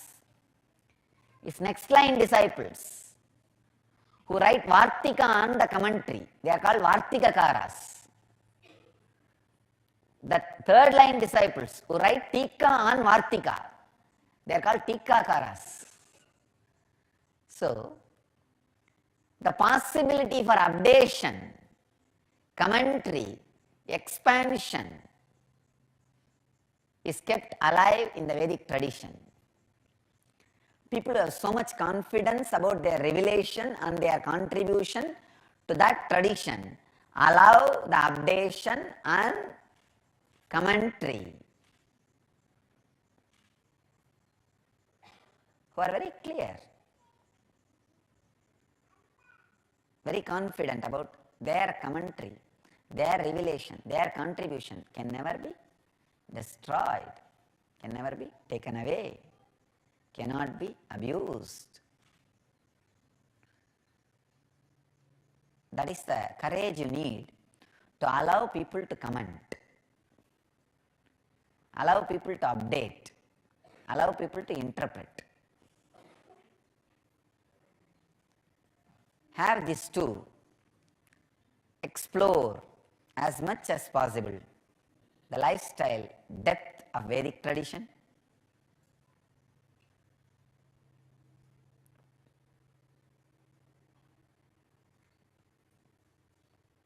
and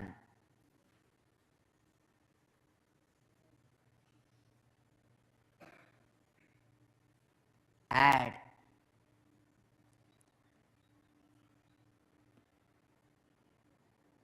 as much as possible the essence of tradition in every aspect of your life. It's the first thing. Second thing, keep yourself completely open for all new possibilities, for new expressions.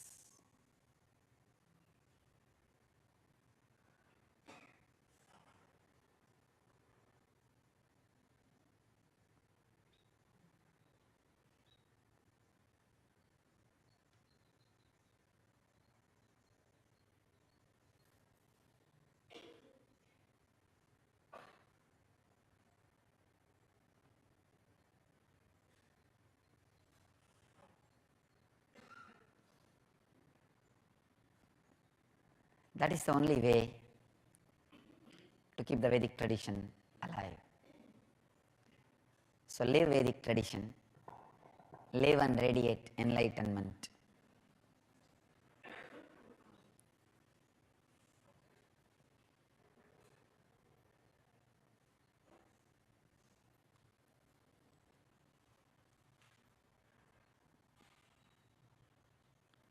Live and radiate the eternal bliss. Nityananda. Thank you.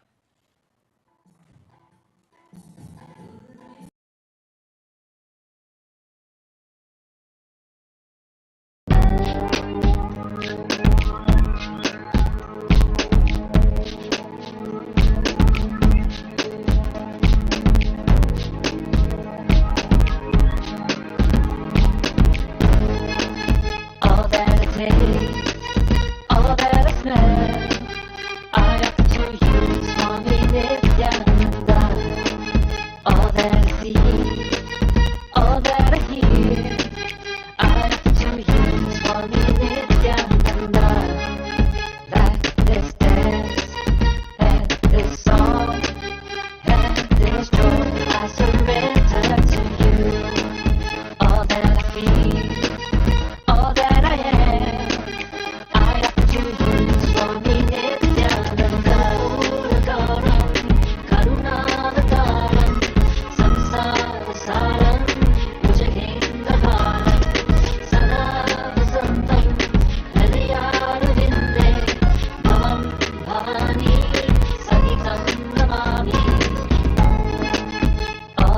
dream.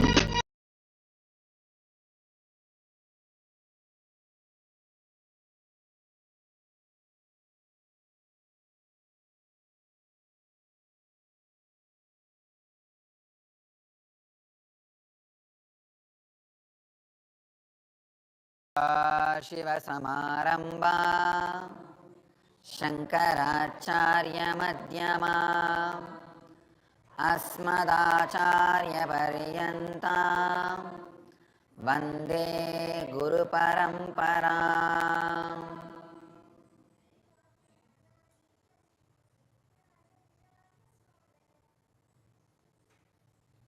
I welcome you all with my love and respects.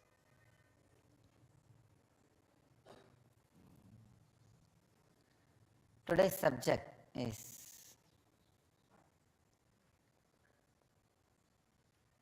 a revival of Vedic tradition. Why? Is the need of the hour.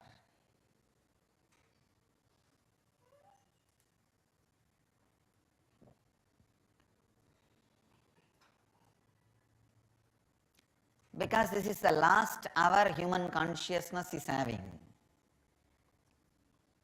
If you don't revive, this is going to be the last hour. Vedic tradition is the only tradition, please understand, one and only tradition which can give spiritual solution for all the problems of the human consciousness.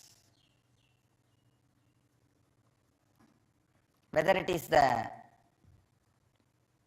problems of inner world questions and quest like life, death, body, mind, consciousness, or the social problems,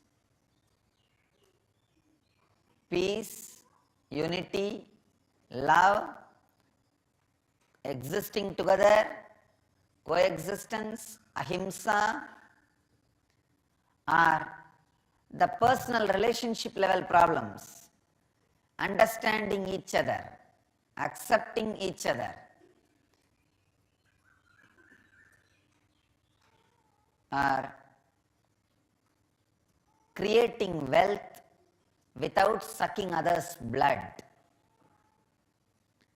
cutthroat lifestyle, consumeristic lifestyle.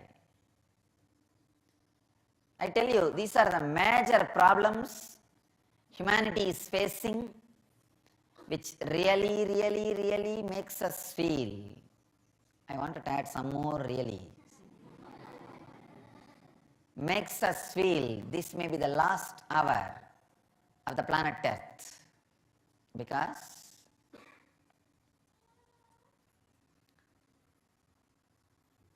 the unconsciousness of the human beings and the ability to destroy others through weapons, not just the traditional weapons like atomic bombs and all that, chemical weapons. And now something new is happening, ideological weapons, spreading ideas through media and communication systems and dismantling certain unique lifestyles, tribes, way of living in the planet Earth. Understand? There are few tribes whose lifestyles have been dismantled, destroyed so badly, the great art tradition and the extraordinary powers they were having, whole science has left planet Earth. The science of herbs, the science of living with nature, science of handling the extraordinary powers. Just yesterday, I saw a YouTube clip of a shaman levitating, so casually. A shaman shaman is a group of spiritual souls, a spiritual tradition from South Africa. Very casually, just he is chanting some mantra and he is levitating 4 feet above the sky. And after a few minutes, he is relaxing. It was a lifestyle. You don't need to gather around some enlightened master and do all kinds of pranayam, then slowly levitate after 4 days or 3 days. It was a lifestyle for certain tribes, certain spiritual groups. But so much of color has been lost. So much of variety has been lost because of this. But trying to globalize everything under one brand. Same way, we need to understand the nature-based cultures. That's the right word I wanted to say. The traditions and cultures which understands nature is a living intelligence, who are interested in coexisting with nature, not abusing it, exploiting it.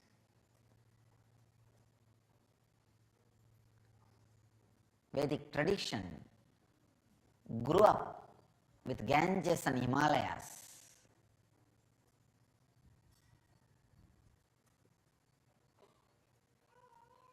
Grew up with nature. Coexistence. The tradition which has spiritual solution for all possible problems, happened, happening, yet to happen. All the major problems planet Earth is facing now, wars, ideological conflicts, and economically depriving one section. You will be surprised.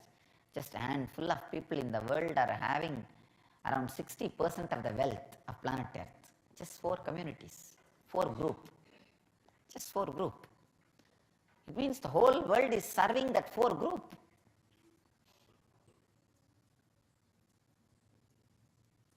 Enormous wealth is accumulated, centered under a few people.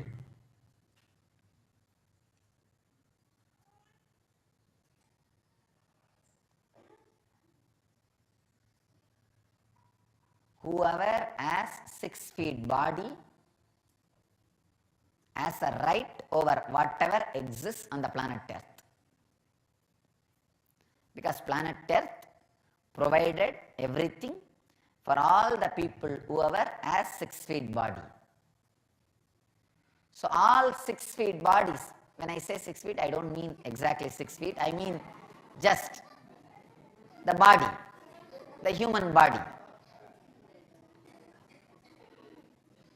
All the human bodies have a right over whatever exists.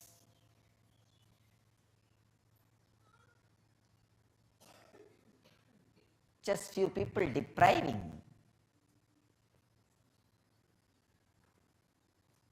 other bodies is the root of violence, source of violence.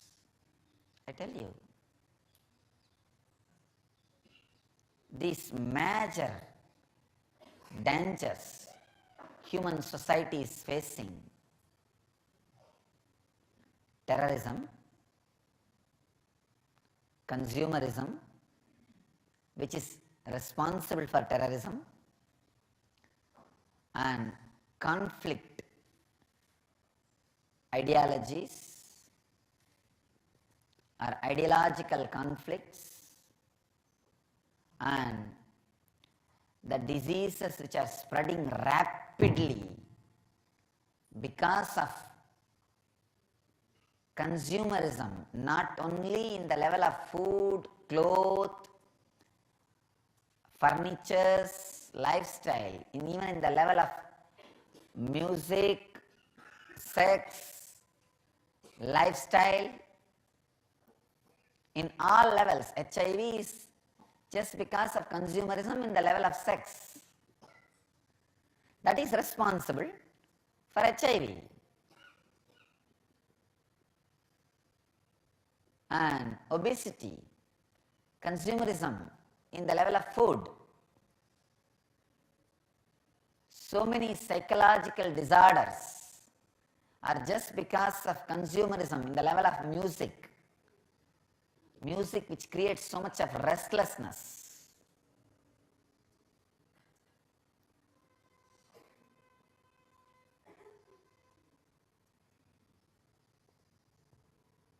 So much of violence because of the visuals which are creating restlessness.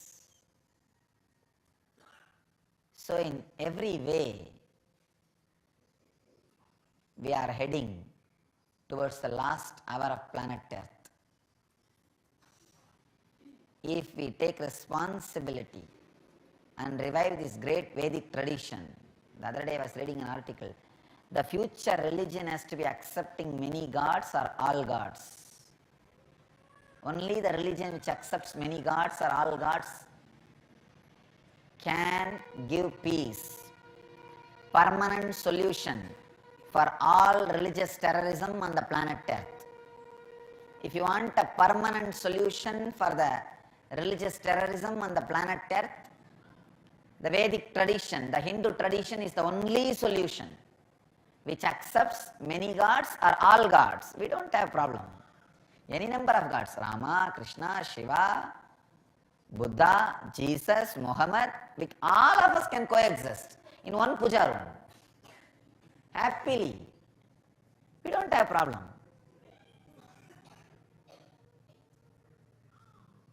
We don't have devil who need to be rejected. Even the Yama, Lord of Death, is one more God for us. The Lord of Destruction and Rejuvenation, Mahadeva, Shiva, is God for us. So we don't have devil, we don't have demon. Even destruction is taken care by God under the controlled condition, in deep compassion, for rejuvenation.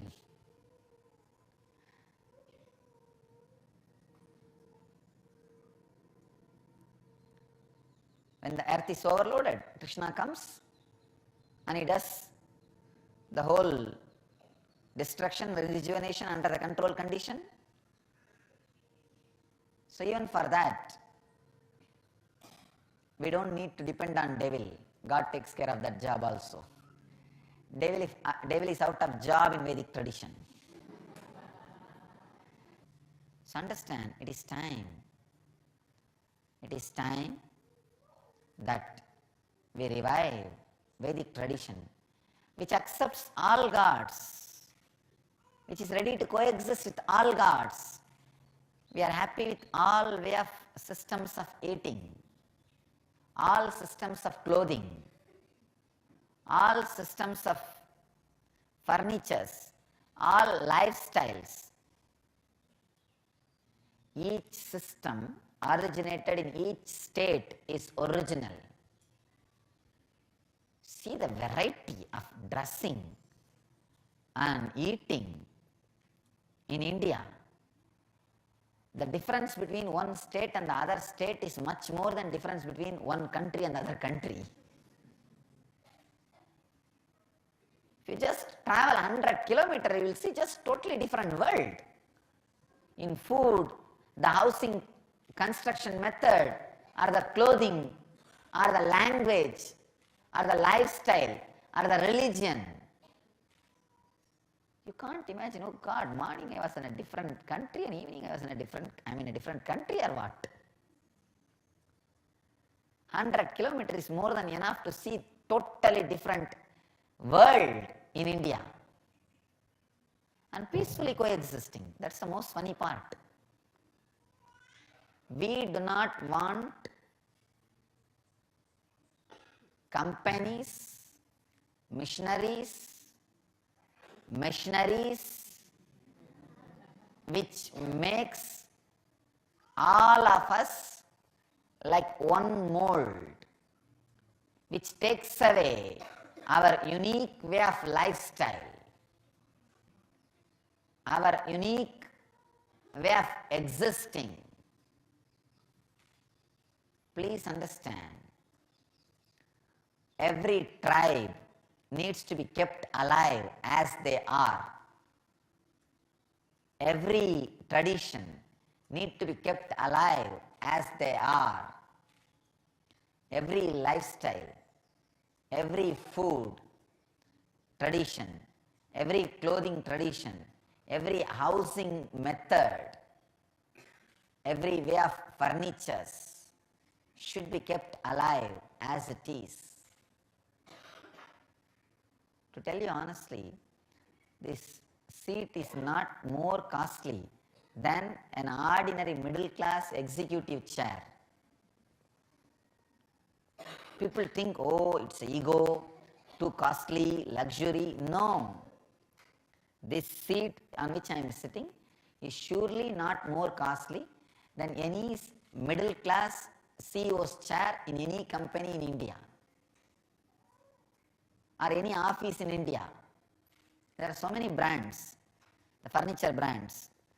Their medium level furniture is more costly than this seat. And this is not that comfortable. You need to be sitting straight, only then you can sit in this. But I wanted this kind of furniture just to retain the tradition. Only when I made one more seat for my priest and put, I understood. Even if you put the golden throne, he doesn't want to sit there. Because it is not that comfortable, you don't know. Only if you sit, you will understand. You need to sit straight. Only then you can sit in that.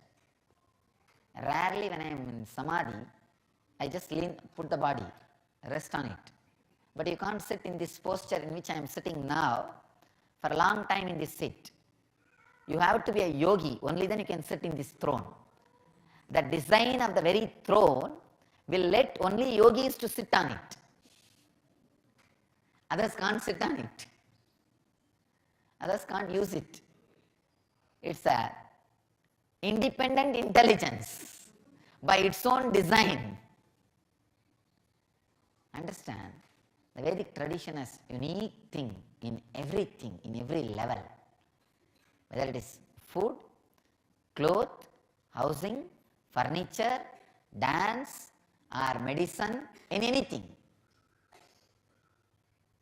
Let us revive it, because this is the only tradition which can allow varieties, means which has a breadth and broadness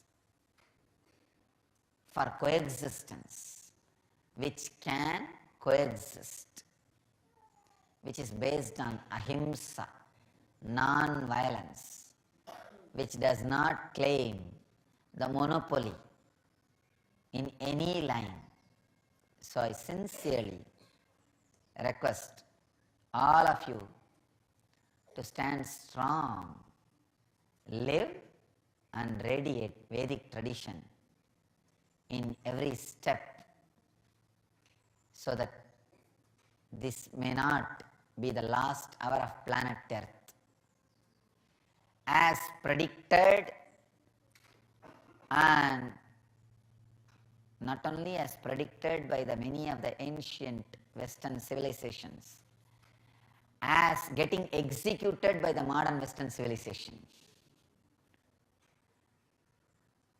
Let's not allow it. More than the word Western civilization, I think this word, the materialism based civilization, because it's not that India is just moving, keeping itself away.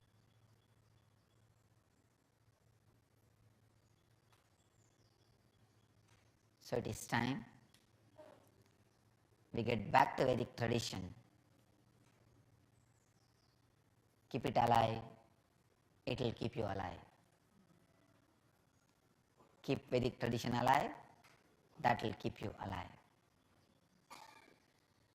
Let's all live and radiate the Vedic tradition, live and radiate the eternal bliss, Nityananda. Thank you.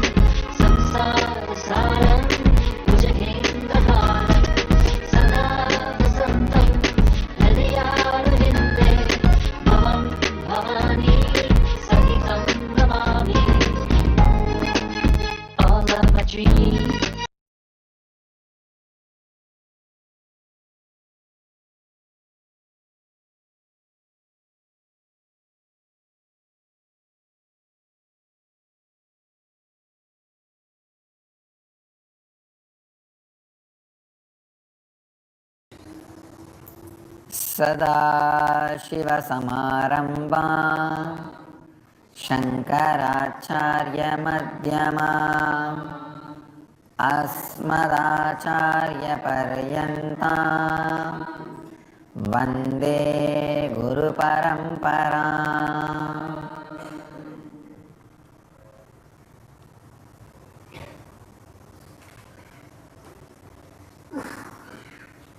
I welcome you all with my love and respects. Today the subject is 5 techniques for stress-free life.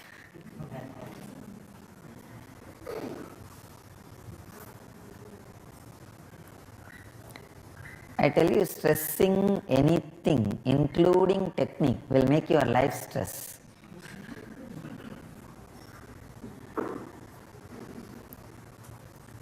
I can give you 1,000 techniques for stress-free life.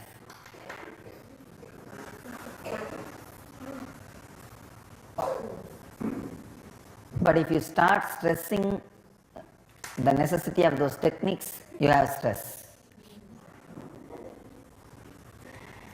Without stress, you simply moving your right hand or left hand or head or body itself is a technique for stress-free life.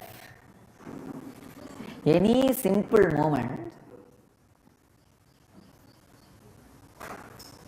in choicelessness is technique for stress-free life. So from morning till night, whatever you do, make it with understanding and choicelessness. That is an important thing. Do it out of free will. Anything you do, whether cooking or walking, talking, sitting and watching TV, or going to your job, eating, anything you do, add technical information about that into your system. Even breathing, add technical information about that in your system. Thinking, add technical information about that in your system. When I say technical information, how you are breathing, why you are breathing, where it is going to lead, is it going to lead you to where you want, or if your goal is something else, how to change your breathing for that. Same way for thinking.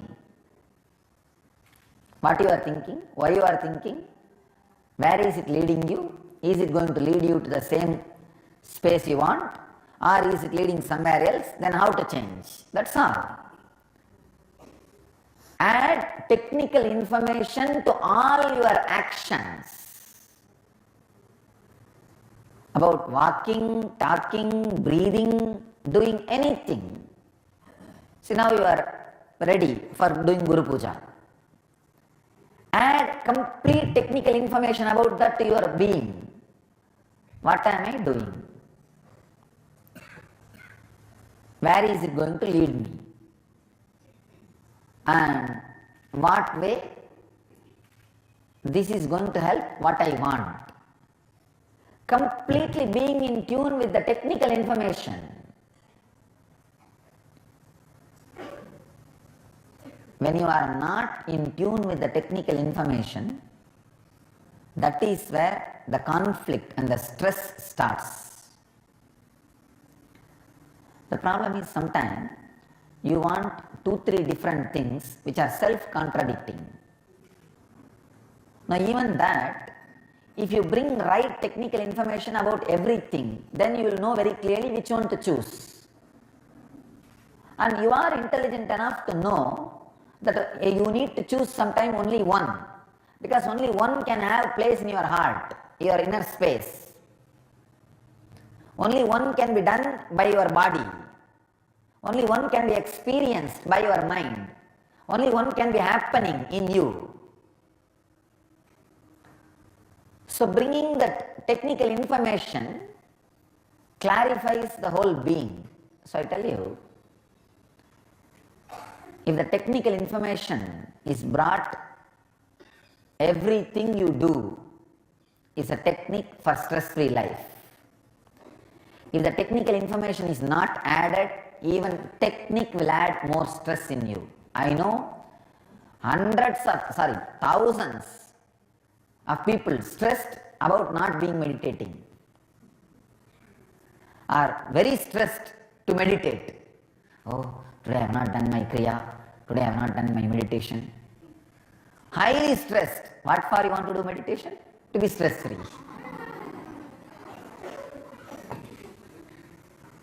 What a funny mental setup.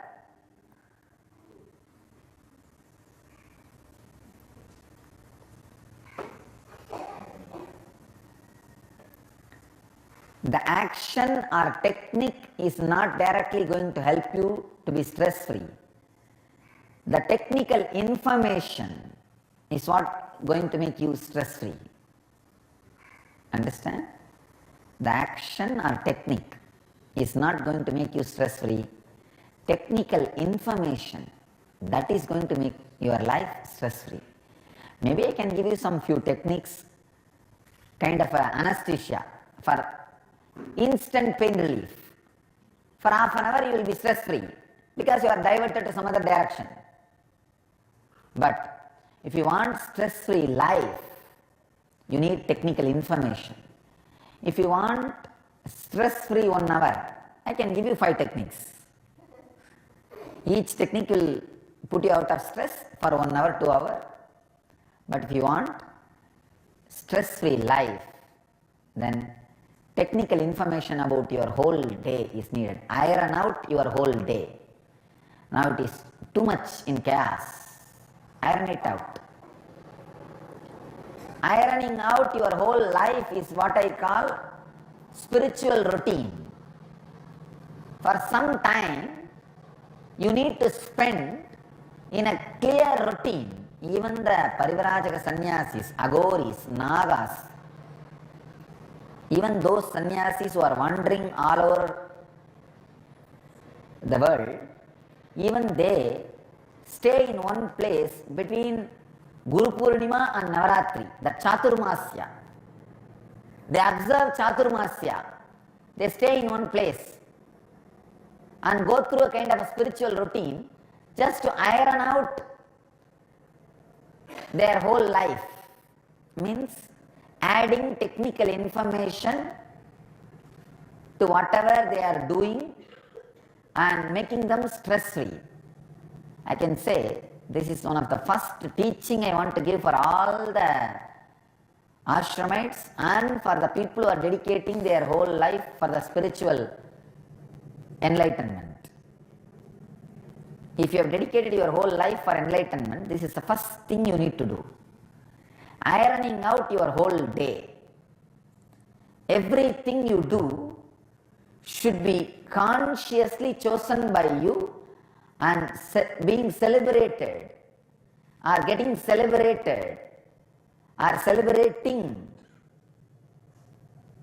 celebration by you. Morning when you get up, why you brush? Why you clean your body? Why you take bath? Even those simple things, from that start. Is it directly adding? Is taking bath, is it directly leading me to my goal, enlightenment? If it is not, can anything be done? It gives me enlightenment also. Then apply the ash, Bhasma Snana. And when you pour the water, cold water on the body, feel the cold, feel the water all over the body. Let Vipassana be added to your bath. Means Vipassana means being in the boundary. You will see, when you are in the boundary and take bath, bathing not only purifies your body, it cleanses your mind. Because you never stay inside your body when you take bath. You are there somewhere and imagining, visualizing, fantasizing, duetting and what not. When you wake up from the bed, you should be completely having control over your body and inside the boundary. Just for 5 minutes, feel, yes, everything is working properly. Checking. I am there, I am here, yes, I am available to my body is available to me. Just with this simple clarity, take bath, not only your body, mind will also be cleansed. Every step you do, same way if you have a right technical information, you will never feel lazy to do your morning exercise or yoga. It is lack of technical information which is not letting you do the technique. Lack of technical information leads you to the uselessness of technique, and how many thousand techniques are supplied to you. It will be just few days, like an initial fantasy. Then suddenly you will see, when the technical information is lacking, the technique has no more power over you, or you are not inspired anymore. It's like more stress to do the technique. Same way, any action you do,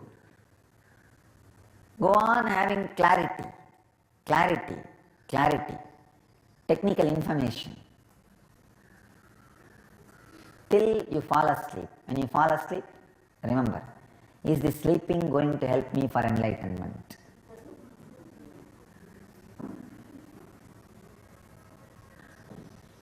What way I can use this sleeping for enlightenment? If you just consciously fall asleep, the whole few hours you are in bed is samadhi. Nidra samadhi sthitihi. Samadhi. So, consciously falling asleep is going to lead you to enlightenment. So now, understand the essence. I have given you the basic technique to make your whole life stress-free, one. But as these guys requested, I can give 5 techniques also. Morning, taking bath, consciously. Consciously take bath, take shower. That's the first technique. And consciously have your breakfast. And whatever your morning routine, whether it is going to office or going to school or going back to bed, do it consciously. And again, lunch, eat consciously. And again, dinner, eat consciously. And night, when you fall asleep consciously. 5 simple techniques which you can never avoid, because anyhow you are going to do all these 5. You may take exemption 1 or 2 days for taking bath. But otherwise all these 5 are going to be your life. So, simple technique, when I say the word simple technique, I am saying which you don't need to do something extra. These 5 are already part of your life. So just have technical information about all these 5. All these 5 will become technique for stress-free life. So have technical information and be stress-free. Live and radiate enlightenment. Live and radiate the eternal bliss, Nityananda. Thank you.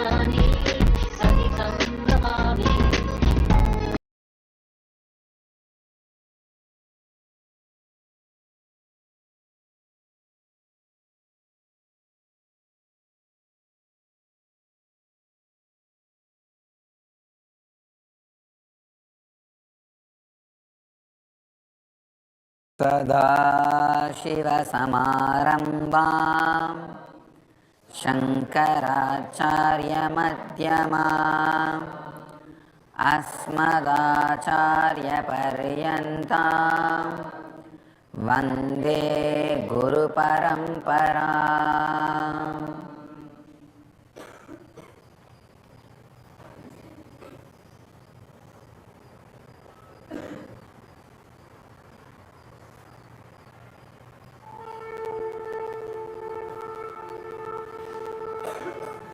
I welcome you all with my love and respects.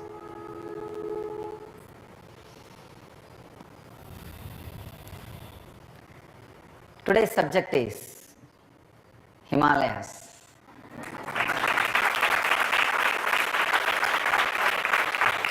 The heaven and the earth. Only one word I need to alter in the title they gave. The heaven on heaven.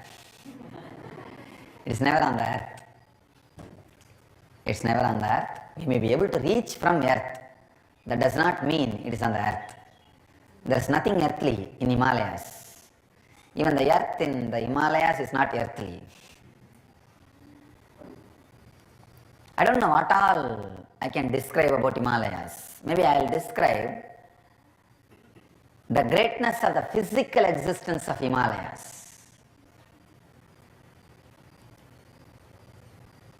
That's the most happening place in the consciousness. Just like New York, Tokyo, cities, most happening cities in the outer world.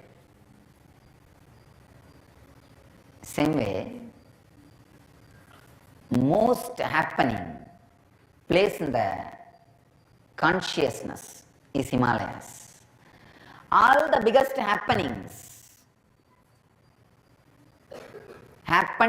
happening in Himalayas as far as the consciousness concerned. Whether it is the greatest masters landing in the body or greatest masters taking over the bodies. See, great masters take over the prepared bodies to do their mission. That's what I call enlightenment. Enlightenment can be described even in this way. Great masters just vacate the ordinary will and make that will wither away and take over the body and start doing what they want. Whether great masters landing with a new body or landing on the existing bodies or relaxing from the physical body, all the great happenings go on happen in Himalayas. Even physically, Himalayas is never seen. Fastest growing mountain range is Himalayas. 5 millimeter per year. 5 millimeter is not a small joke. The other day I was seeing that BBC's, that Ganges documentary. It was just an ecstasy. How they describe Himalayas and Ganga. Only one thing I can say, that if you have not seen Himalayas, it's almost like you are missing one great dimension of your senses. See, it's like a born blind guy. You can't make him understand what he is missing by being blind from birth. You can't make him understand. Just undescribable. Same way, if you have not visited Himalayas, you can't even understand what you are missing in the level of senses. Same way, if you have not lived in Himalayas, you can never understand what you are missing in the level of mind. Because living in Himalayas teaches something completely different to the mind. Completely different. The other day I was talking that if somebody is not able to settle in my community for some reason. If they ask for other option, I said that bowl lifestyle will be the lifestyle I will prescribe. Same way, if somebody is not able to, is not happy with this place and wanted the second option, any place, I will prescribe Himalayas. If the second option community they ask, I will prescribe bowls, and second option place if they ask, I will prescribe Himalayas. And bowl in Himalayas. Because it does something totally different. One winter you should spend in Himalayas. So much can happen in you. You have to become Hatha Yogi, nothing can be done. You will just become Hatha Yogi.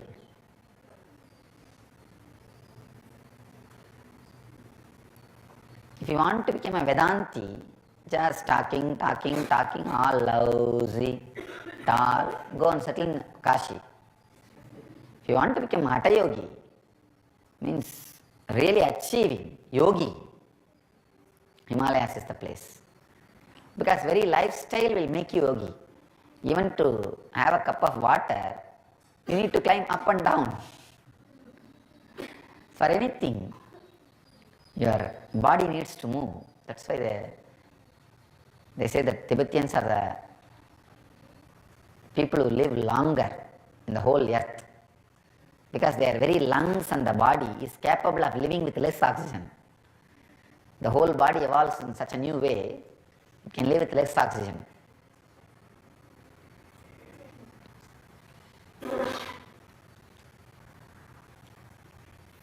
Life in Himalayas itself is tapas, yoga.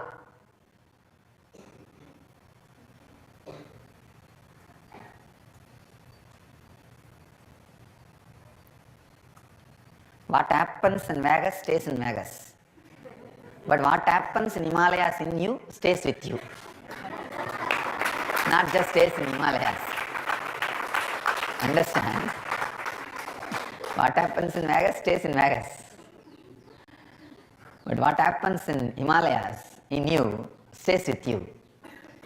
It doesn't just stay in Himalayas. Himalayas is the place, the most conscious happening.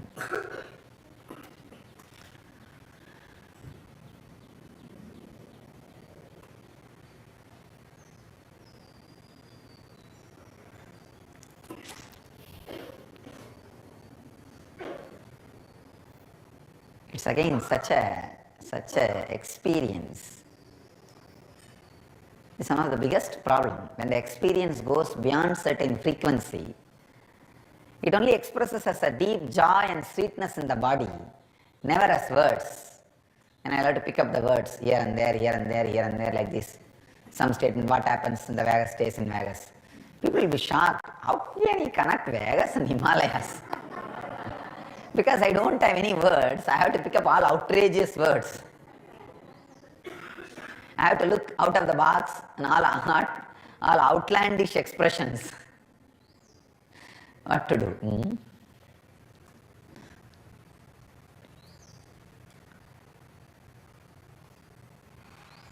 All the best things available in the planet Earth are gift of Himalayas to the civilization.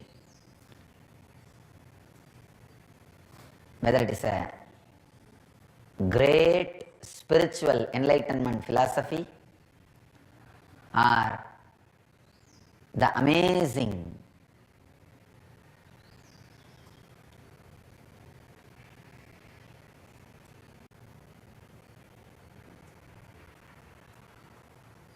unimaginable, amazing Saraswati civilization in the banks of Saraswati, the first civilization.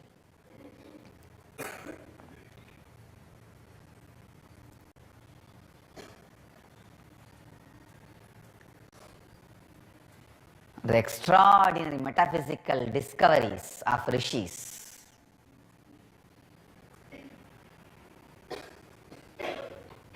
the yoga science, astrology, astronomy, vastu, gemology, what not, anything worthy in the planet Earth, it's from Himalayas. It's Himalayas which gave birth to the science of ahimsa, coexistence. It's Himalayas which gave birth to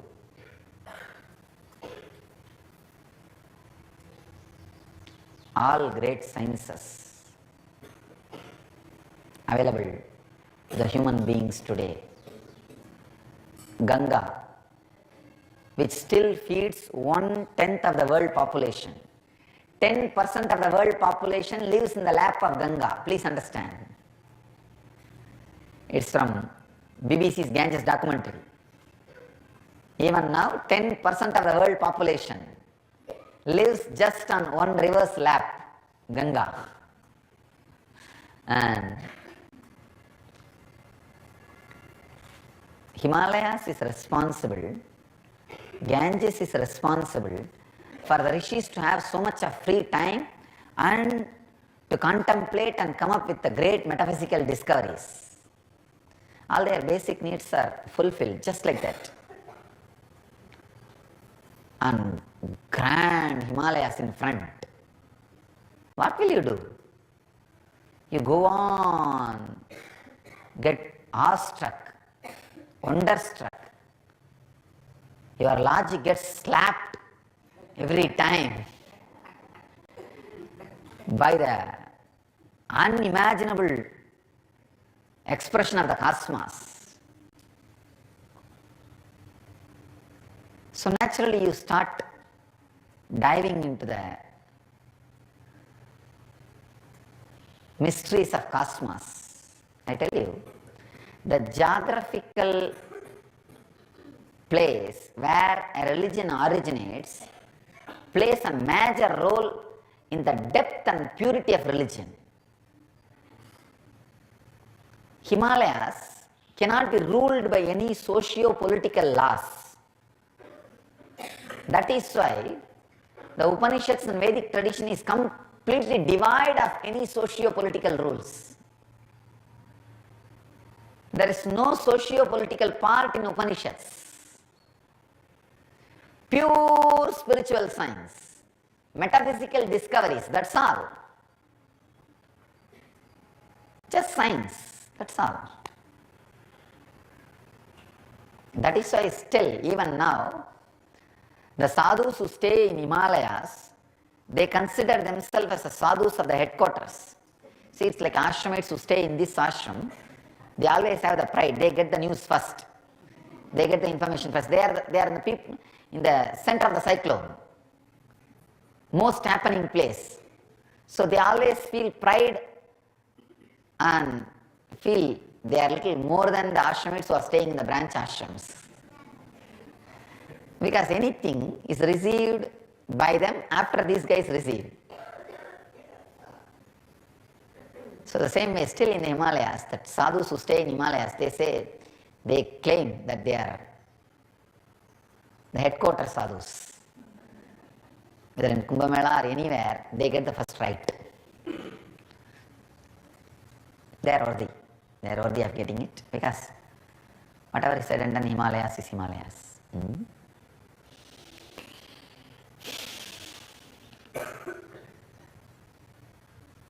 I tell you, spending little time in Himalayas really shakes completely your idea of that whole life is secured. See, it's staying in cities where you know thoroughly how you are going to get into the car and what turn and everything and how you are going to come back and lie down in your bed safely. And by living the same thing for 2-3 years, you forget that your life can have some turn and you feel almost like everything is under your control. That is why a small ticket, speeding ticket, shakes your whole being. People shiver. I have seen If they get $100 speeding ticket, they have to pay $200 to a psychiatric doctor. No, really, I have seen people, just one speeding ticket, they have to visit immediately their psychiatrist for that fear stroke or fear attack and what not, and pay few $100 for that guy.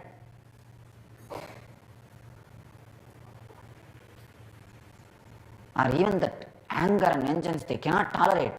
They go to a lawyer and spend little more money to stop that speeding ticket.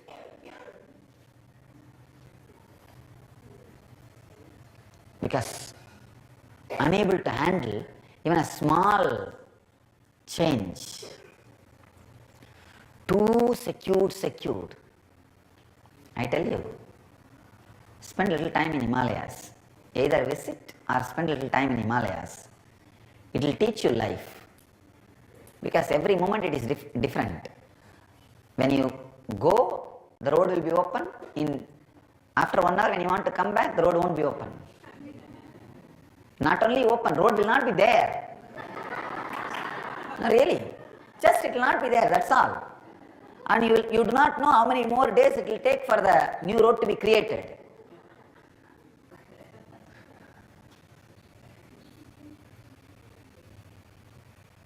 Suddenly you may need even to be airlifted through helicopters.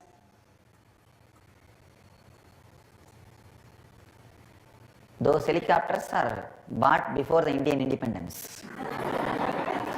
They are brought specially to give independence and freedom to people.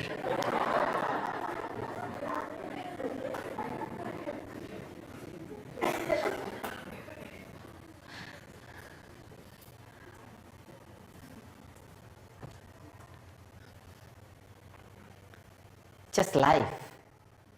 You will just face life face to face.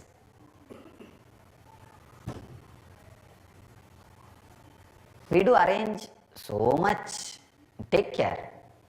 But even then, just life is life in Himalayas.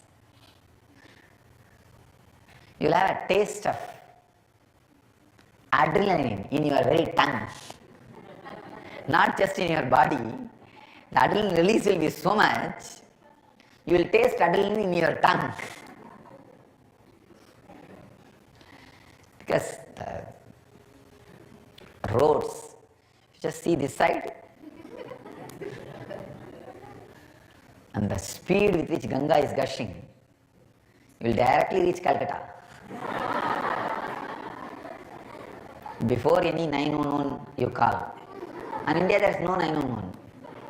Now they are trying to do 108. In some states they are successful. Like very efficient states like Gujarat and all, they are successful. But even then in Himalayas nothing. No 108, no 911. Maybe you can chant 108 times Shiva, Shiva, Shiva, Shiva, that's all.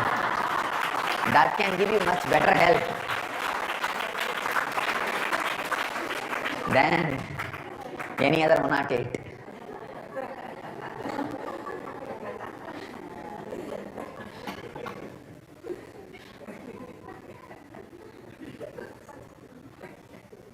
You just face life face to face. It's good to have the taste of life as it is, without any of your pseudo securities, 911s and any other pseudo securities.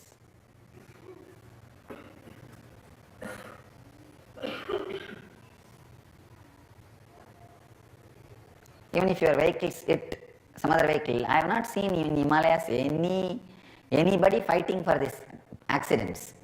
They will hit, they will say, it's okay, Baba, bye. They will not even get down to talk to each other, bye. And they will go, this guy will go, that's all. Because they know that's the way roads are, nothing can be done. And not like the secure cities where the ambulance chasing lawyers make more money than the people who got injured. Really, this contingency, ambulance chasing liars, they make more money than the persons who are injured.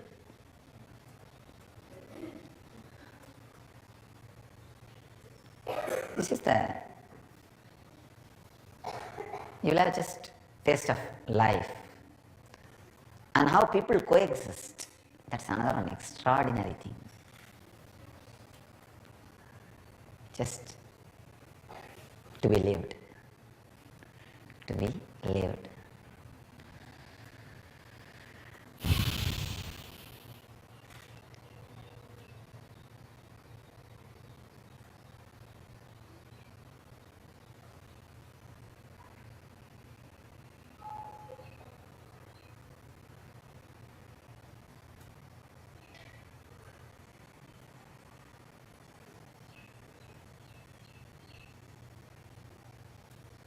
Just to be lived. The extraordinary silence which you would have never ever experienced in any city, even if you are staying in a suburb in one corner of any developed country. Unimaginable silence. You can just touch and feel the silence, the heaviness of silence.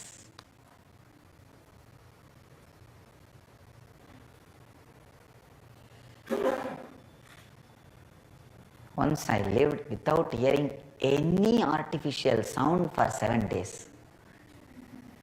Not human voice, no artificial sound. Means no sound which happens by human existence. Not even my own sound. 7 days I lived. I just wanted to catch this anahata dhvani. There is a sound which is uncreated, happening in your inner space. So I wanted to catch that sound. So I went and sat in one corner for 7 days. I could catch the glimpse of that anahata dhvani.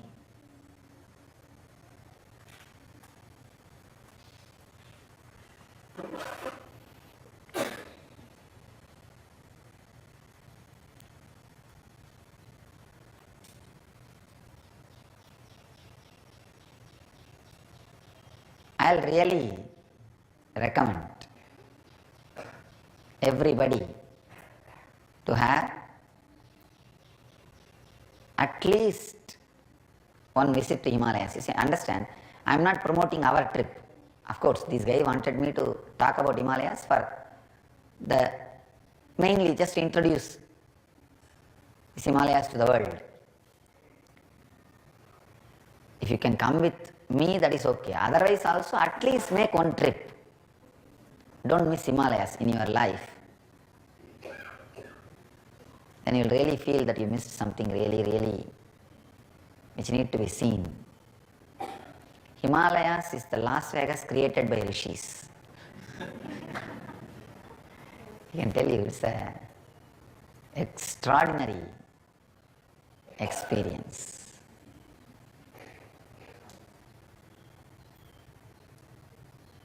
It will just give you the taste of life. It will teach you life is not just under your control. Life is larger than what you think. I can say the Himalayas is not a just geographical journey. It's a psychological journey. When you go and come back, by the time you are back, you are a different personality. Because your pitta, liver is completely churned and your adrenaline is just blasted. And all hormones. I have seen people just falling into the extraordinary ecstasy and extraordinary joy, because in such a right proportion all these things are created and churned. When the understanding, spiritual understanding is also added by the master, it just puts you in ecstasy and bliss.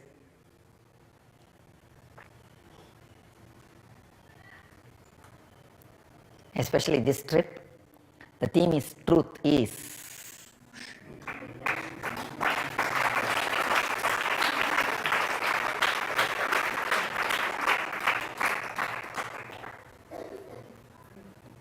As I said, You are all going to appear in a documentary which is going to go to the International Film Festival.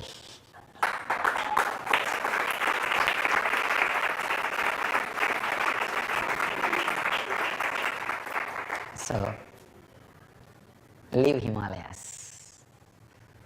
That's all. Let you all experience and radiate the eternal bliss. Nityananda. Thank you.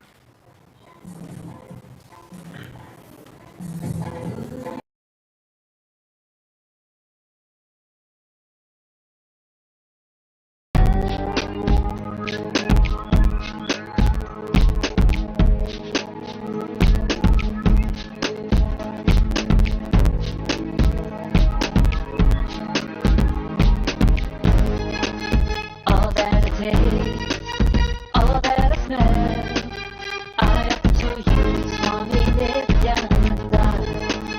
All that I see, all that I hear, I offer to you, Swami Nityananda. That this dance, that this song, and this joy, I surrender to you. All that I feel, all that I am, I offer to you, Swami Nityananda. Karunavataram, samsarasaram, Puja sada vasantam, Hridayanavinde, bhavam bhavani, sahitam namami. All of my dreams,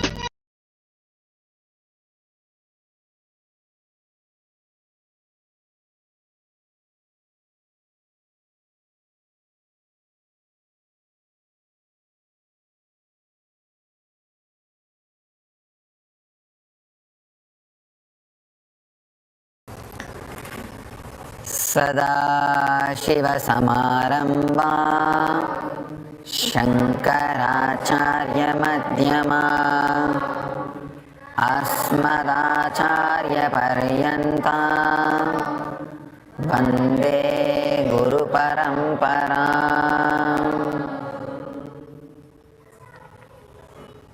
The today's truth: live conflict free and stay young forever.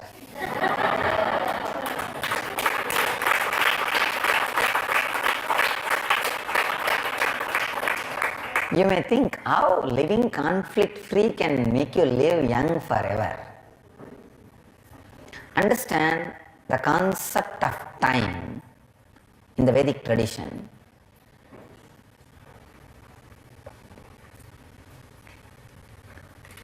Because our rishis, our masters, know that time is a one more matter which can be handled, manipulated, used as we want. They have created a clear understanding about time. Please understand, time is a matter, just like a chair on which you are sitting. The chair on which you are sitting, you can move wherever you want.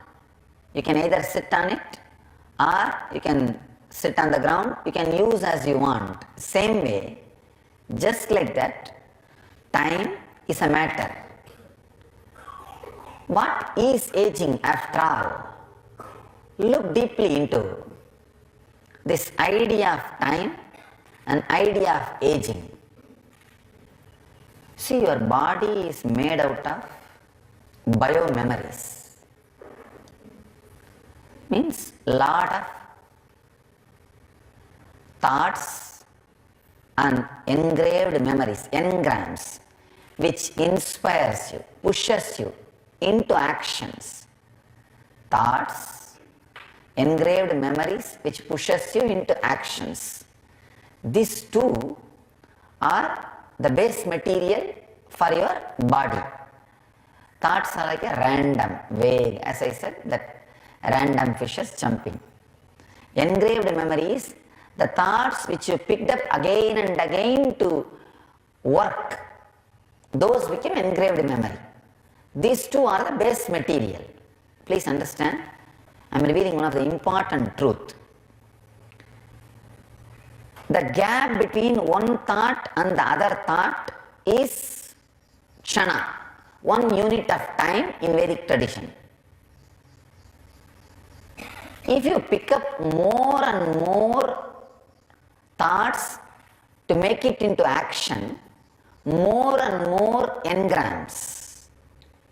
Please understand, step by step. First, your body is made out of random thoughts and regularized engrams. Regularized engram means the thoughts which you again and again picked up to work, to make into reality. What for you are working. You are maybe even thinking is working. If you are thinking far in that particular direction again and again and again, it can be called as working. So, random thoughts like a fish is jumping in the lake, and specific thoughts which you again and again picked up, try to make into reality, try to infuse reality. So engrams, these two are the base material for your body. This is one truth. The other truth, the gap between one thought and the other thought is a kshana, means time. As long as there are only thoughts, there is no aging. Only when the engrams hit the thoughts or thoughts hit the engrams, the aging starts happening in your body. Please understand. When you pick up more and more thoughts and try to make them into reality, the conflict starts. 10 seconds before you picked up the thought of being in silence and trying to make it reality. 10 minutes after you are picking up the thought of going to the office and working wildly and making money, you want this thought to become reality. Then starts conflict. Aging starts happening when there is a fight between the engram and thoughts. If there is only thoughts, there is no aging. There is no aging. Only the fight between the engrams and thoughts in your muscles is responsible for aging. If you look little deeply, the time, which is a one more matter, itself has no power to distract, destroy your consciousness. Then what is it that is adding so much of fear, insecurity and sense of aging on us? Please understand, the time itself has no power over your consciousness, but your inner space in which consciousness is also part struggles constantly with fear and insecurity of aging and getting destroyed or being lost. What is that? Suffering. What is the reason for suffering? What is that which is suffering? Look both. The reason for suffering is your thoughts and engrams having conflict. What is that suffering is the biomemory which is made out of these two, the thoughts and engraved memories. It's a very subtle, deep truth.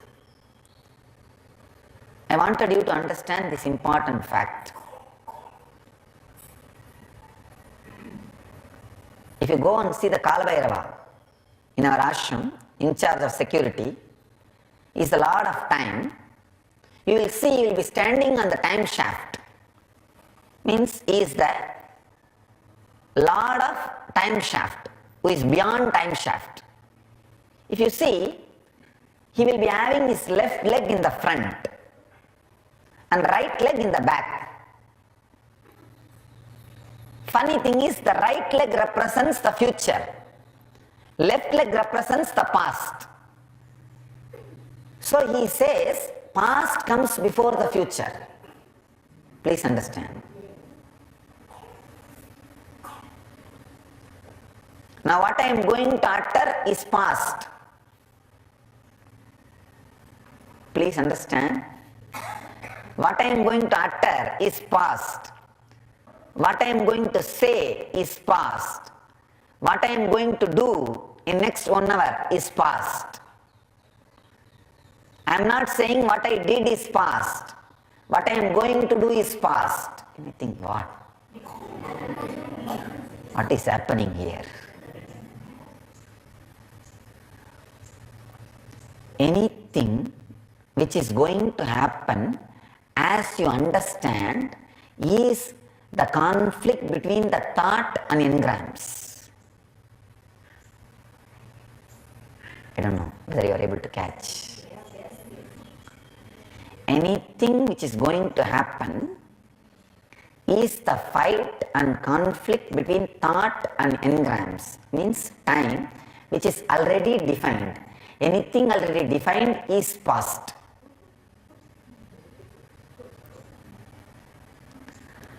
So the layer of your thought and engram which is projected further, even if it has not yet happened, it is past. It is past. You understand? It is standing. It is standing, but it is past because already it is projected. And that moments you spent in the past without the fight between thought and engrams is future, even though it is already lived. Listen. The moments you are going to spend in conflict between the thoughts and biomemory, thoughts and engrams, even it is not lived, because it is already projected, it is past. The moments you spent without having fight between the thoughts and engrams, even if it is already spent, it is future. Emptiness.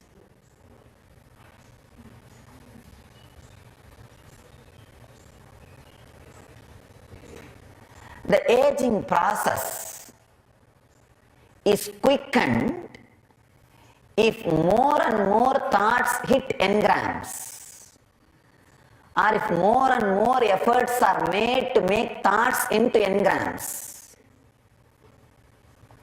Now, stopping the conversion process of thoughts into engrams is unclutching.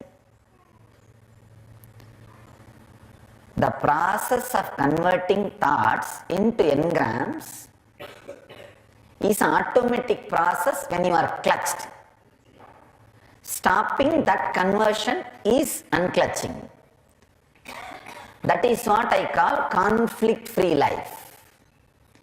Either just go on fulfilling engrams, then they will become thoughts, they will get diluted and become thoughts. Or go on having thoughts, don't create engrams. Just sitting and something is going on, like a breeze. It's like a dreams passing by. Both will not let aging happen in you. When thoughts are getting converted into engrams, that is where the conflict starts happening, the aging starts happening, your muscles get tired, the aging process is working on you, time is creating its impact on you.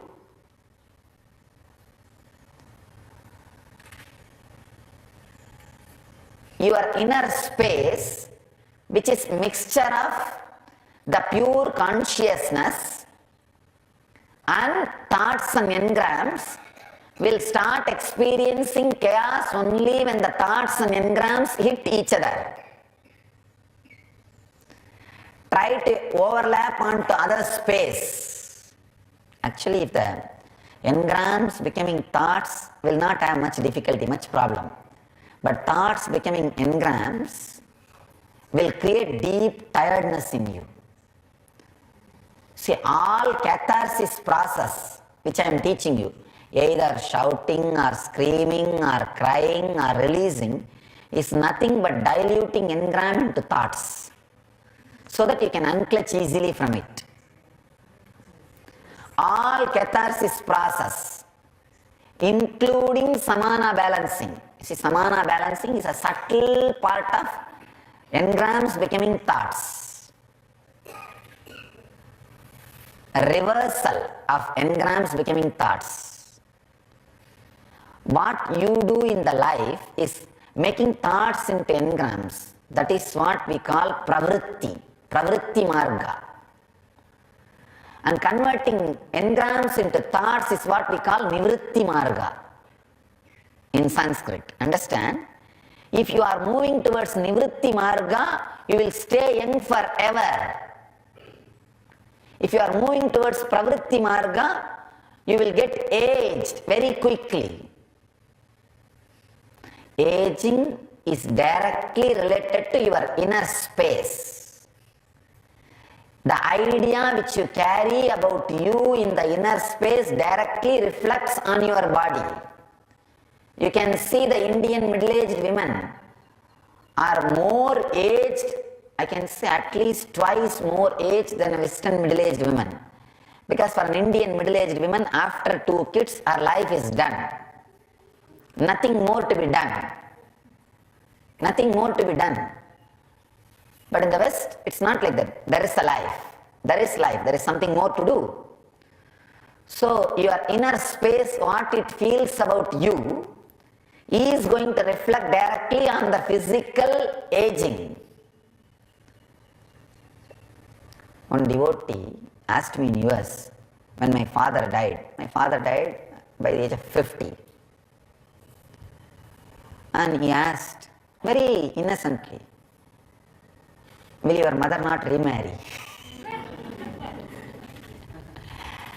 She can't imagine my mother is going to live without getting one more marriage. In India, you can't imagine after 40 a woman getting remarried. See the complete contra. She cannot imagine my mother is going to live without getting remarried. In India, you cannot imagine. Forget about planning or failing and all that. Even a thought will not cross in the mind of one more marriage. Because if you have 2 kids, your life is over. That is why quick aging means done, what next? But when there is in the West, the idea is different. There is so much to be done. Means understand. It may feel like so much to be done idea and converting thought into engrams are conflicting. Please understand, so much to be done means you are expecting the moments happened in your past which are future. As I said, there are moments happened in your past where there is no conflict between the thought and engram. That's what I call the space of excitement, happiness. When you wait for that which is up, even though it has happened in the future which is past, you are waiting for that past in the future. So there is a constant excitement, the aging does not happen. Understand? I am just completely breaking your idea of past, future and present.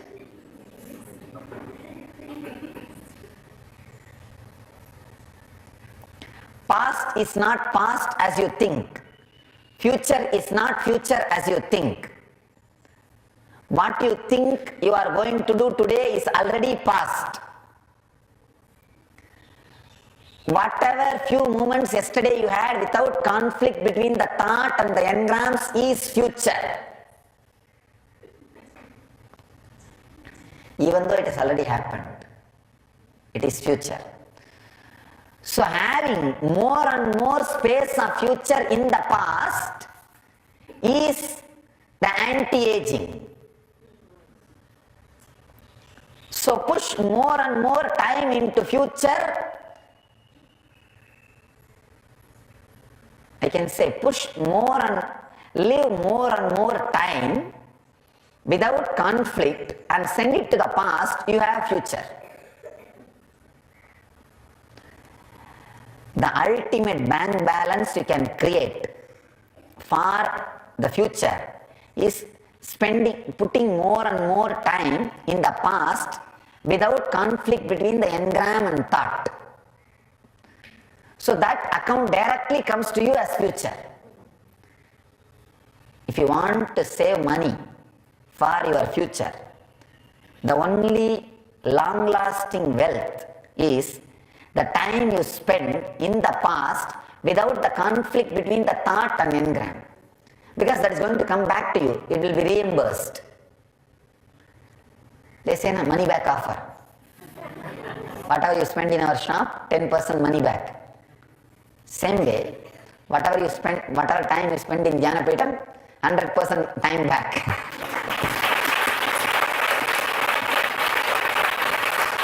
Whatever time you spend in unclutching, 100% time back guarantee.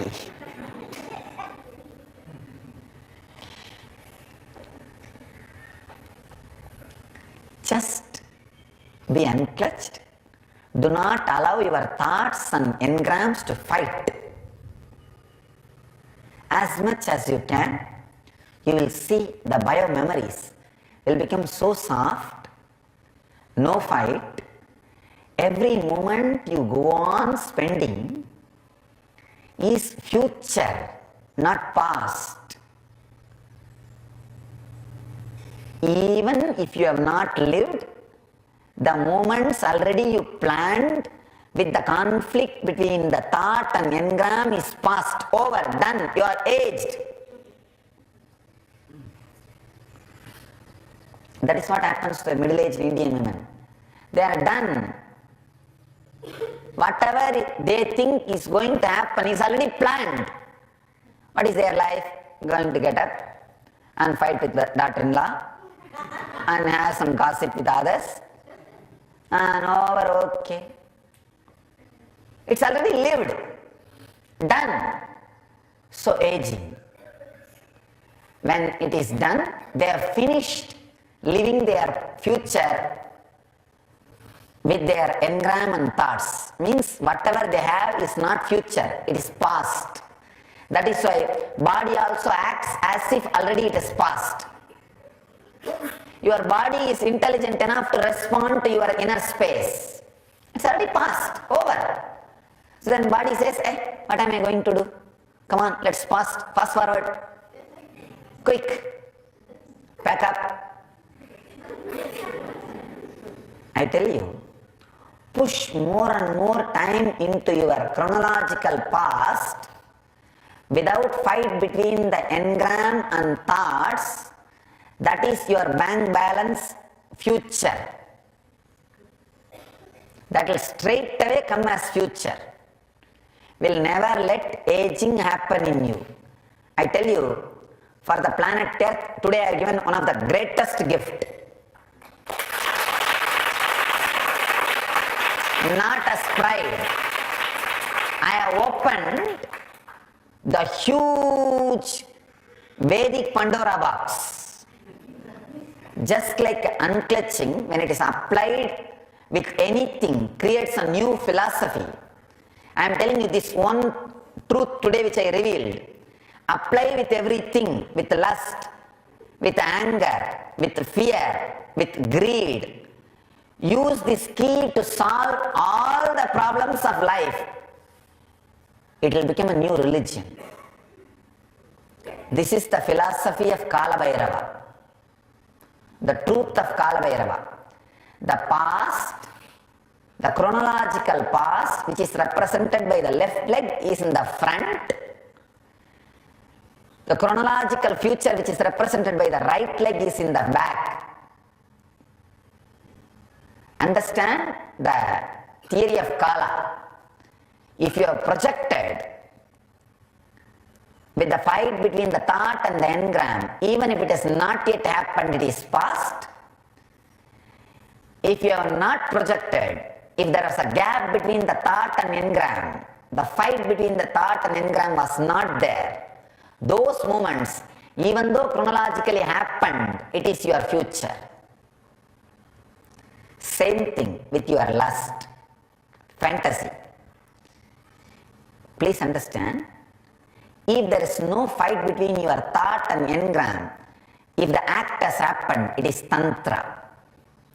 If there is a fight between your thought and engram, even if the act has happened, it is just masturbation with another body, which is not going to let you rest in peace, which is only going to add more and more and more load. In every step, I tell you, in every step, the same idea. If all your sex is a past, you are already old. If all your sex was future, embedded in the past, you have a great future. I can say, just analyze this truth and understand 1,000 questions about the sexuology will be answered. Same way, wealth, money. The time you spend with wealth, if there was no conflict between your thought and engram, means the fulfillment, contentment, aparigraha, you have future. If you are spent with the fight between the thought and the engrams, whatever wealth you might have had or you are going to have, it is going to be poverty. The bioenergy, health, fear, everything can be solved with this one truth. The truth about past, present and future, Kala. Now, sit and go on digging your each problem with this one truth. Churn your each problem with this one truth. Grind your each problem with this one truth. Whether it is money or relationship or sex or aging, I tell you, you will straight away hit the solution. You will straight away hit the solution. When you hit the solution, the past which you created, in future, please understand, the past which you projected, in future is ghost. When you kill that, that is the skull which Kal Bhairava is having in his hand. The unlived life. See the skull which Kal Bhairava is having in his hand, anything you put it in this in that skull, it will swallow. It will swallow. That is why so many people gave Bhiksha, but the skull itself swallows. Kal Bhairava is hungry. Shiva never got anything. Then comes Devi, Annapurani. Please understand, Shiva goes and stands, Bhiksham Jnana Vairagya Siddhyartham Bhiksham Dehi Cha Parvati. Oh Devi, give me the food for Jnana and Vairagya. Means not to project my past into the future and destroy my life by quickly aging. And Devi gives the grain of the great truth, knowledge of not projecting your past into the future. Means I can say your fight between the engram and the thought into the future and bringing yourself to the present, to this understanding. I can say you don't even have to practice anything, just this understanding. When the grains are offered into that skull, see, the greatness about the time is just the understanding is enough, nothing much needs to be practiced. With this understanding, scan all your problems. That skull will just disappear. That ghost will just disappear. The ghost will just disappear. That is what is meant by when Devi put the food. She put little in the skull. The skull was enjoying. So she purposely dropped a little bit outside the skull on the ground. The skull felt the taste of the food so much, it just jumped to eat that food, and Shiva was freed of the skull and he was liberated. Understand? Just this understanding. Look, oh God. This is what is the problem in my sex. This is what is the problem in my money. This is what is the problem in my relationships. When there is no conflict in your thought and biomemory, the other person with whom you are living, our thought and biomemory, the time you spend together is so fulfilling, so satisfying. That is what I call the time you are in relationship. All other time spent together is not relationship. Maybe rationalship. Trying to rationalize why I am like this, why she is like this. I can say the A and E changes its place. Relationship and rationalship. Everything, look with this one truth. Your past is not past as you think. Your future is not future as you think. How to make your past into, how to have more future means let your past be filled with the future. So naturally your future will be pure future. There is no aging. There is no aging. Understand?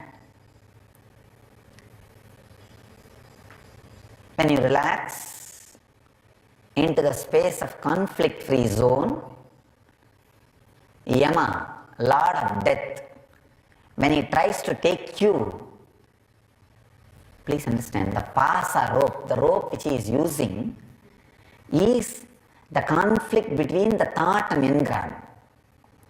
Means attachment. Attachment only makes your thought into engram.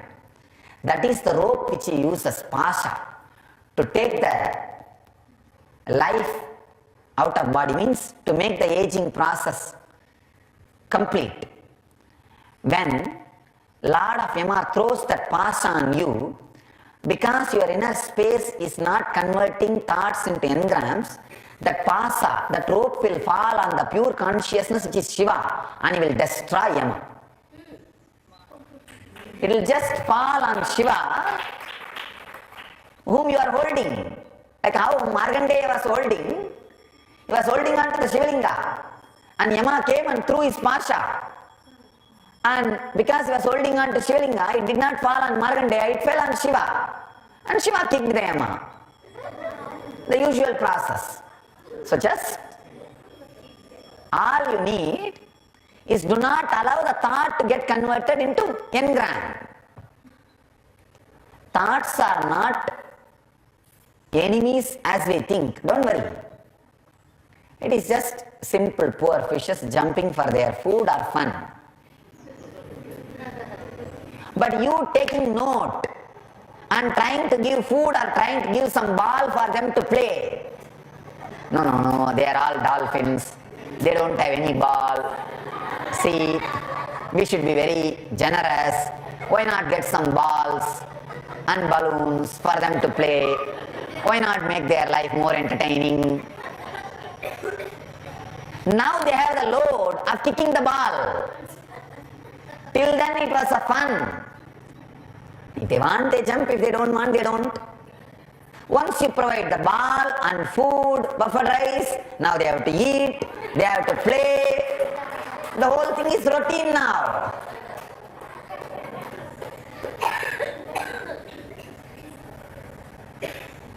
That is where the play and fun becomes game.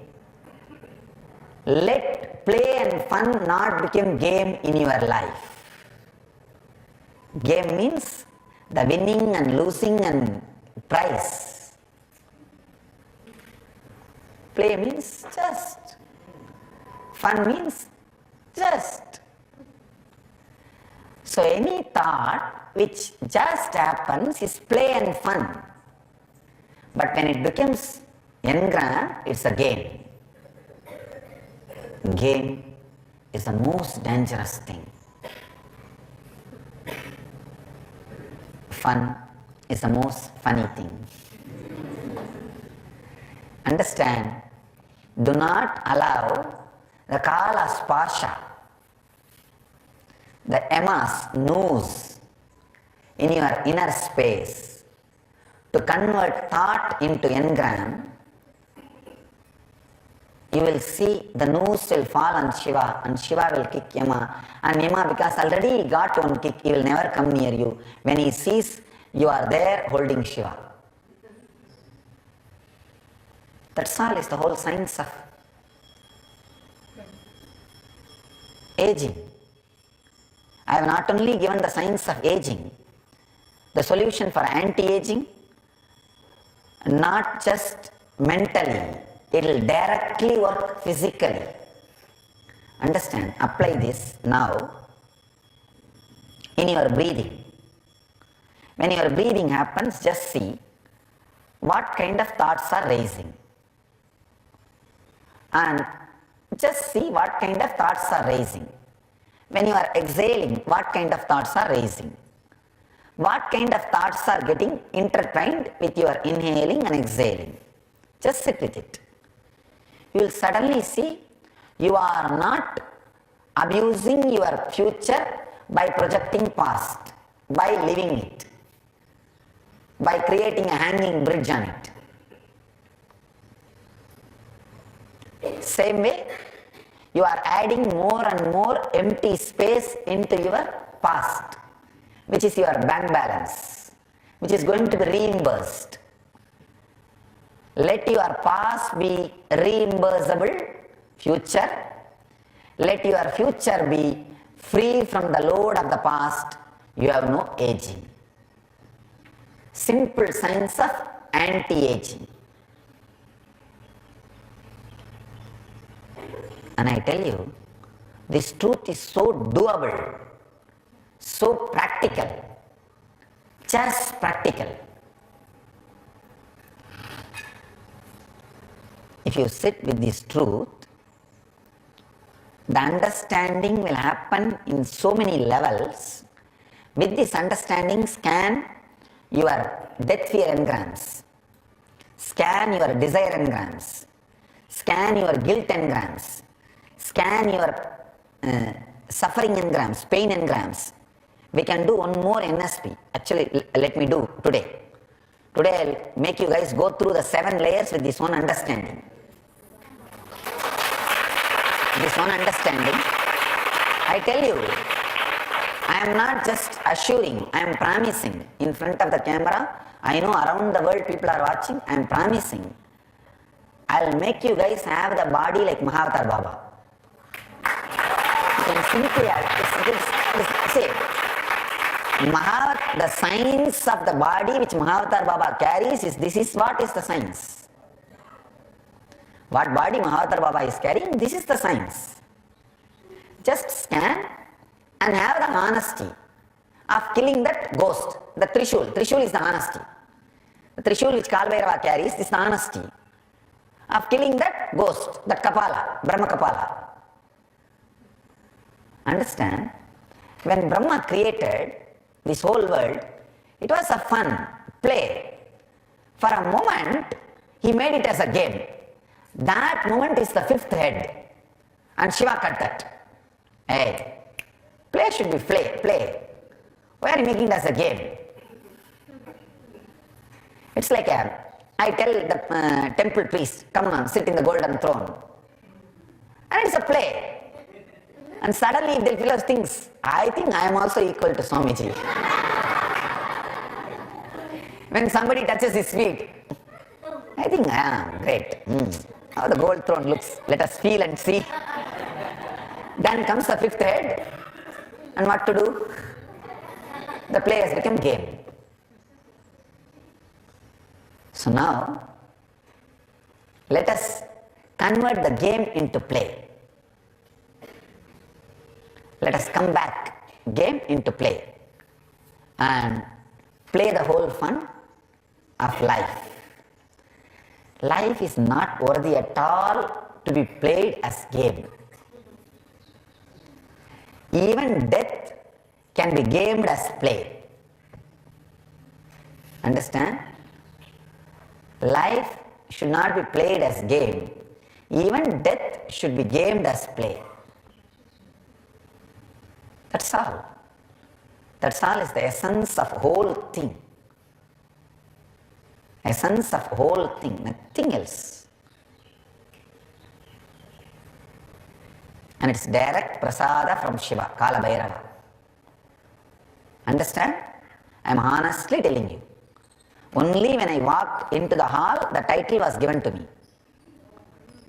Only when I walked into the hall, Brahmaswarupa brought the title and gave. And today we did not have Pada Puja for me to download.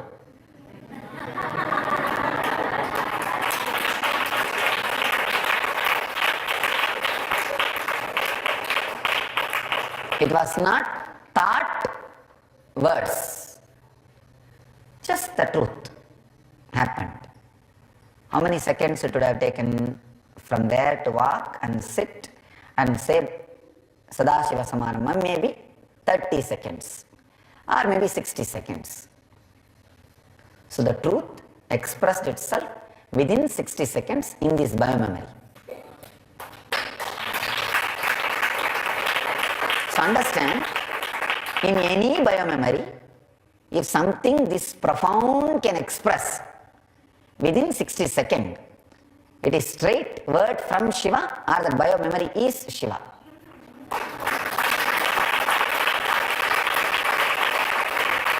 Because this, I am telling you, this one truth can revolutionize the way in which you think, act, live, eat, do everything.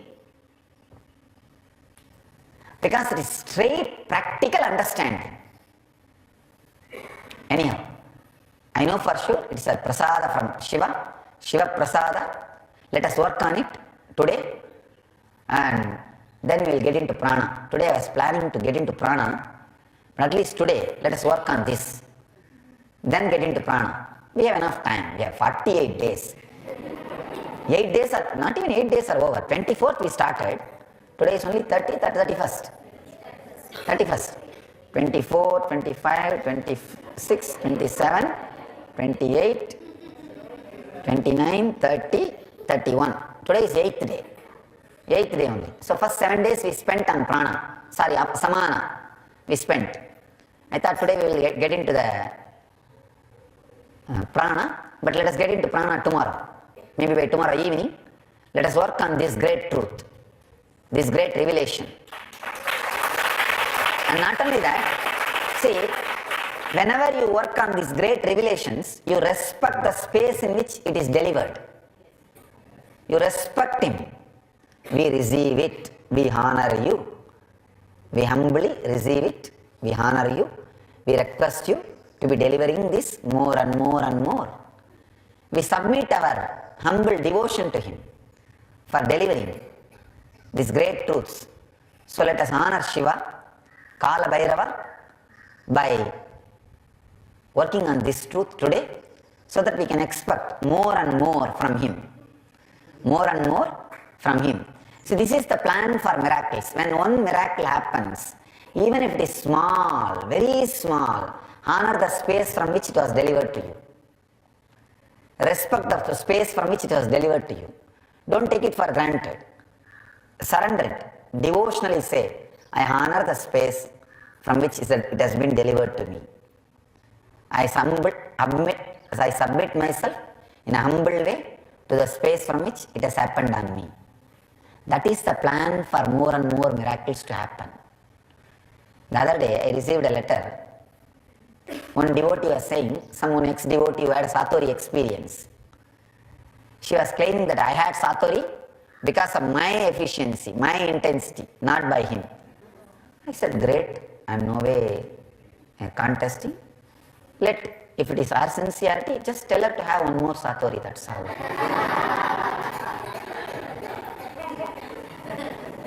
When I had my Satori, See, the greatness of samadhi is, it will never come the moment you think you had satori because of you.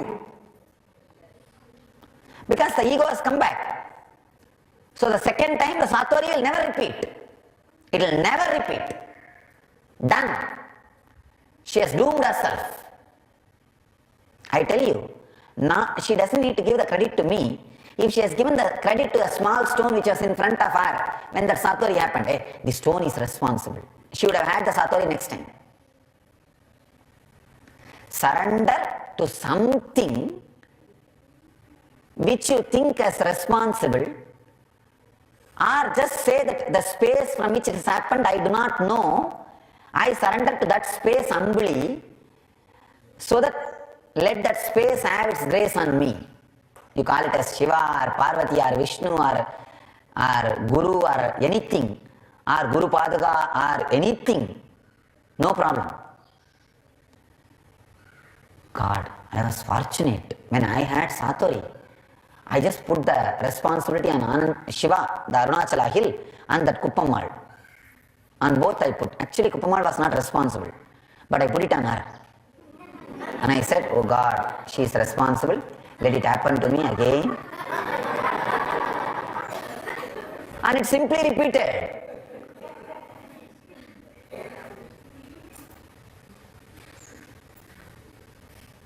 And I am advising sincerely that ex-devotee,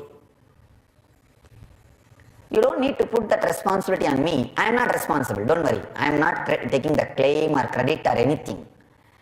Just put it on something, Shiva or Arunachala or something, so that it can repeat, it can happen in your inner space again. Don't doom yourself, claiming that you are sincerity. Forget about it.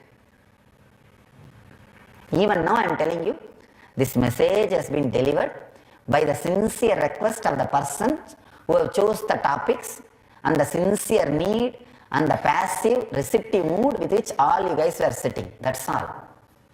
I am not interested in claiming, because I want this kind of things again and again to happen.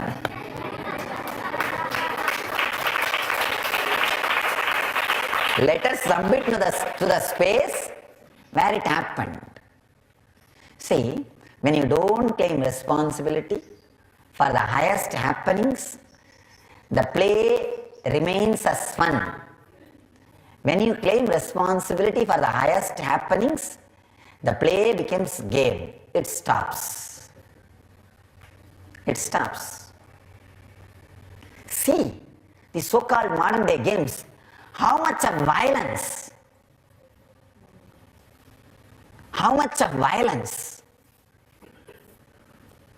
whole fun part is taken away from it. All right, I don't want to talk about it. All right.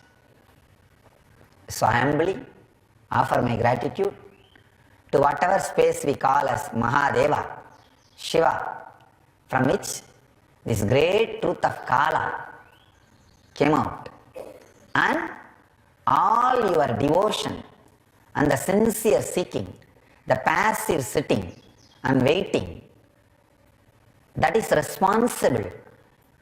See, this was receiving end and that was giving end. Both are responsible for the happening through this biomemory. So I offer my gratitude to both ends, the end which delivered and end which received, so that let these great things happen again and again. Let me also enjoy this fun by being medium, or by being the channel, by being the biomemory in which this whole thing is happening. So let Shiva happen again and again. Let the cosmos celebrate itself again and again. Let us all experience this truth and radiate enlightenment. Let us all live and radiate the eternal bliss. Nityananda. Thank you.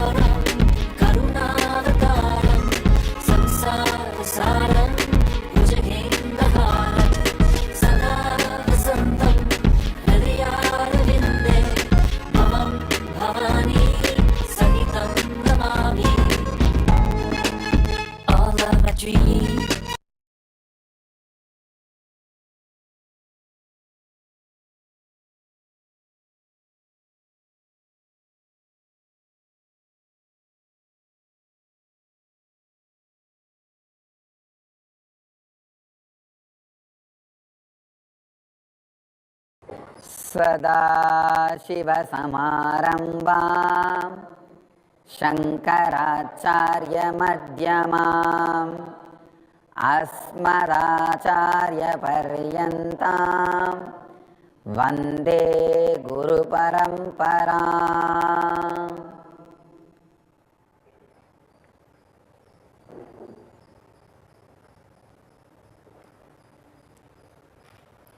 I welcome you all with my love and respects. Today is the day of celebration. Today is Krishna Janmashtami, Krishna's birthday celebration.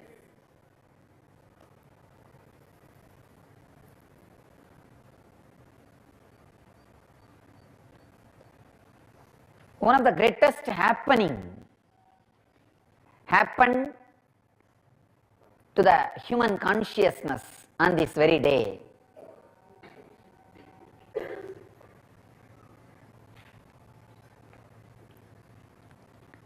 That day, monkeys started walking with two legs. Breakthrough. One of the major breakthrough in human consciousness happened. The human beings have started evolving. Same way, the day Krishna happened, greatest breakthrough in spiritual consciousness happened. Krishnastu Swayam Bhagavan. Krishna is very God himself. Purnavatara.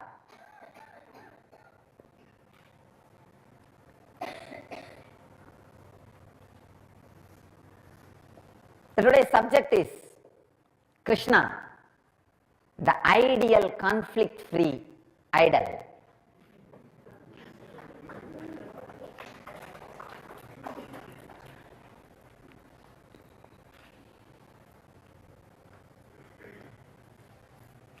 I don't know how I am going to describe Krishna.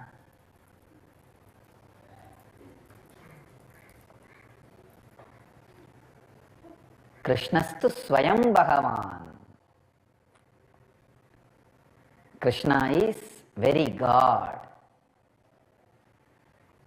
God himself landed in the human body.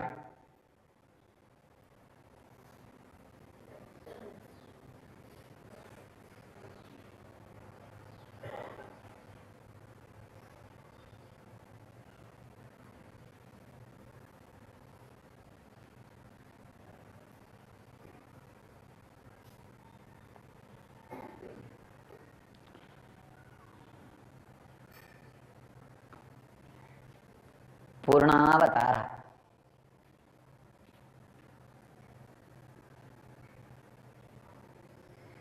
He set a trend for incarnations. Understand?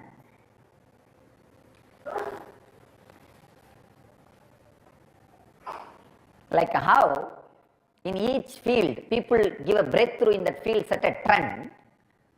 He set a trend for how an incarnation should land and express, exhibit,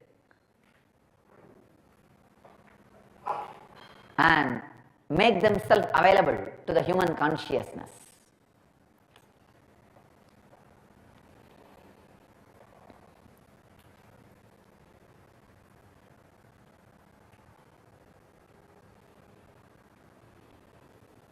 What to describe? Whether he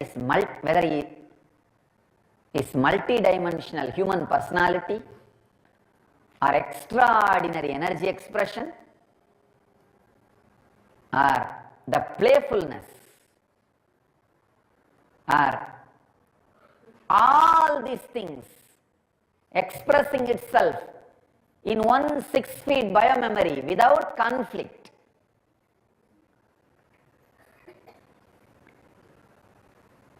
He escaping from a war and his courage, both has no conflict. His romance and his knowledge has no conflict. The Radha Krishna and Gita Krishna, no conflict. You cannot imagine A guy who is having so much of romance, outrageous flirt, the most outrageous flirt happened on the planet Earth. Standing in the war field and giving Gita, the most comprehensive, unabridged dictionary of the world philosophies. Both can happen from one brain without conflict. I know for sure, if Radha had the doubts of Arjuna, Krishna would have delivered Gita to very Radha in that very romance mood. Or Arjuna had the romance mood and the devotion, he would have flirted with Arjuna during the deliverance of Gita. He doesn't need even two different times to deliver the different dimensions. If you need two different times to deliver two different dimensions, you have conflict inside. Here is a personality like Krishna, because there is no conflict. He can deliver, he can be Radha Krishna and Gita Krishna at the same moment simultaneously. If Radha and Arjuna was there next, he would have been playing both games at a time. He is capable because he is conflict free. He can let Yashoda bind himself in a small stone, the rice grinding stone, and he can break the Maruda trees, liberate the Gandharvas. He can be doing the both powerless, innocent, baby, could be bound, and expressing extraordinary power of breaking two Maruda trees, not a joke, and liberating two Gandharvas.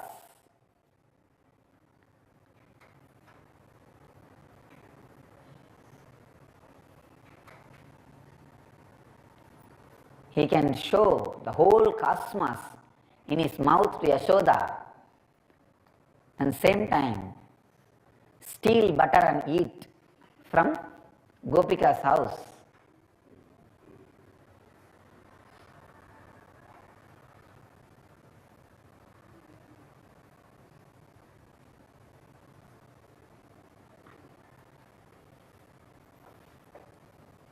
There is a story. Shiva himself came down as Gopika to enjoy the Krishna Leela. I can vouch for it. It would have happened. If he has not come down, at least he would have been jealous of Gopikas.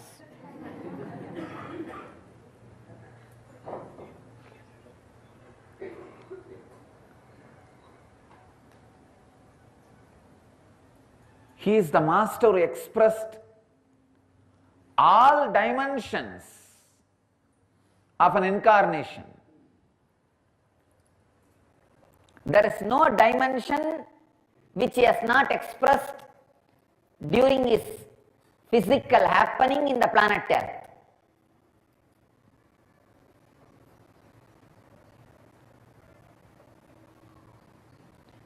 Sarva Mangalatva, all the auspicious qualities.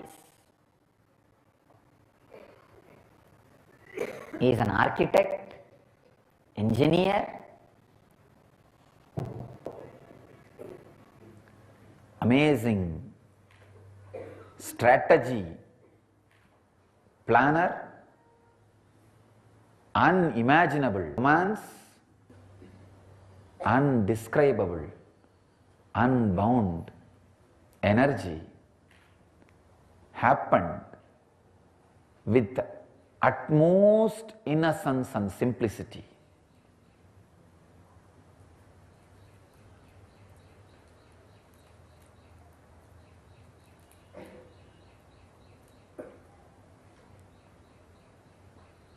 In a conflict-free way.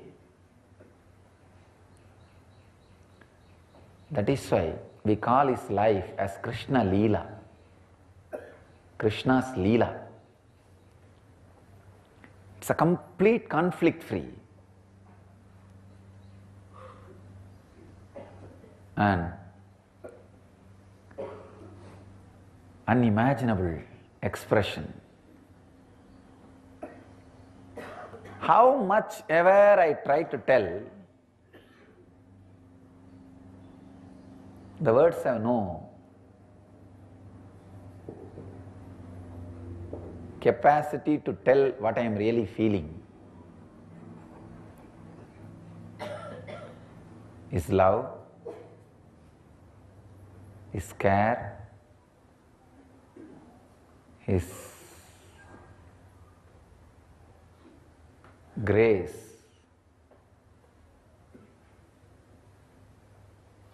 every incident in his life,